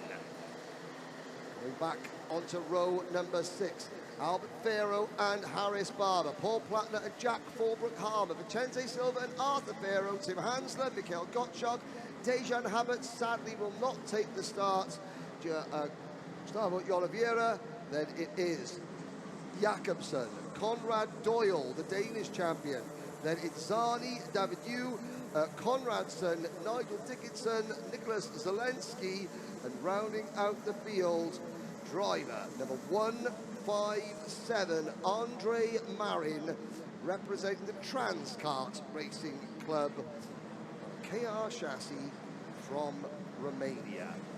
The new 2026 Sam Pollitt Racing graphics differentiates the team. In years past, there was a slight, just a tiny little, similarity between the SPR karts and the Hunter Motorsport karts. That is now no longer the case. The SPR karts very distinctive in their orange, blue, white and black livery, with a younger cousin of Formula 1 driver Oliver Behrman leading them to the line. Austin Oman not appearing on your timing screen, but don't worry, you can see him right in the middle of your TV screen. He has not got the transponder picking up on his card, but he's certainly there starting out of grid 2. Sebastian, whose cousin Thomas finished on the podium at Monza last week in the Italian Formula 4 Championship for the Van Amersfoort Racing Team. His cousin Ollie to line up grid 13 in about 1 hour from now in the Austrian Formula 1 Grand Prix at the Red Bull Ring. It is Behrman 137, Austin 121. The Cut Republics of Sam Pollitt Racing on the front row of the grid. The Mini Max Belgian Cup here at GENK. Sebastian on pole. We race. Maria Roberto looks for space, but there's nowhere to go for the British Italian. She's got Charlie Page right behind her as Sebastian Behrman takes the race lead. It is Sam Pollitt Racing 1-2 in the early stages of this final. There's Josh Cook up into third place. Good start. Here comes Oscar Kenny as well as Maria Roberto runs straight into the back of the driver who took pole position in time qualifying on Friday. Austin fires it down the inside. Josh goes on through. Behrman back to P3. Now, of course, if Josh Cook were to win this race, because he's won both Minimax events of the Euro Trophy so far this year. He took the ticket at Cremona, at Wackersdorf. He won on the road, but it was second place driver Mick Klinkers that claimed the ticket. At the moment, it's Austin Oman leading, Sebastian Behrman. No, it's not. Joshua Cook, the Cookie Monster, munches past both Sam Pollitt Racing drivers on the opening lap to take the race lead. So we've got two battles, one for the overall race win and then one potentially for the grand finals ticket should Josh Cook emerge victorious on the road. Behrman is back to P2. Here comes the freight train up. Everybody sort of a domino effect as Cook breaks early, looks over his shoulder, possibly trying to find his teammate Maria Roberto, who comes through in 5th position with Charlie Page, P6. And Samar Chopra, still the only driver preventing an all-British top 10. He hangs on to 8th place.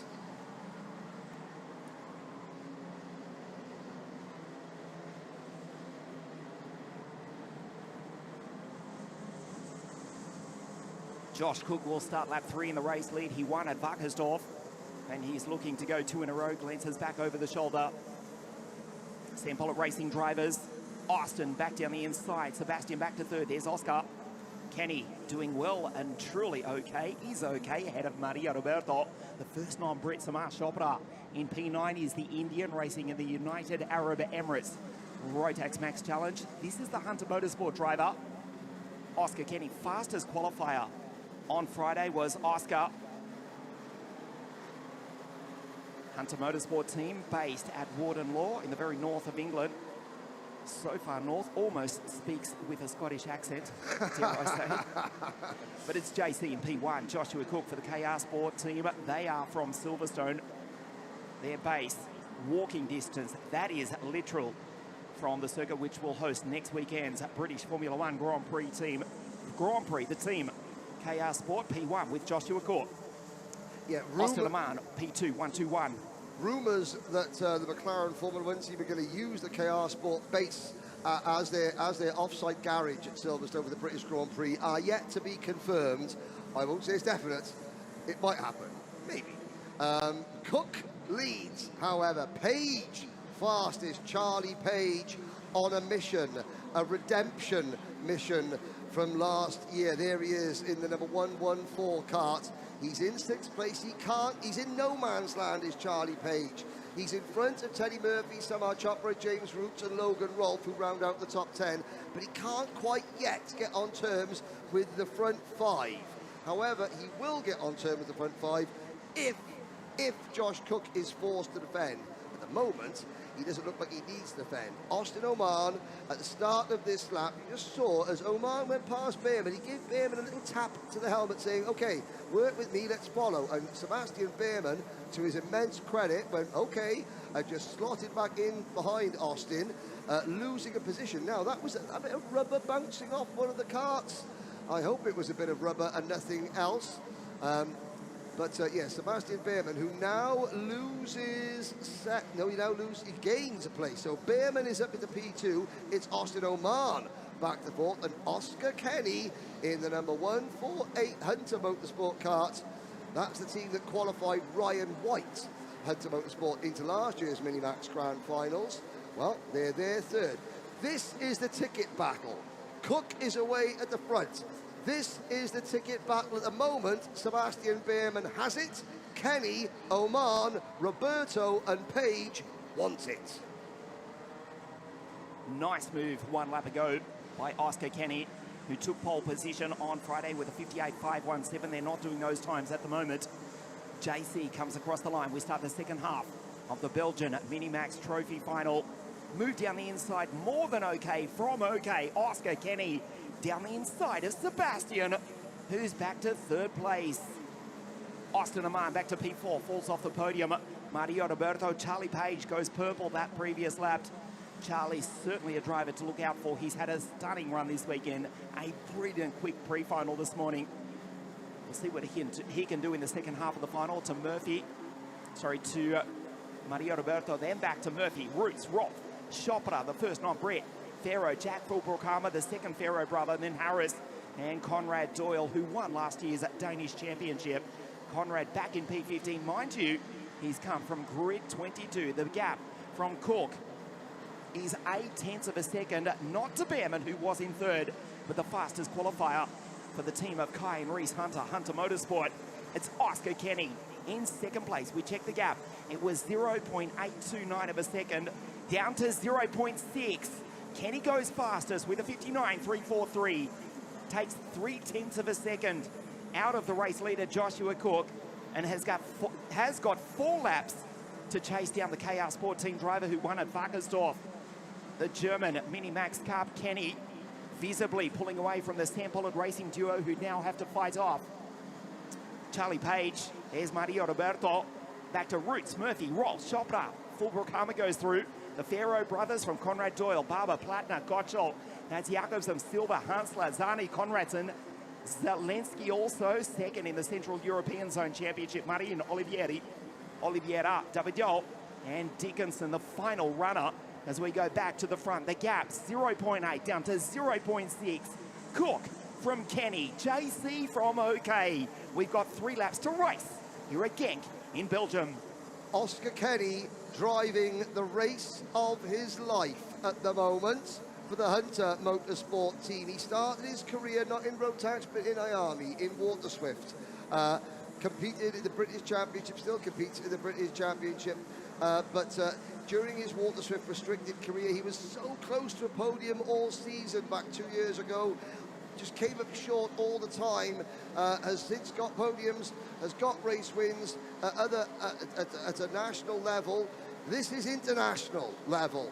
This is as high as it gets outside of the Grand Finals itself in terms of Rotax race. Yes, you've got the international trophy. This is an international trophy in terms of the talent on show in all but name. And Oscar Kenny is driving away from his rivals, and he's driving up towards Joshua Cook. He doesn't need to pass Joshua Cook to take the ticket. Cook could take the win, Kenny could take the ticket, but here comes Charlie Page. And I saw Charlie's mum this morning, and I'll paraphrase what she said.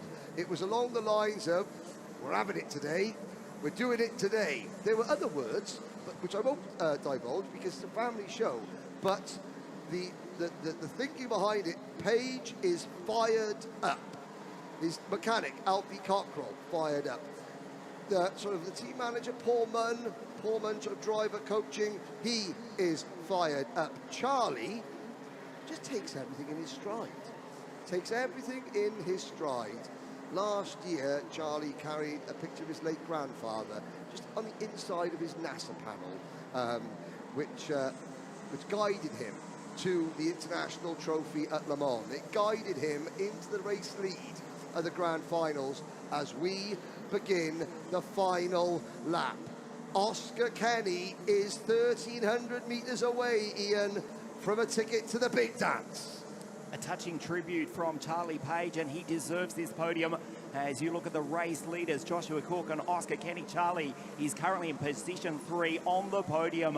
What a brilliant result that would be if the front two, I don't want to say this, if they come together. Oh, yes. Well, he'll win it. The gap has come down from 0.8 to 6 to 0.4. It is 0.2, so you can see it is 1 kart length. Cook from Kenny, the last lap of the Belgian Cup Minimax final. Reese and Kai Hunter are screaming, don't pass him, don't pass him, don't get involved. You don't need to get involved. Joshua Cook, though, is going to take 3 out of 3. His cup continues to grow. Josh Cook wins the Minimax, the Belgian Cup by Minimax, and Oscar Kenny crossing the line. I'm not sure Oscar knows what he's just done. I believe Oscar Kenny has just done it. And by it, I mean got the ticket.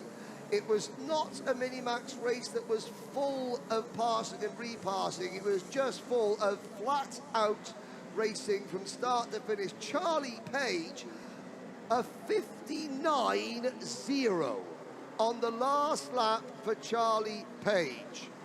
He finishes 3rd. Austin Oman in 4th. Sebastian Behrman, well, from pole position back to 5th. Behrman misses out. There is Oscar Kenny.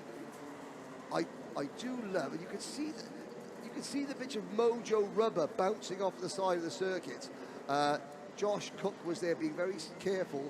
You think that drivers don't worry about they're so close to the weight limit, like in Formula 1, they pick up the marbles on the slowing down lap to make sure that they make weight, because on Friday there were several drivers across many classes that came in underweight because they simply sweated the weight out of them. It was so hot. Here is a look at your unofficial results, and the British flag is omnipotent in the top 10. Cook, Kenny, Page, Oman and Behrman in the top 5. Roberto, Roots, Murphy, Rolfe, and a great drive, Jack Fulbrook-Harmer, to round out your top 10. And still, the British flags keep coming. The 2 Farrow brothers, Albert and Arthur, in 11th and 12th. Samar Chopra is 13th, and then Conrad Doyle, 14th. You look down, all 27 drivers that started this race finish the race, and we hope that Dijan Habetz is number 1, that he's watching at home or in the paddock. Hello to Dijan, I hope that you will get better soon. I think it was a wrist that he tweaked in his accident yesterday with Nicholas Zelensky, who finishes 23rd in the Praga kart. Wow, Josh Cook, Minimax, 3 cup wins in 3 events at the Euro Trophy. Where did Josh finish in the 21st, the Winter Cup? Well, he wasn't trying hard enough, was he? Deary me. Henry, I want to cast my mind back to Adria, the WSK Final Cup in 2000-something. I reckon it might have been 2017 or 18. The much-missed Adria Raceway. Exactly. Yes. The mini final, the Russians finished 1st, 2nd, 3rd, 4th, 5th, 6th and 7th off memory. Dmitry Matveev won it. I think Max Popov was 3rd, but we have topped that here this afternoon. The Brits 1st through to 12th. Yeah. I'll rely on you. How many English drivers have we got in the first 12 there, Henry? 11. They're all British, of course. They're all 11 and a half. Well, 11, because Maria Roberto is half British, half Italian. Of course, and Austin Oman is half British and half. So 11 out of 12. 11 out of 12 are English. Yeah, with 2 halves. After the FIFA World Cup victory this morning for England, look at that, the Union Jacks, 1, 2, 3, the Brits 1st through to 12th. Josh Cook from Oscar Kenny, and a well-deserved podium for Charlie Page in 3rd place. I'll go down to the podium, Henry. It will be the God Save the King that rings out here in Belgium in just a moment. Josh Cook from Oscar Kenny and Charlie Page on the podium here at GENK.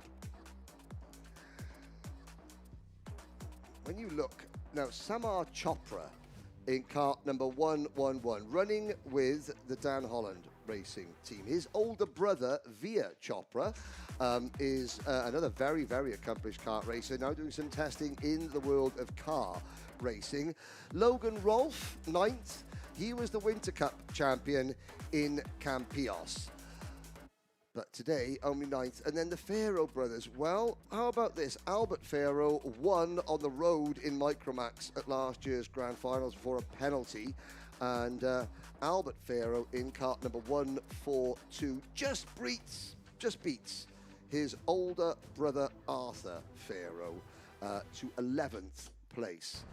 Conrad Doyle, the Danish champion, he also has a ticket. Now, Doyle runs for the KR Sport team, the same team that Josh Cook runs for. You have to look back to driver number 110, Paul Plattner, to find the first driver in 16th position who runs for a non-British team. KR Sport, Hunter Motorsport, Charlie Page is independent, Sam Pollitt Racing, James Roots running for Dan Holland Racing, Teddy Murphy in the 177 for SPR, Jack Fulbrook-Harmer for MLC Motorsport. Yeah, Harris Barber finishing 15th. He runs for Strawberry Racing. The top 15 finishers all run for British teams. Now, that tells you all you need to know about the level of karting in the UK. Why are Great Britain at the moment the strongest Rotax nation in the world? Well, that's because the teams they run with are quite simply the best in the world. Charlie Page is half Spanish, that's right. So 10.5 out of the top 12 are English. Charlie Page, half Spanish, Maria Roberto, half Italian, and Austin Oman, half Scottish. And I'm sure several other parents will now be bounding towards me saying, but my mother was so-and-so, and he's half Spanish, and he's half this, and he's half that. Well, we're all racing under the Union flag. I'm Welsh. There's no Welsh drivers there, so please don't think that I'm being too biased towards the UK. I did let Ian say that England won the football match last night. Can I say that maybe that's the only thing? No, the karting is the only thing that Britain are going to win in the next couple of weeks, because England, it's not coming home. Stop kidding yourselves. I'll say it. I know I need to lift back to the airport later, and I'm hoping some of the British teams will take me back to the airport later, which they probably won't now that I've said that England won't win the World Cup. But there we go. On to the podium now, however, with Ian Silvestrin. The Belgian Mini Max Cup here on slightly cooler conditions, thankfully here compared to what we had yesterday. What a performance from the British drivers, more specifically the English drivers. We've got the Union Jacks on the podium.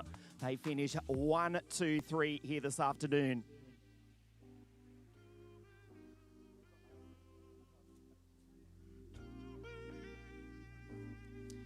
Oscar, Charlie and Josh.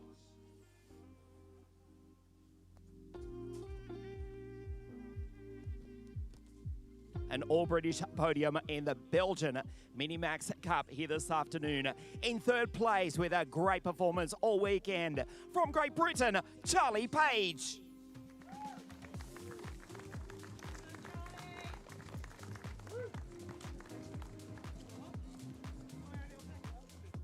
Second place, also, of course, from Great Britain. A great performance this weekend for the fastest qualifier. Second, Oscar Kenny.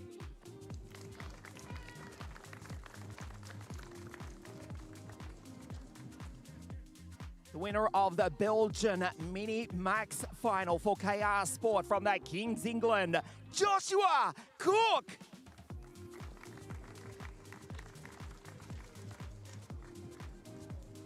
And the winning team, the team from Silverstone, KR Sport, represented by Mike Van Voort.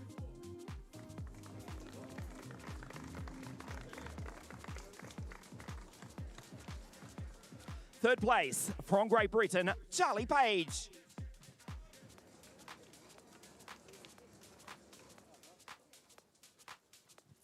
Second place from Great Britain, Oscar Kenny. The winner here at GENK in Belgium, the winner of the Belgian Mini-Max Final for KR Sport from Great Britain, Joshua Cook.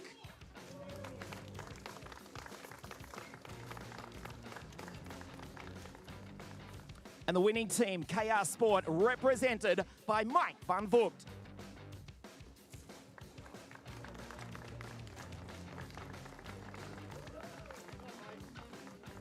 The national anthem of the United Kingdom of Great Britain and Northern Ireland.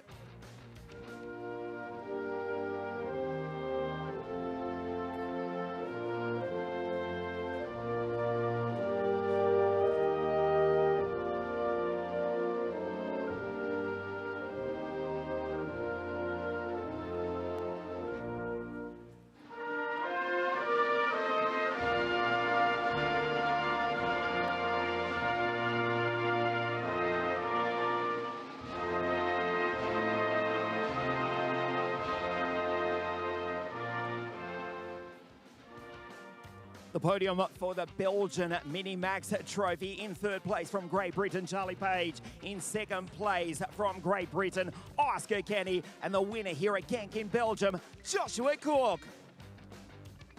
Joshua Cook also representing the United Kingdom at this year's Rotax Max Grand Finals at Portimao in Portugal.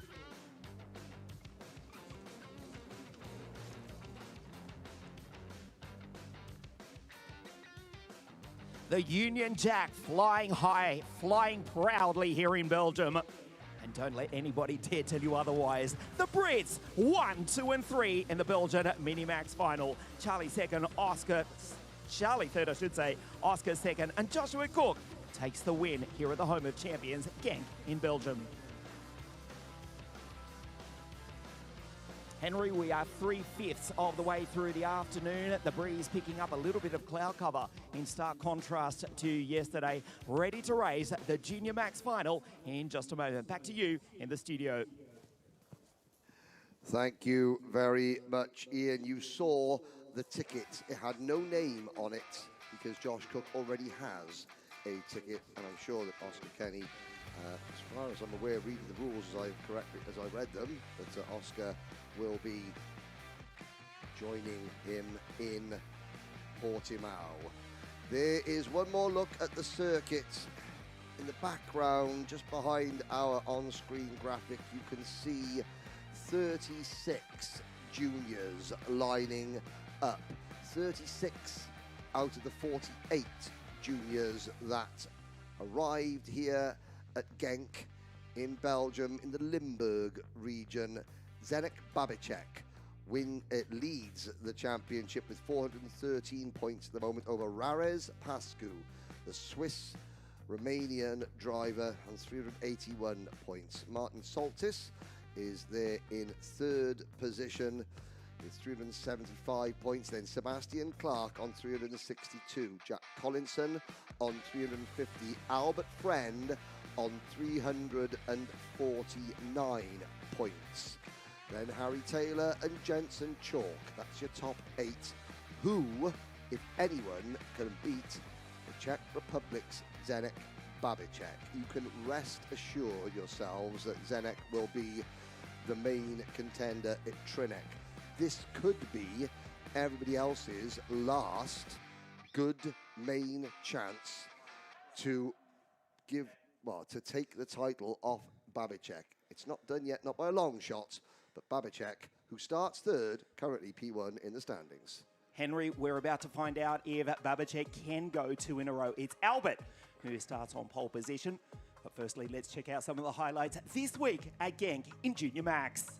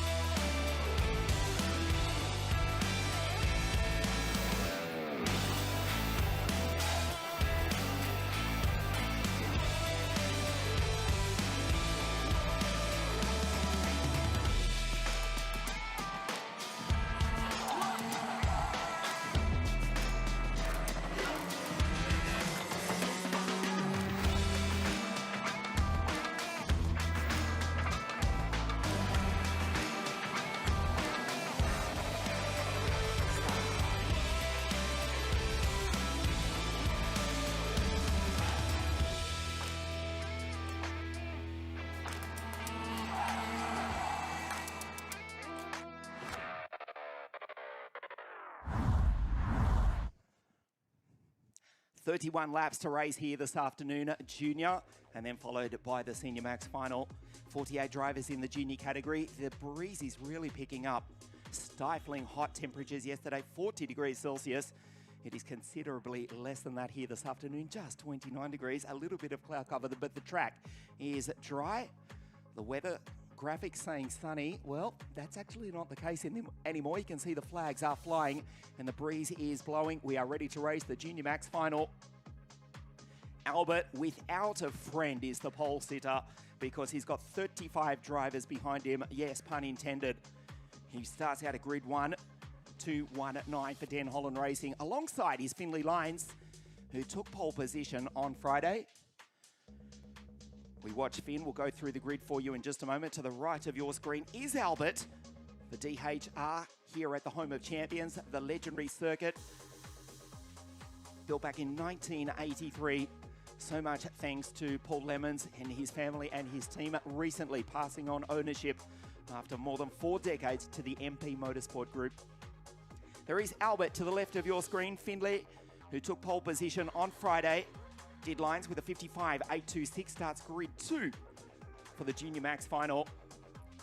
The championship is being led by Zdenek Babacek on 313 points. Radesh Pashkul, who starts a little bit further back on the grid here this afternoon. He's second in the championship on 300 points. Martin Soltich, 283. Jack Collinson, 272. And Sebastian Clark, 5th in the series on 267 points. Now, you can see the red and black crash helmet of Albert Friend on the left-hand side of your screen. The luminous green Maximum Group sponsored helmet of Finley Lyons on the outside of the front row. All the drivers, you can see the radiator flaps up. That means that they're just trying to get as much air into the engines as possible, cool air into the engines as possible. There are 36 drivers on the grid. We're going to take you through the starting lineup now. 12 drivers didn't make it, and Thomas Gavineniu from Romania was the unluckiest of them. He was in the final until the very last lap of his pre-final. An accident takes him out, but it does mean that Daniel Hakkinen, there he is, putting his gloves on, lastminute.com, Daniel, he makes it shotgun on the field. Exactly right. Moi to Mika, his father watching on from the Red Bull ring. Yes, Daniel has scraped on to the grid. Albert starts out of pole position. Finley out of grid 2. Zdenek, the championship leader. And it's Riley. Sebastian Clark, 5th on the grid. 5th in the series from Saltish. Harry Taylor, Mick Klinkers, Leo Gonzalez. The Swiss driver from Galicia in Spain, Jensen Chalk, 2023 Micromax Grand Finals champion of the world. Out of grid 11, Radesh Pashku, who's second in the series, Tramban Melic. Seidel, Branislav Renka, Emerson Mack back on P15, Louis Radcliffe, Lucian Smith, who was on the podium at Wackersdorf, Matisse in the Sodi car, Jack Collinson and Marshall Poppercall. RS competition out of grid 20. Grid 21 sees Finn Jorgensen, João Pereira. On the outside of the 11th row, Luca Holmes-Balak, Harry Radcliffe, and it's Yetta, Boxall, Christensen, Olivier Chassé, Stanley Stafford, who's had a great debut weekend. Miguel Grantens out of grid 30.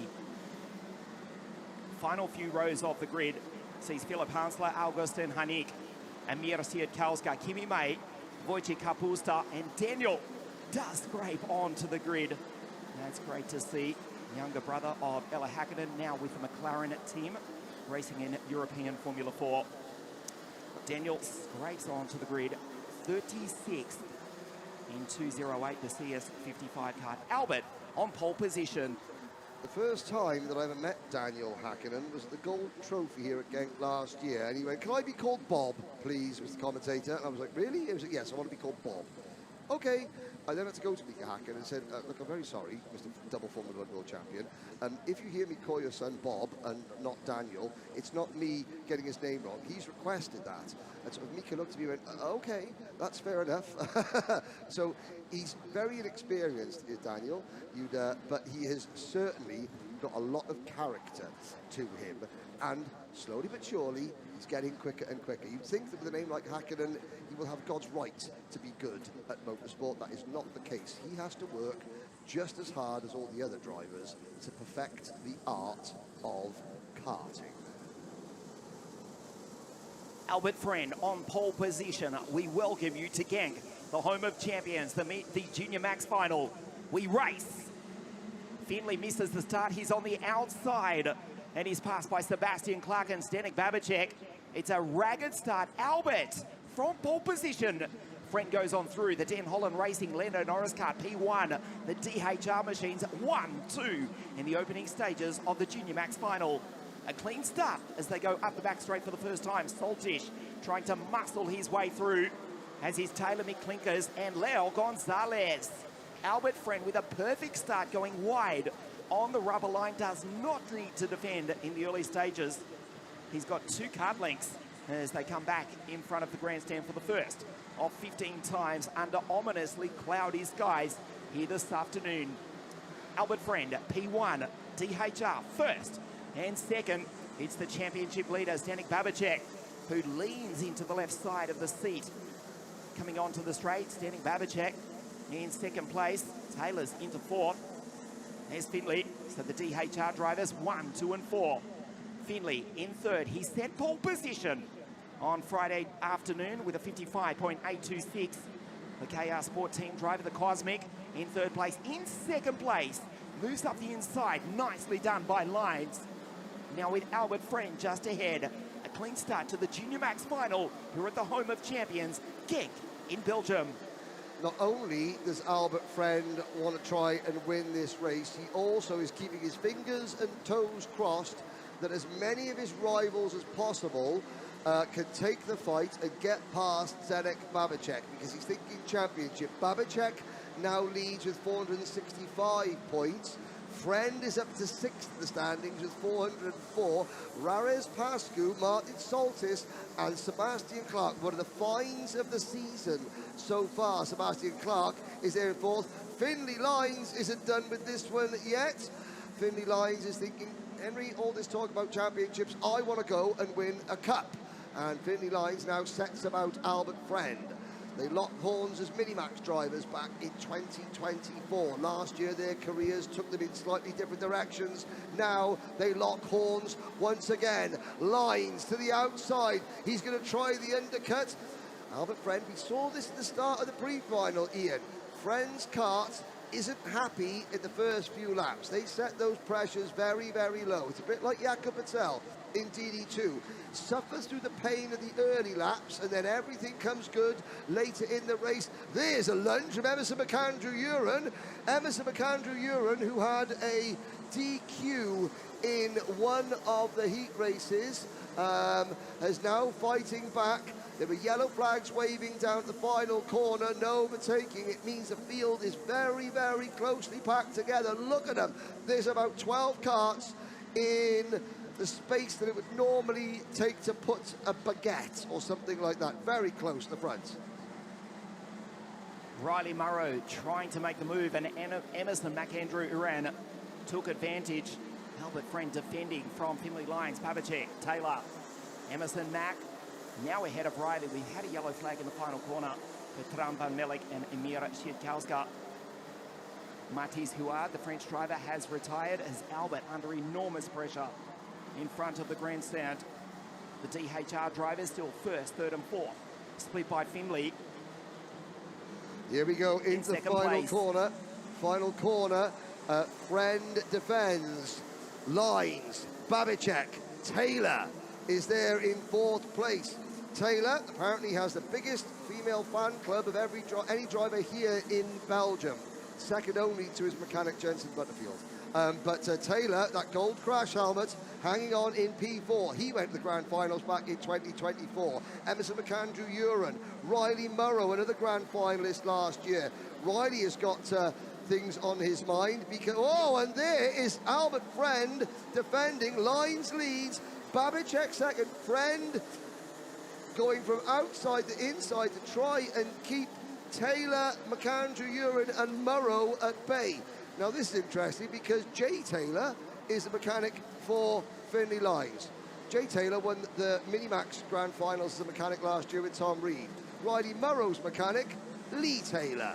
He won the grand finals with Callum Bradshaw back in 2022. Yes, they are brothers. They, like Hunter Motorsport, come from karting northeast at Warden Law, where not only is some very talented drivers, but some very talented spannermen as well. Lucian Smith goes quickest of all. He's up into 14th place. Denny Babacek is the only non-British driver in the top 8. For Mini Max, Reed Junior Max, almost.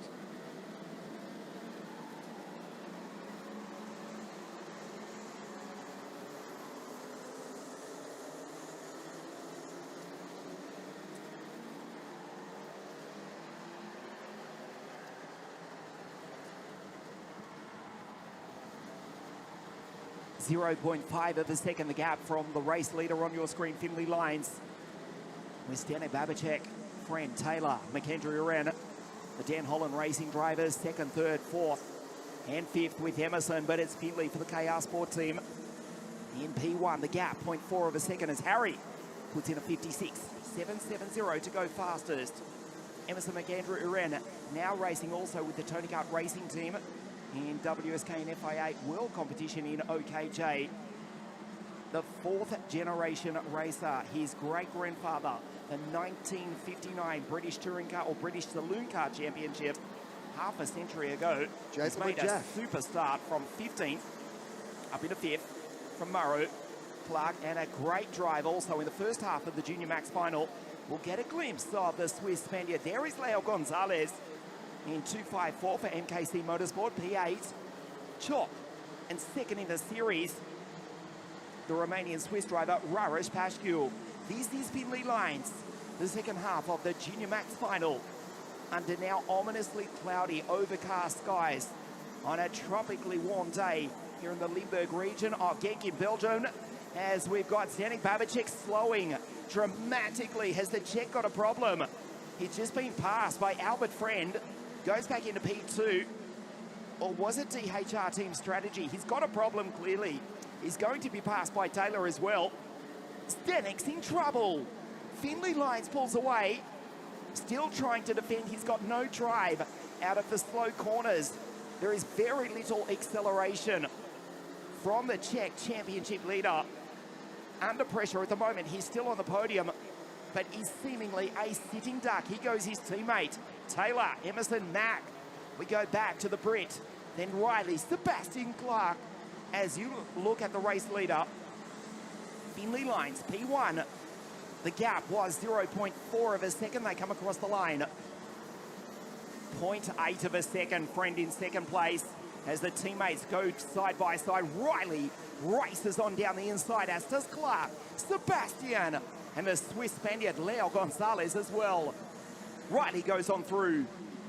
Yeah, Gonzalez with the fastest lap of the race. You just saw there as they were battling their way through turn number 2. Leo Gonzalez just got his rear wheel up over the back bumper of Harry Taylor's car. Here comes the next group. There's Soltis in there. There's number 251 of Clark. It was actually Clark that almost was giving Leo Gonzalez a piggyback. Sorry, through turn number 2. There's Jensen Chalk in the... Well, they're all... most of the karts are blue and white. Well, there's Jensen Chalk with the green, white. It's almost like a Welsh-coloured crash helmet. I wonder why I'm so fond of Jensen and his family. It's because they got Welsh helmet colours. That's the reason. Finley Lines checks over his shoulder. So does Albert Friend. Babacek seems to have stopped the bleeding a little bit. It was here 2 laps ago that Friend just died at the inside, and Babacek was going backwards. And he fended off the threat from Uren and Murrow and Taylor. Now, with 5 laps to go, he seems to have found something approaching his early race rhythm. He will still lead the championship if things finish as they do, but his lead over Raresh Pashkul will be for 39 points. And I have to say, Martin Soltis, in car number 253, the KRK Racing driver, Soltis is hanging on to 3rd in the points, I believe, but he's down in 15th place at the moment. It's been a very solid season for Martin Soltis. And of course, there is Harry Taylor. One for the fan club, Harry Taylor, and Riley Murrow loses the position. He's going to lose another position to Leo Gonzalez. That driver there, Bas Lammers, is working obviously with MKC Motorsport, and Leo Gonzalez, well, Bas Lammers would have been proud of the move that Leo pulled earlier in the pre-final. But at the moment, Gonzalez fighting for the minor placings as we run lap 11 out of 15. Henry, remarkably, as we get news from race control that João Pereira is under investigation, the Portuguese driver in 25th place. 36 drivers taking the start, 35 manufactured by OTK in Prevale. The only non-OTK car on the grid was that of French driver Matthias Huard, who has retired early. We've got 35 still circulating, all cars on circuit. Listen to this. Every single car in the Junior Max final as we see a move down the inside. Going on through. Here's the 235 car of Boris Pashku, second in the series on Sebastian Clark. Every single car now on track is an OTK chassis. Finley Lines in the Cosmic car for KR Sport. P1 and Albert Friend as it stands. Danik Babicek, who's still remarkably in third place, is the championship leader, 463 points.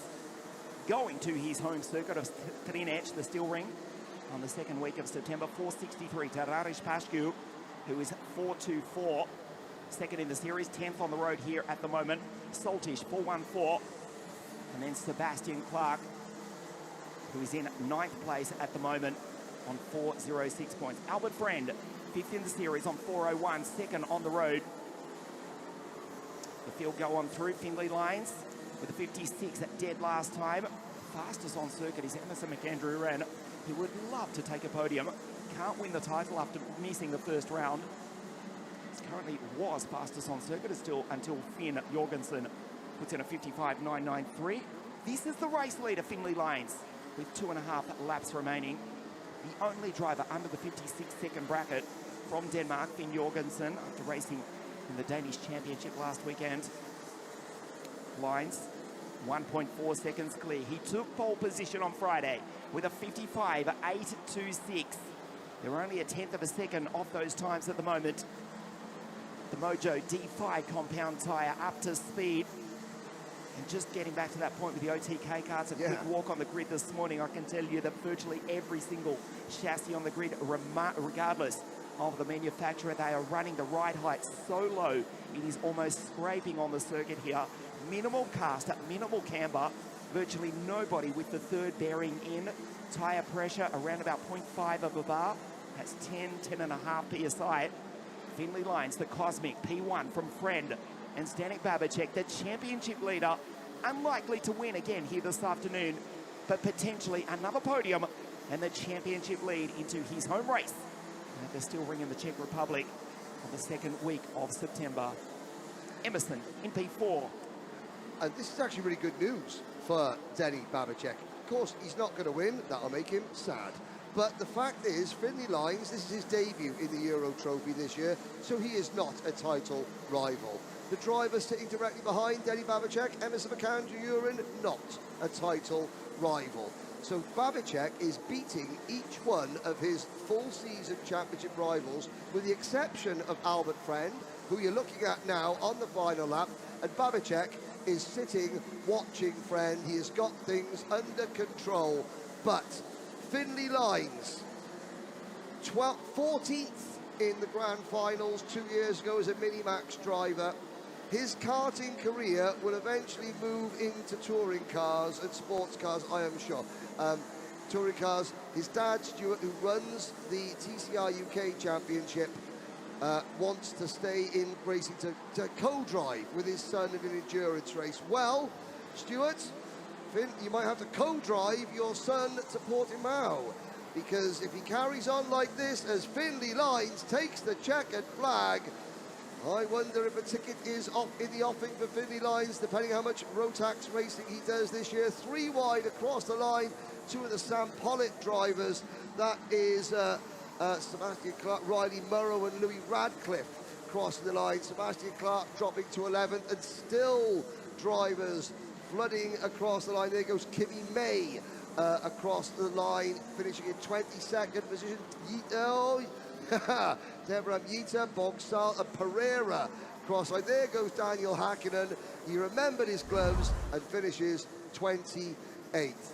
Finley Lines, that is a dominant performance, Ian. A fist pump there from Jack Collinson, Hunter Motorsport driver, who was the star of the show in the pre-final. Collinson comes home 17th in the main event. Finley Lines taking the applause as he tries to just get some rubber, some extra rubber on his tyres. Albert Friend led early on. I have to say, have you noticed how many drivers, as there goes Friend, now this is where you thought there might have been an issue with Denny Babicek, but have you started to notice, ladies and gentlemen, how many of those Dan Holland racing drivers and the KR Sport drivers, the British drivers, have started to adopt the sort of the Mark Kimber Macaulay Bishop lean in the kart? Obviously, it works for Bishop, it works for Kimber, so they think to themselves, well, why not? It must work for us as well. There goes Finley Lines across the line. I can't believe it's going to rain. The wind's picked up. Here's your results. Finley Lines takes a fantastic victory. He wins round 3 of the Rotax Max Challenge Euro Trophy. Albert home in second place. Danik Babicek does stay on the podium. Holds off his Dan Holland Racing teammate Emerson McAndrew ran. Taylor Chalk Gonzalez. Great drive from Leo Pashkul. Still second in the series with that 8th place from Radcliffe. Riley finishes in P10 from Sebastian Clark, who heads home Mick Clinkers. Finley Lines takes pole position on Friday 48 hours ago. He wins here at the home of champions. Finley from Albert and Zdenek Babicek. We're in for a fantastic final at Trinec, the Steel Ring, on the second week of September, the final round of the Euro Trophy. The podium presentation in just a moment. Delighted to see Finley take the victory from his countryman Albert, and Zdenek takes the championship lead, 463 points over 426 for Radesh Pashkul into the final round in September. Incidentally, Finn Jorgensen does finish down in 18th place, but some consolation for the Dane with a 55.993. Finn with the fastest lap.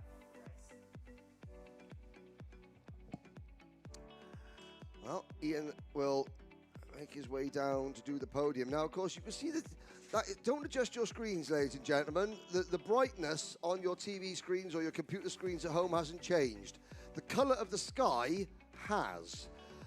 It's gone from bright blue, not a cloud in the sky, to light grey with lots of cloud cover. And now there are elements of a sort of a deeper, darker grey moving in. I think with one race to go, it's not going to rain. However, it's got very, very humid. We were forecast thunderstorms today. If you're in the paddock and you've got lots of metal poles that are exposed as you're taking your awnings down, just a slight word of advice, hurry up. Yes. We've had events in karting this year that have been called off due to rain. We've had events in karting that have been called off due to high winds. There was an event in Greece where one of the big team tents literally was thrown around by high winds.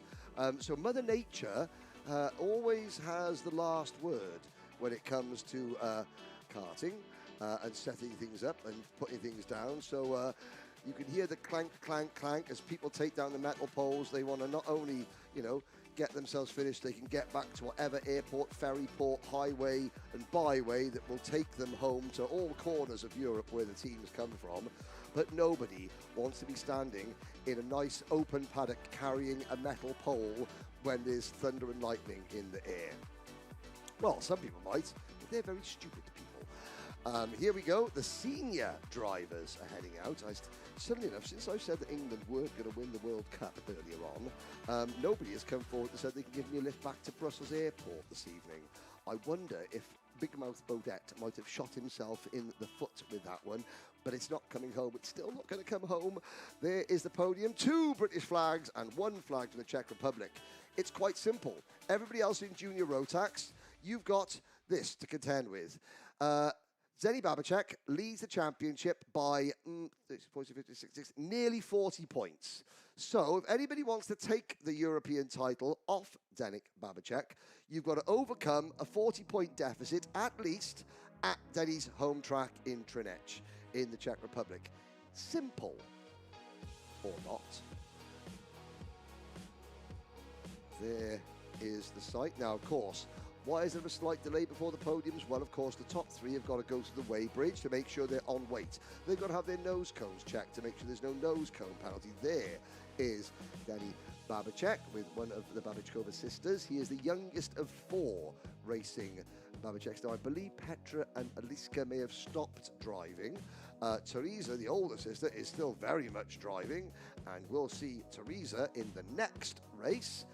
But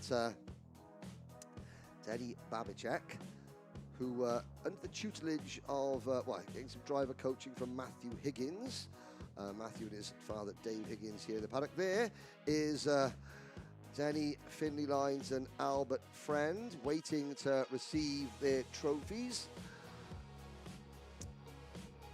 There will be then, of course, post-race scrutineering after the podium as Paul Klassen and the rest of the technical team here at GENK then tear the top 3 or however many carts they want to tear apart at the end to make sure that everything is legal. But in the background, some of the photographers, some of the staff members and the officials from WSK Promotion, they summoned the drivers over, and in the background you could see the voice of the RMC Euro Trophy, Ian Salvestrin, waiting to call drivers onto the podium. In fact, he's not waiting anymore.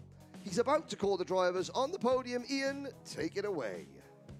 Thank you, Henry. 1 Czech driver and 2 Brits here, and I hate to say this, but I just felt a drop of rain. So with that, we'll get underway with the Junior Max podium here this afternoon. Round 3, the Rotax Max Challenge Euro Trophy in 3rd place from the Czech Republic, and still just the championship leader going into the final round for Den Holland Racing, Zdeněk Babacek.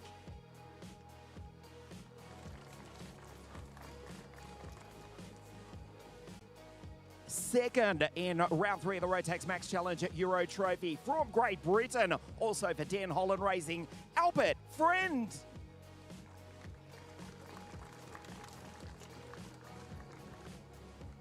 What a fantastic story this is. He takes pole position on Friday in 40-degree heat, and 48 hours later takes the victory. The winner of round 3 at the home of champions from Great Britain, Finley Lines.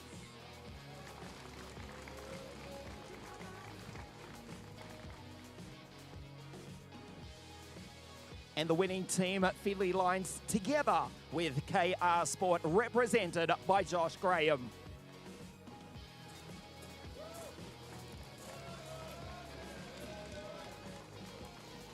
In 3rd place from the Czech Republic, Zdeněk Babacek.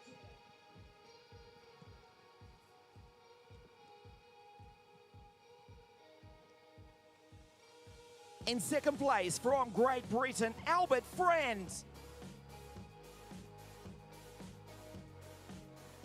The winner of round 3, the Rotax Max Challenge Euro Trophy in Junior Max, also from Great Britain, the fastest qualifier as well, Finley Lines.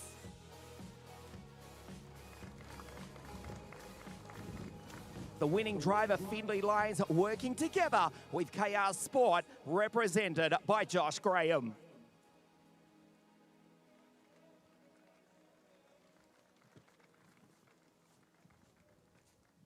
The national anthem of the United Kingdom of Great Britain and Northern Ireland.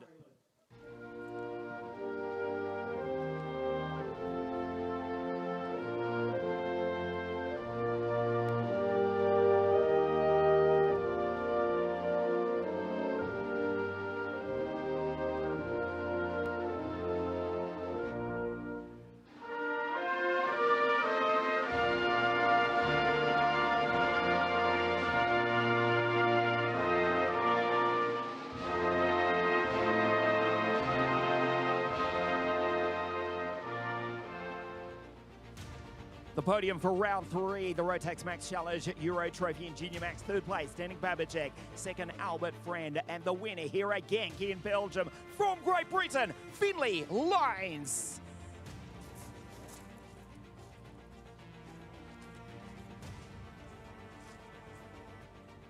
Under threatening skies, yes, we've just felt a few drops of rain as the breeze is picking up. It is getting cloudy. We have got 16 laps to race. Forgive the cliche, but the action on track is about to be white hot. Jeremy Rivers to start from pole position alongside Macaulay Bishop, the Senior Max final in just a moment. Henry, back to you in the studio. For 6 days, it has been hotter than Hades here at GENK, and now, as the final 36 drivers of the weekend prepare to go out for the longest race of the weekend, 16 laps, spots of rain are in the air. You just couldn't make it up. However, it's going to need to be very, very heavy rain to have any impact on the race surface, which of course has been baking all day. A drop of rain onto this tarmac is like when you put a drop of water on a very hot skillet. It just fizzles and sizzles into steam and nothingness. 98 drivers arrived here at GENK in the senior Rotax class. 26 of them went home yesterday. Another 36 were shown the door, figuratively, after the pre-final. We're down to the final 36 drivers. Grand Finals champions, Grand Finals podium finishers have not made it this far. It has quite frankly been one of the most competitive senior Rotax events I've seen anywhere. It's been the most competitive senior Rotax field I've seen anywhere in the world this year. Ian. 216 drivers, 34 countries, 98 in Senior Max.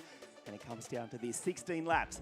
But firstly, let's check out some of the action from a fabulous week here at GENK in Belgium.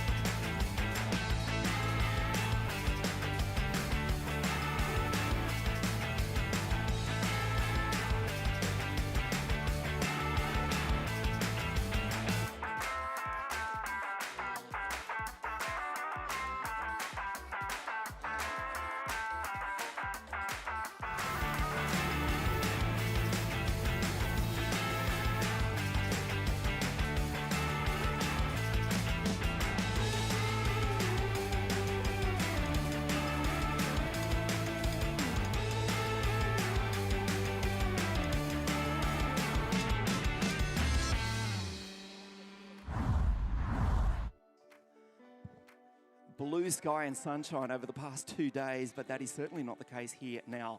29 degrees Celsius, that is 10 or 11 less than yesterday. Sweltering conditions, but it's rather lovely here this afternoon. The umbrellas, they've been used throughout the week to shield us from the sun.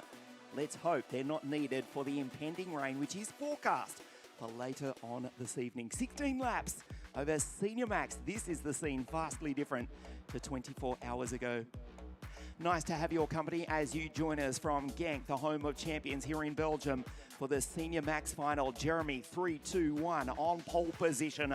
Matt B out of grid 2, the multi-national and international champion. Front row of the grid is Roivers, who won at Varkersdorf belatedly, we must say, because it was Lewis Gilbert, who starts out of grid 5, who crossed the line in P1. Also racing in the GB3 Formula 3 series. Here's the Scotsman, Potenza Racing entry, CS55 kart. We see Mehdi Lassoud, the French driver in the Saudi kart, as relaxed as ever. Now Mehdi steps in to the 326 Saudi kart Sigma for G-Kart 53, G-Kart 55, G-Kart 53 team. We'll take a look at the grid for you in a moment. 98 drivers in Senior Max. Anche indietro ci vediamo Marco Bernardi, Team Infinity Racing. 98 drivers down to 72 for the pre-finals this morning. This is the grid for the final 36 in round 3, the Rotax Max Challenge Euro Trophy, presented by WSK Promotion. Jeremy Roivers to start on pole position, alongside the always spectacular Macaulay Bishop. Freddie Lloyd for Evolution Racing out of grid 3, Bram van der Bergen on his home circuit. Lewis out of grid 5, Sadursky, Kai Clark, Titouan Lescali, Teresa Babichkova is alongside the Canadian Antoine Lemieux. The Scotsman, the second Scotsman, Leon Hasty, starts out of grid 11, Mehdi Lassoud. In the study car, Ruben Verheyen, Ryan Bourguignon, Tino Sidler, Bastien Mesnil, Mark Kimber. Welcome back to MK, the 2016 Junior Grand Finals champion, also from the British GT3 Championship, Boris Verhaage, Christian Sayerson, and Matej Radenkovic. Out of grid 20 is the Belgian. Grid 21 is the Dane Matthias Kellerap, alongside the Belgian Minimax champion, Lars Lambers, Lloyd Howe, and it's Weiss, Skuens, Ferry Uben, Jan Pinto from the Holy Land of Israel, Devin Roost, then Titouan Hoche, Vance van der Halen out of grid 30. Eason Sang from Chinese Taipei. Here's Eason alongside Tom Strel, Tobias Norman, Tom Langlois from the back of the grid, Matteo Bernardi, and Austin Lee, the American-born German with the Philippine heritage, scrapes onto the grid. 36th for the Strawberry Racing team. Jeremy on pole position, Mac B out of grid 2. You haven't heard the names of Boaz Maximov, 2022 Junior Rotax Grand Finalist winner Scott Marsh, 2024 E20 Grand Final champion Armand Hamilton. You also haven't heard the names of the likes of Shun Sekiguchi, of Eva Morris, the pole sitter at the International Trophy last year, and Nick Trobech, the winner of round number 1 here this year. They didn't even make this race. Jeremy Roivers, Kart Center Campillos. Bouvan Power is the team that he's in with. HRS Engines is the waft provider that has so far provided Jeremy Roivers with an awful lot of power. Bishop, though, well, he's got the power of the pass behind him, because there's one thing that Macaulay Bishop knows how to do, and that is get the crowd on their feet and put on a passing clinic. He might need to get his stethoscope out and become Dr. Bishop, doctor of passing in this one, because Roivers has been very tough to beat. We welcome you to GENK in Belgium, the home of champions, round 3, the Rotax Max Challenge Euro Trophy, the Senior Max Final. Jeremy on pole. We don't race another formation lap. The tension building as the clouds roll in. After a scorching week here in the Limburg region, Macaulay Bishop, Freddie Lloyd, don't discount fast Freddie for the Evolution Racing team. And right behind, of course, is the sensational Scotsman, Lewis Gilbert, for the Craft Motorsport team. Down the back straight for another formation lap, 16 laps of this 1,360-metre circuit. I have heard a rumour that Marvellous Marv Parrott, the team owner, team boss of Freddie Lloyd, has said if Freddie Lloyd gets on the podium, he's going to buy me and you dinner tonight, Ian.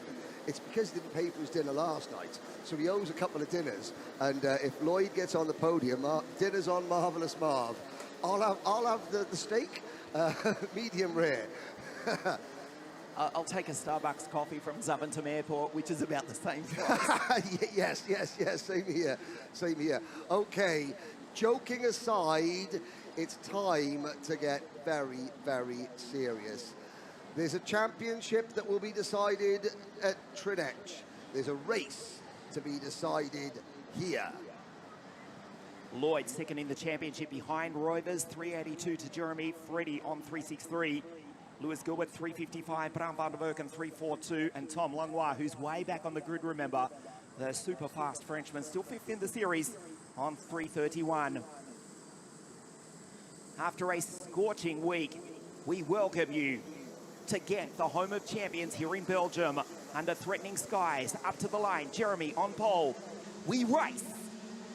Bishop on the outside. Bishop inevitably holds it, but he's been pushed back to P5. Fabulous start from Jeremy, who's already got 5 kart lengths. There is a pile up down into turn 2. Look at the lead from Jeremy, who finds traffic from drivers who have shortcut the circuit. Jeremy's balked.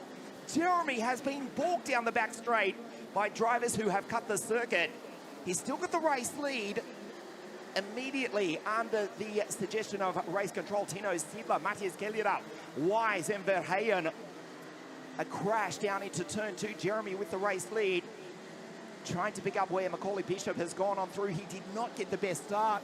We can almost predict that he went around the outside. It did not work for Macaulay Bishop. It looks to be Freddie, who's gone through into position 2 at the end of the first lap. But a fabulous start. If they don't catch Jeremy now, they simply will not see which way the Dutch Spaniard went. He's got the lead from Lloyd and Bishop. Here's Babichkova going through on the inside of Lewis Gilbert. Also did not get a good start. Jeremy with the lead of 1 second after 1 lap. He has left the building as the rest of the drivers fight for the final podium position. Sent down the back straight. It looked to be Babichkova, who was sent wide by Lewis Gilbert, I have to say. We caught it on camera there, and Teresa was not shy in letting Lewis know how she felt about that one. Gilbert was extremely aggressive and quick going into turn number 1, and that actually is what cost Macaulay Bishop and what gave Jerry Roivers such a big lead, because Bishop was about ready to just tuck into second place. Gilbert was there. He passed Lloyd initially. Lloyd's back into P2 on a pretty crazy opening lap. We saw the Sodi kart of Mehdi Lasue rejoin the track, but other drivers, you know, missing part of the circuit, coming back on and then slowing down to try and regain their position or not gain positions by being on track. There is Kai Clark. Kai Clark, for me, has been one of the finds of this weekend. Really maturing as a senior driver, and at the moment he is running in P4. There's Roivers, but Freddie Lloyd is closing in. Marvellous Marv really wants to buy us dinner, Ian, as Freddie Lloyd with the Evolution Racing team is being managed by Marv Parrott this weekend. And Lloyd is quick. Lloyd, the current British Senior X30 champion, he's growing as an individual as well, because he realises that in the UK you have 2 flag bearers of the sport. You have the Senior Rotax champion and you have the Senior X30 champion, and Lloyd is one of those flag bearers now. He understands that British karting uses him as their champion, so he conducts himself accordingly. It is really good to see a driver who for many years was living in the shadow of his older brother Alex Lloyd, who was a former European X30 champion. Now, younger brother Freddie has stepped out of the shadow. He's become a driver in his own right. He's about to take the fight to Jeremy Roivers, who isn't going to have things all his own way in this race.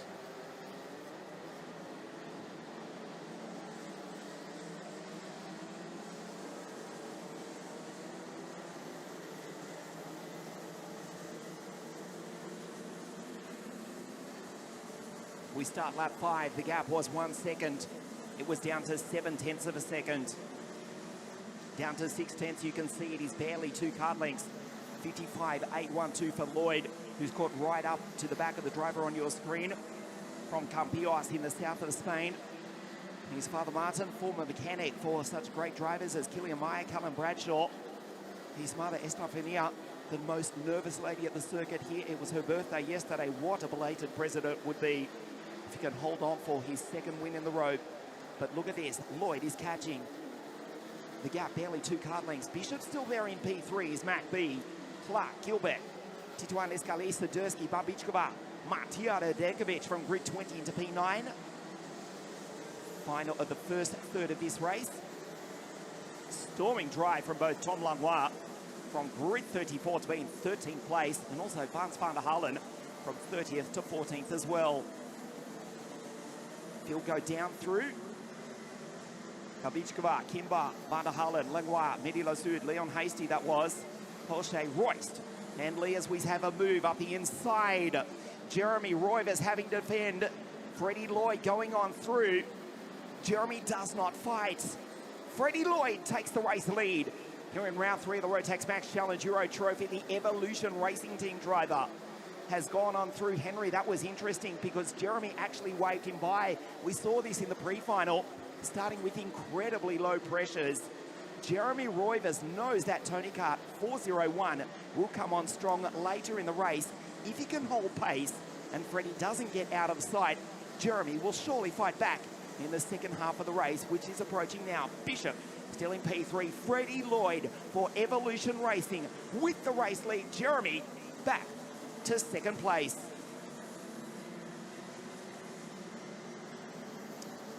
Nobody remembers who wins the heats and the pre-finals. People only remember who wins the main events. That is what Freddie Lloyd is thinking. A dominant weekend from Jeremy Roivers. Yes, he still leads the championship. However, Freddie Lloyd is now clear second in the championship. And momentum in karting is everything. People say you're only as good as your last race. And when they go to the final round at Trinech, Lloyd and Roivers battling for the title, that phrase, you're only as good as your last race, will ring true in Freddie Lloyd's ears. And he'll look to Jeremy Roivers and said, do you know what? We're only as good as our last race. And in our last race, I beat you. And that is karting psychology 101. Behind them, Max Sadursky now passes Lewis Gilbert. Gilbert down to 5th position. Van der Beken is 6th. Kai Clark is 7th. Leskaye, Radenkovic, Lemieux, Langlois from, well, he started in Marienburg. He was so far back. He's now cracked the top 10.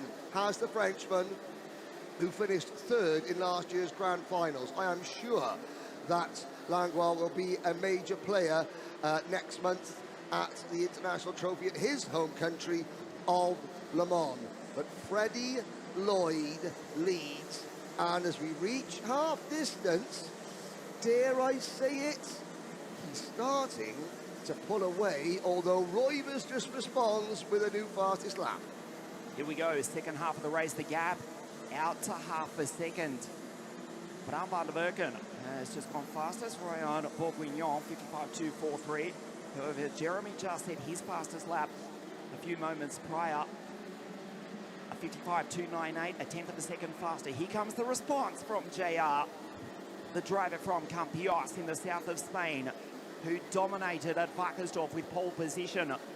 5 heat victories, a pre-final victory.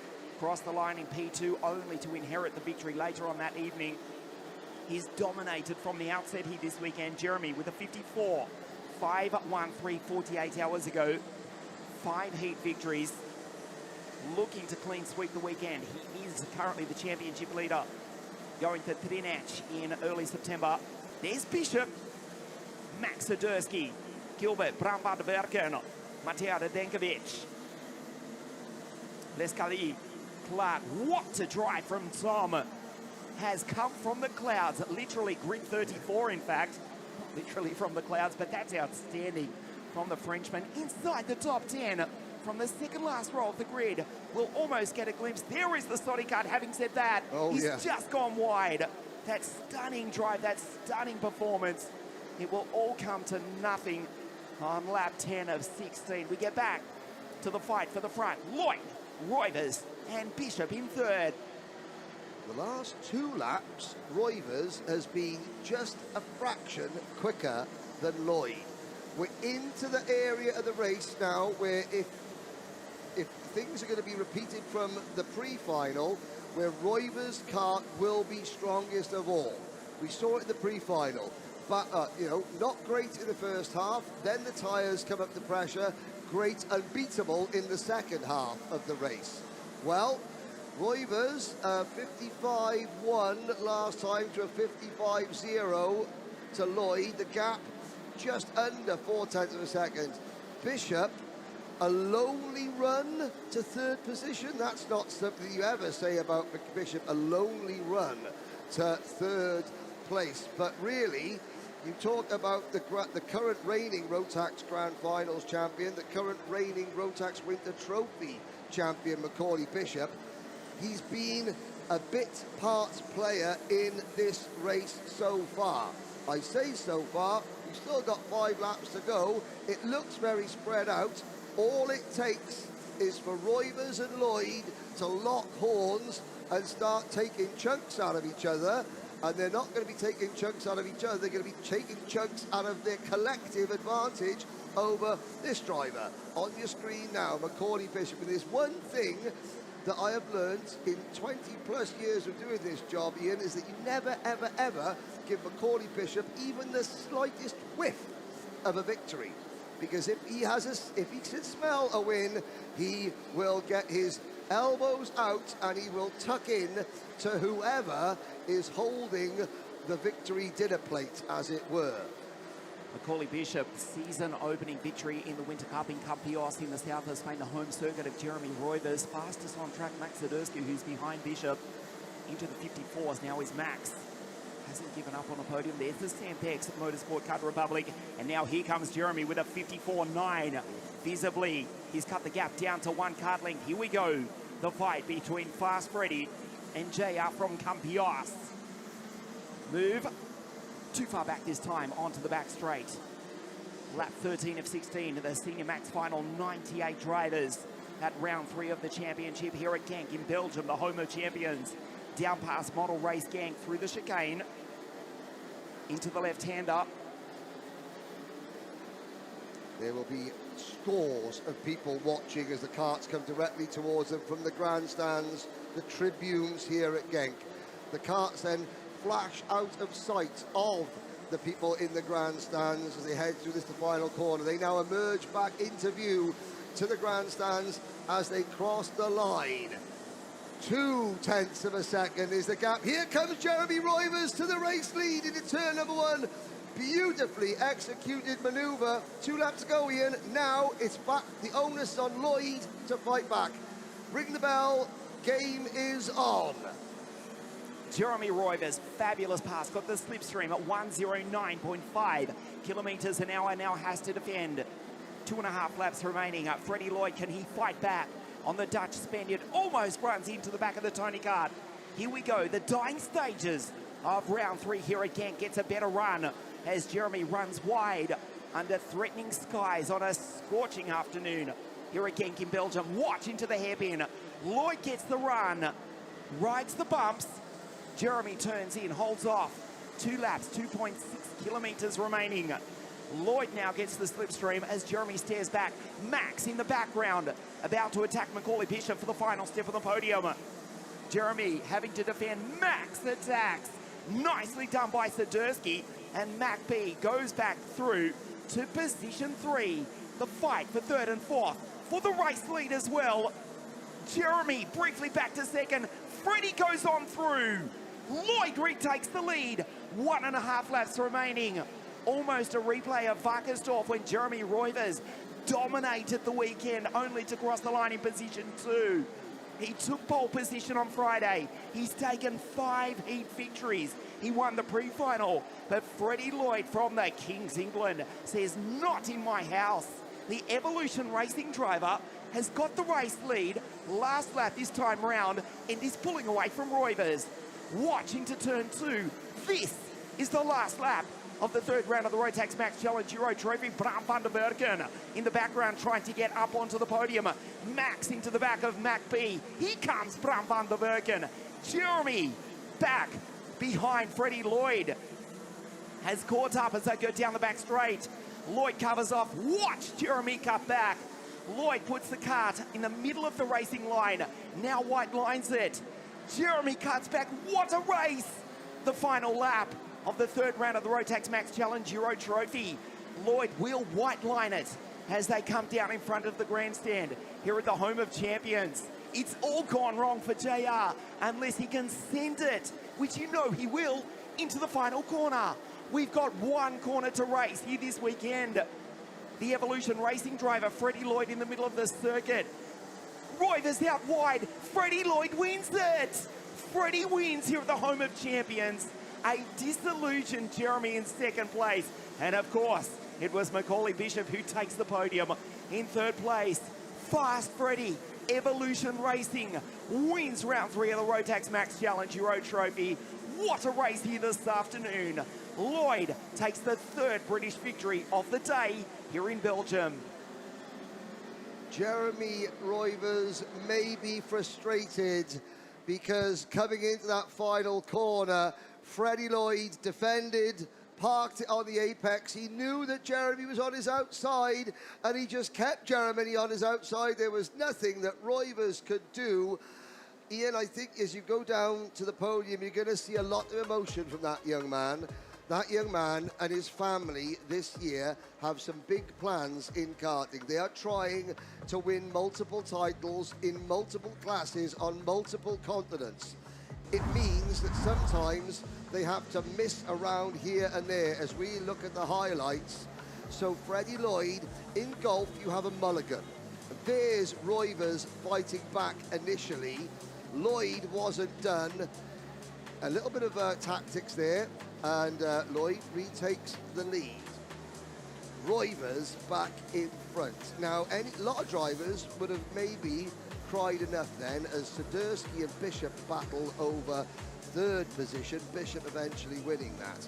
But Freddie Lloyd, the mental aptitude has got to, no, I don't care if this driver has won every race so far this weekend. He's not winning this one.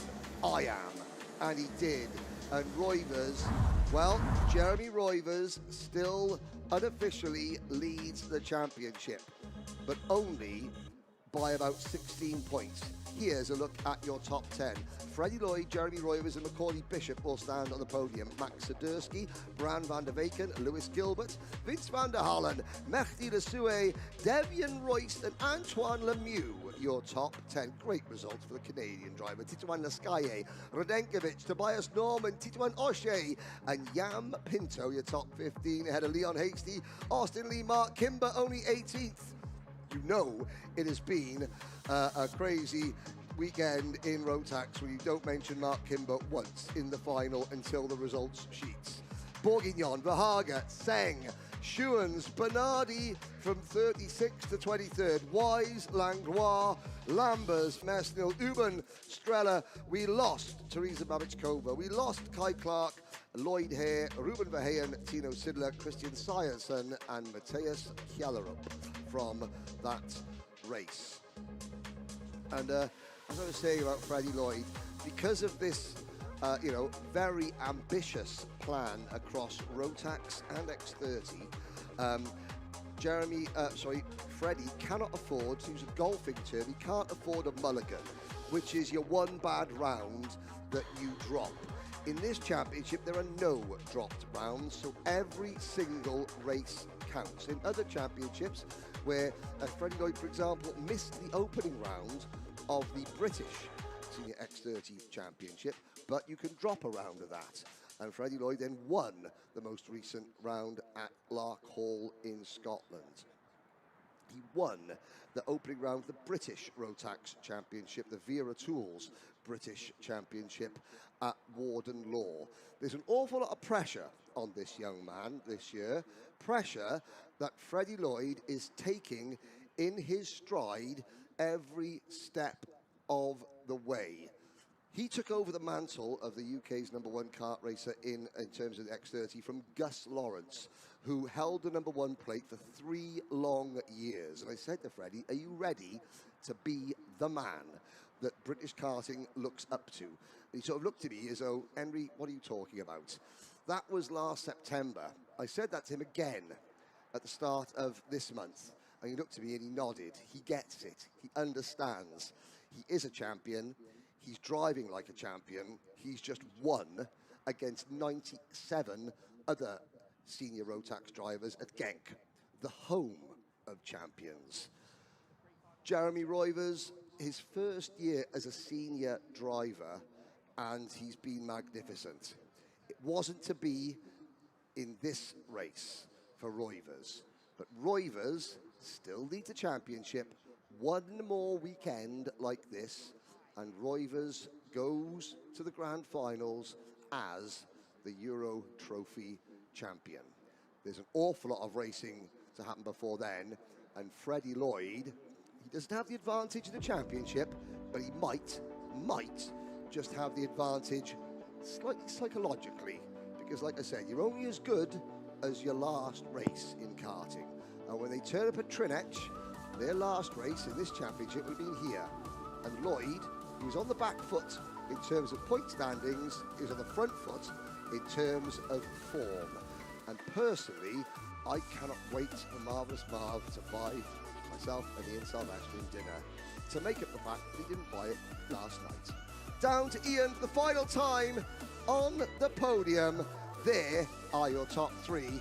Let's go and give out 3 more trophies. Take it away, Ian. Thank you, Henry. Yes, the drivers making their way down under threatening skies. Again, a couple of drops of rain. Can you believe, after the stifling conditions we've had all week here at GENK in Belgium? Round 3, the Rotax Max Challenge European Trophy presented by WSK Promotion. Macaulay, Jeremy, and the race winner, Freddie, down here at the podium. 98 drivers arrive here at GENK, the home of champions in Belgium. 72 raced the pre-finals this morning, the final 36, and the final 3 here this afternoon. In third place from Great Britain for Den Holland Racing, Macaulay Bishop.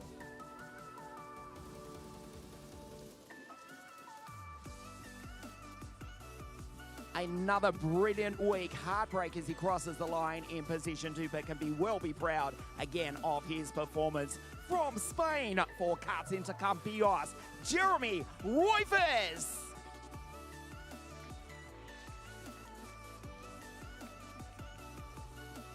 What a sensational drive. He worked his way into the lead on lap 7. Jeremy fought back, but Freddie said, no, this race is mine. The winner of round 3, the Rotax Max Challenge Euro Trophy from Great Britain for Evolution Racing, Freddie Lloyd.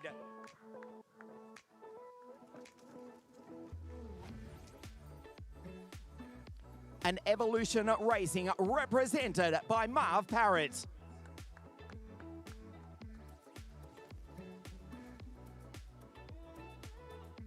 Third place in round 3 of the Rotax Max Challenge Euro Trophy from Great Britain for Den Holland Racing, Macaulay Bishop. Second place from Spain for Karts Intercambios, Jeremy Roivers.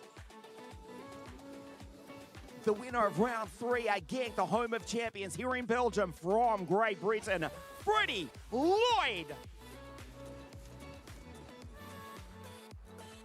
And the winning team, Evolution Racing, represented by Marv Parrott.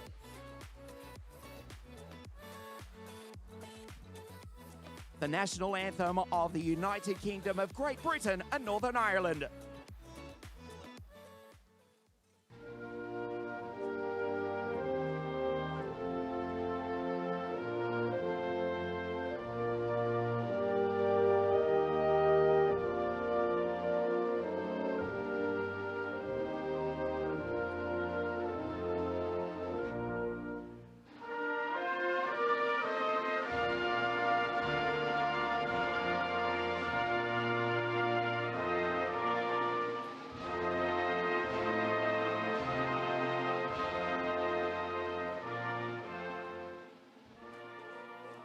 The podium for round 3, the Rotax Max Challenge Euro Trophy. Third place, Macaulay Bishop. Second, the fastest qualifier, Jeremy Roivers. And a spectacular victory for the Brit, Freddie Lloyd.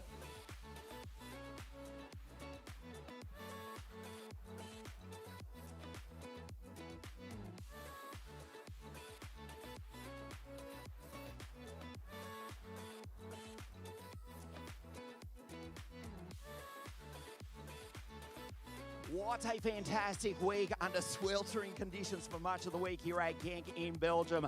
216 drivers from 34 nations around the world. And it looks as though we've got in the last podium just before the heavens open, as is almost tradition here at GENK in Belgium.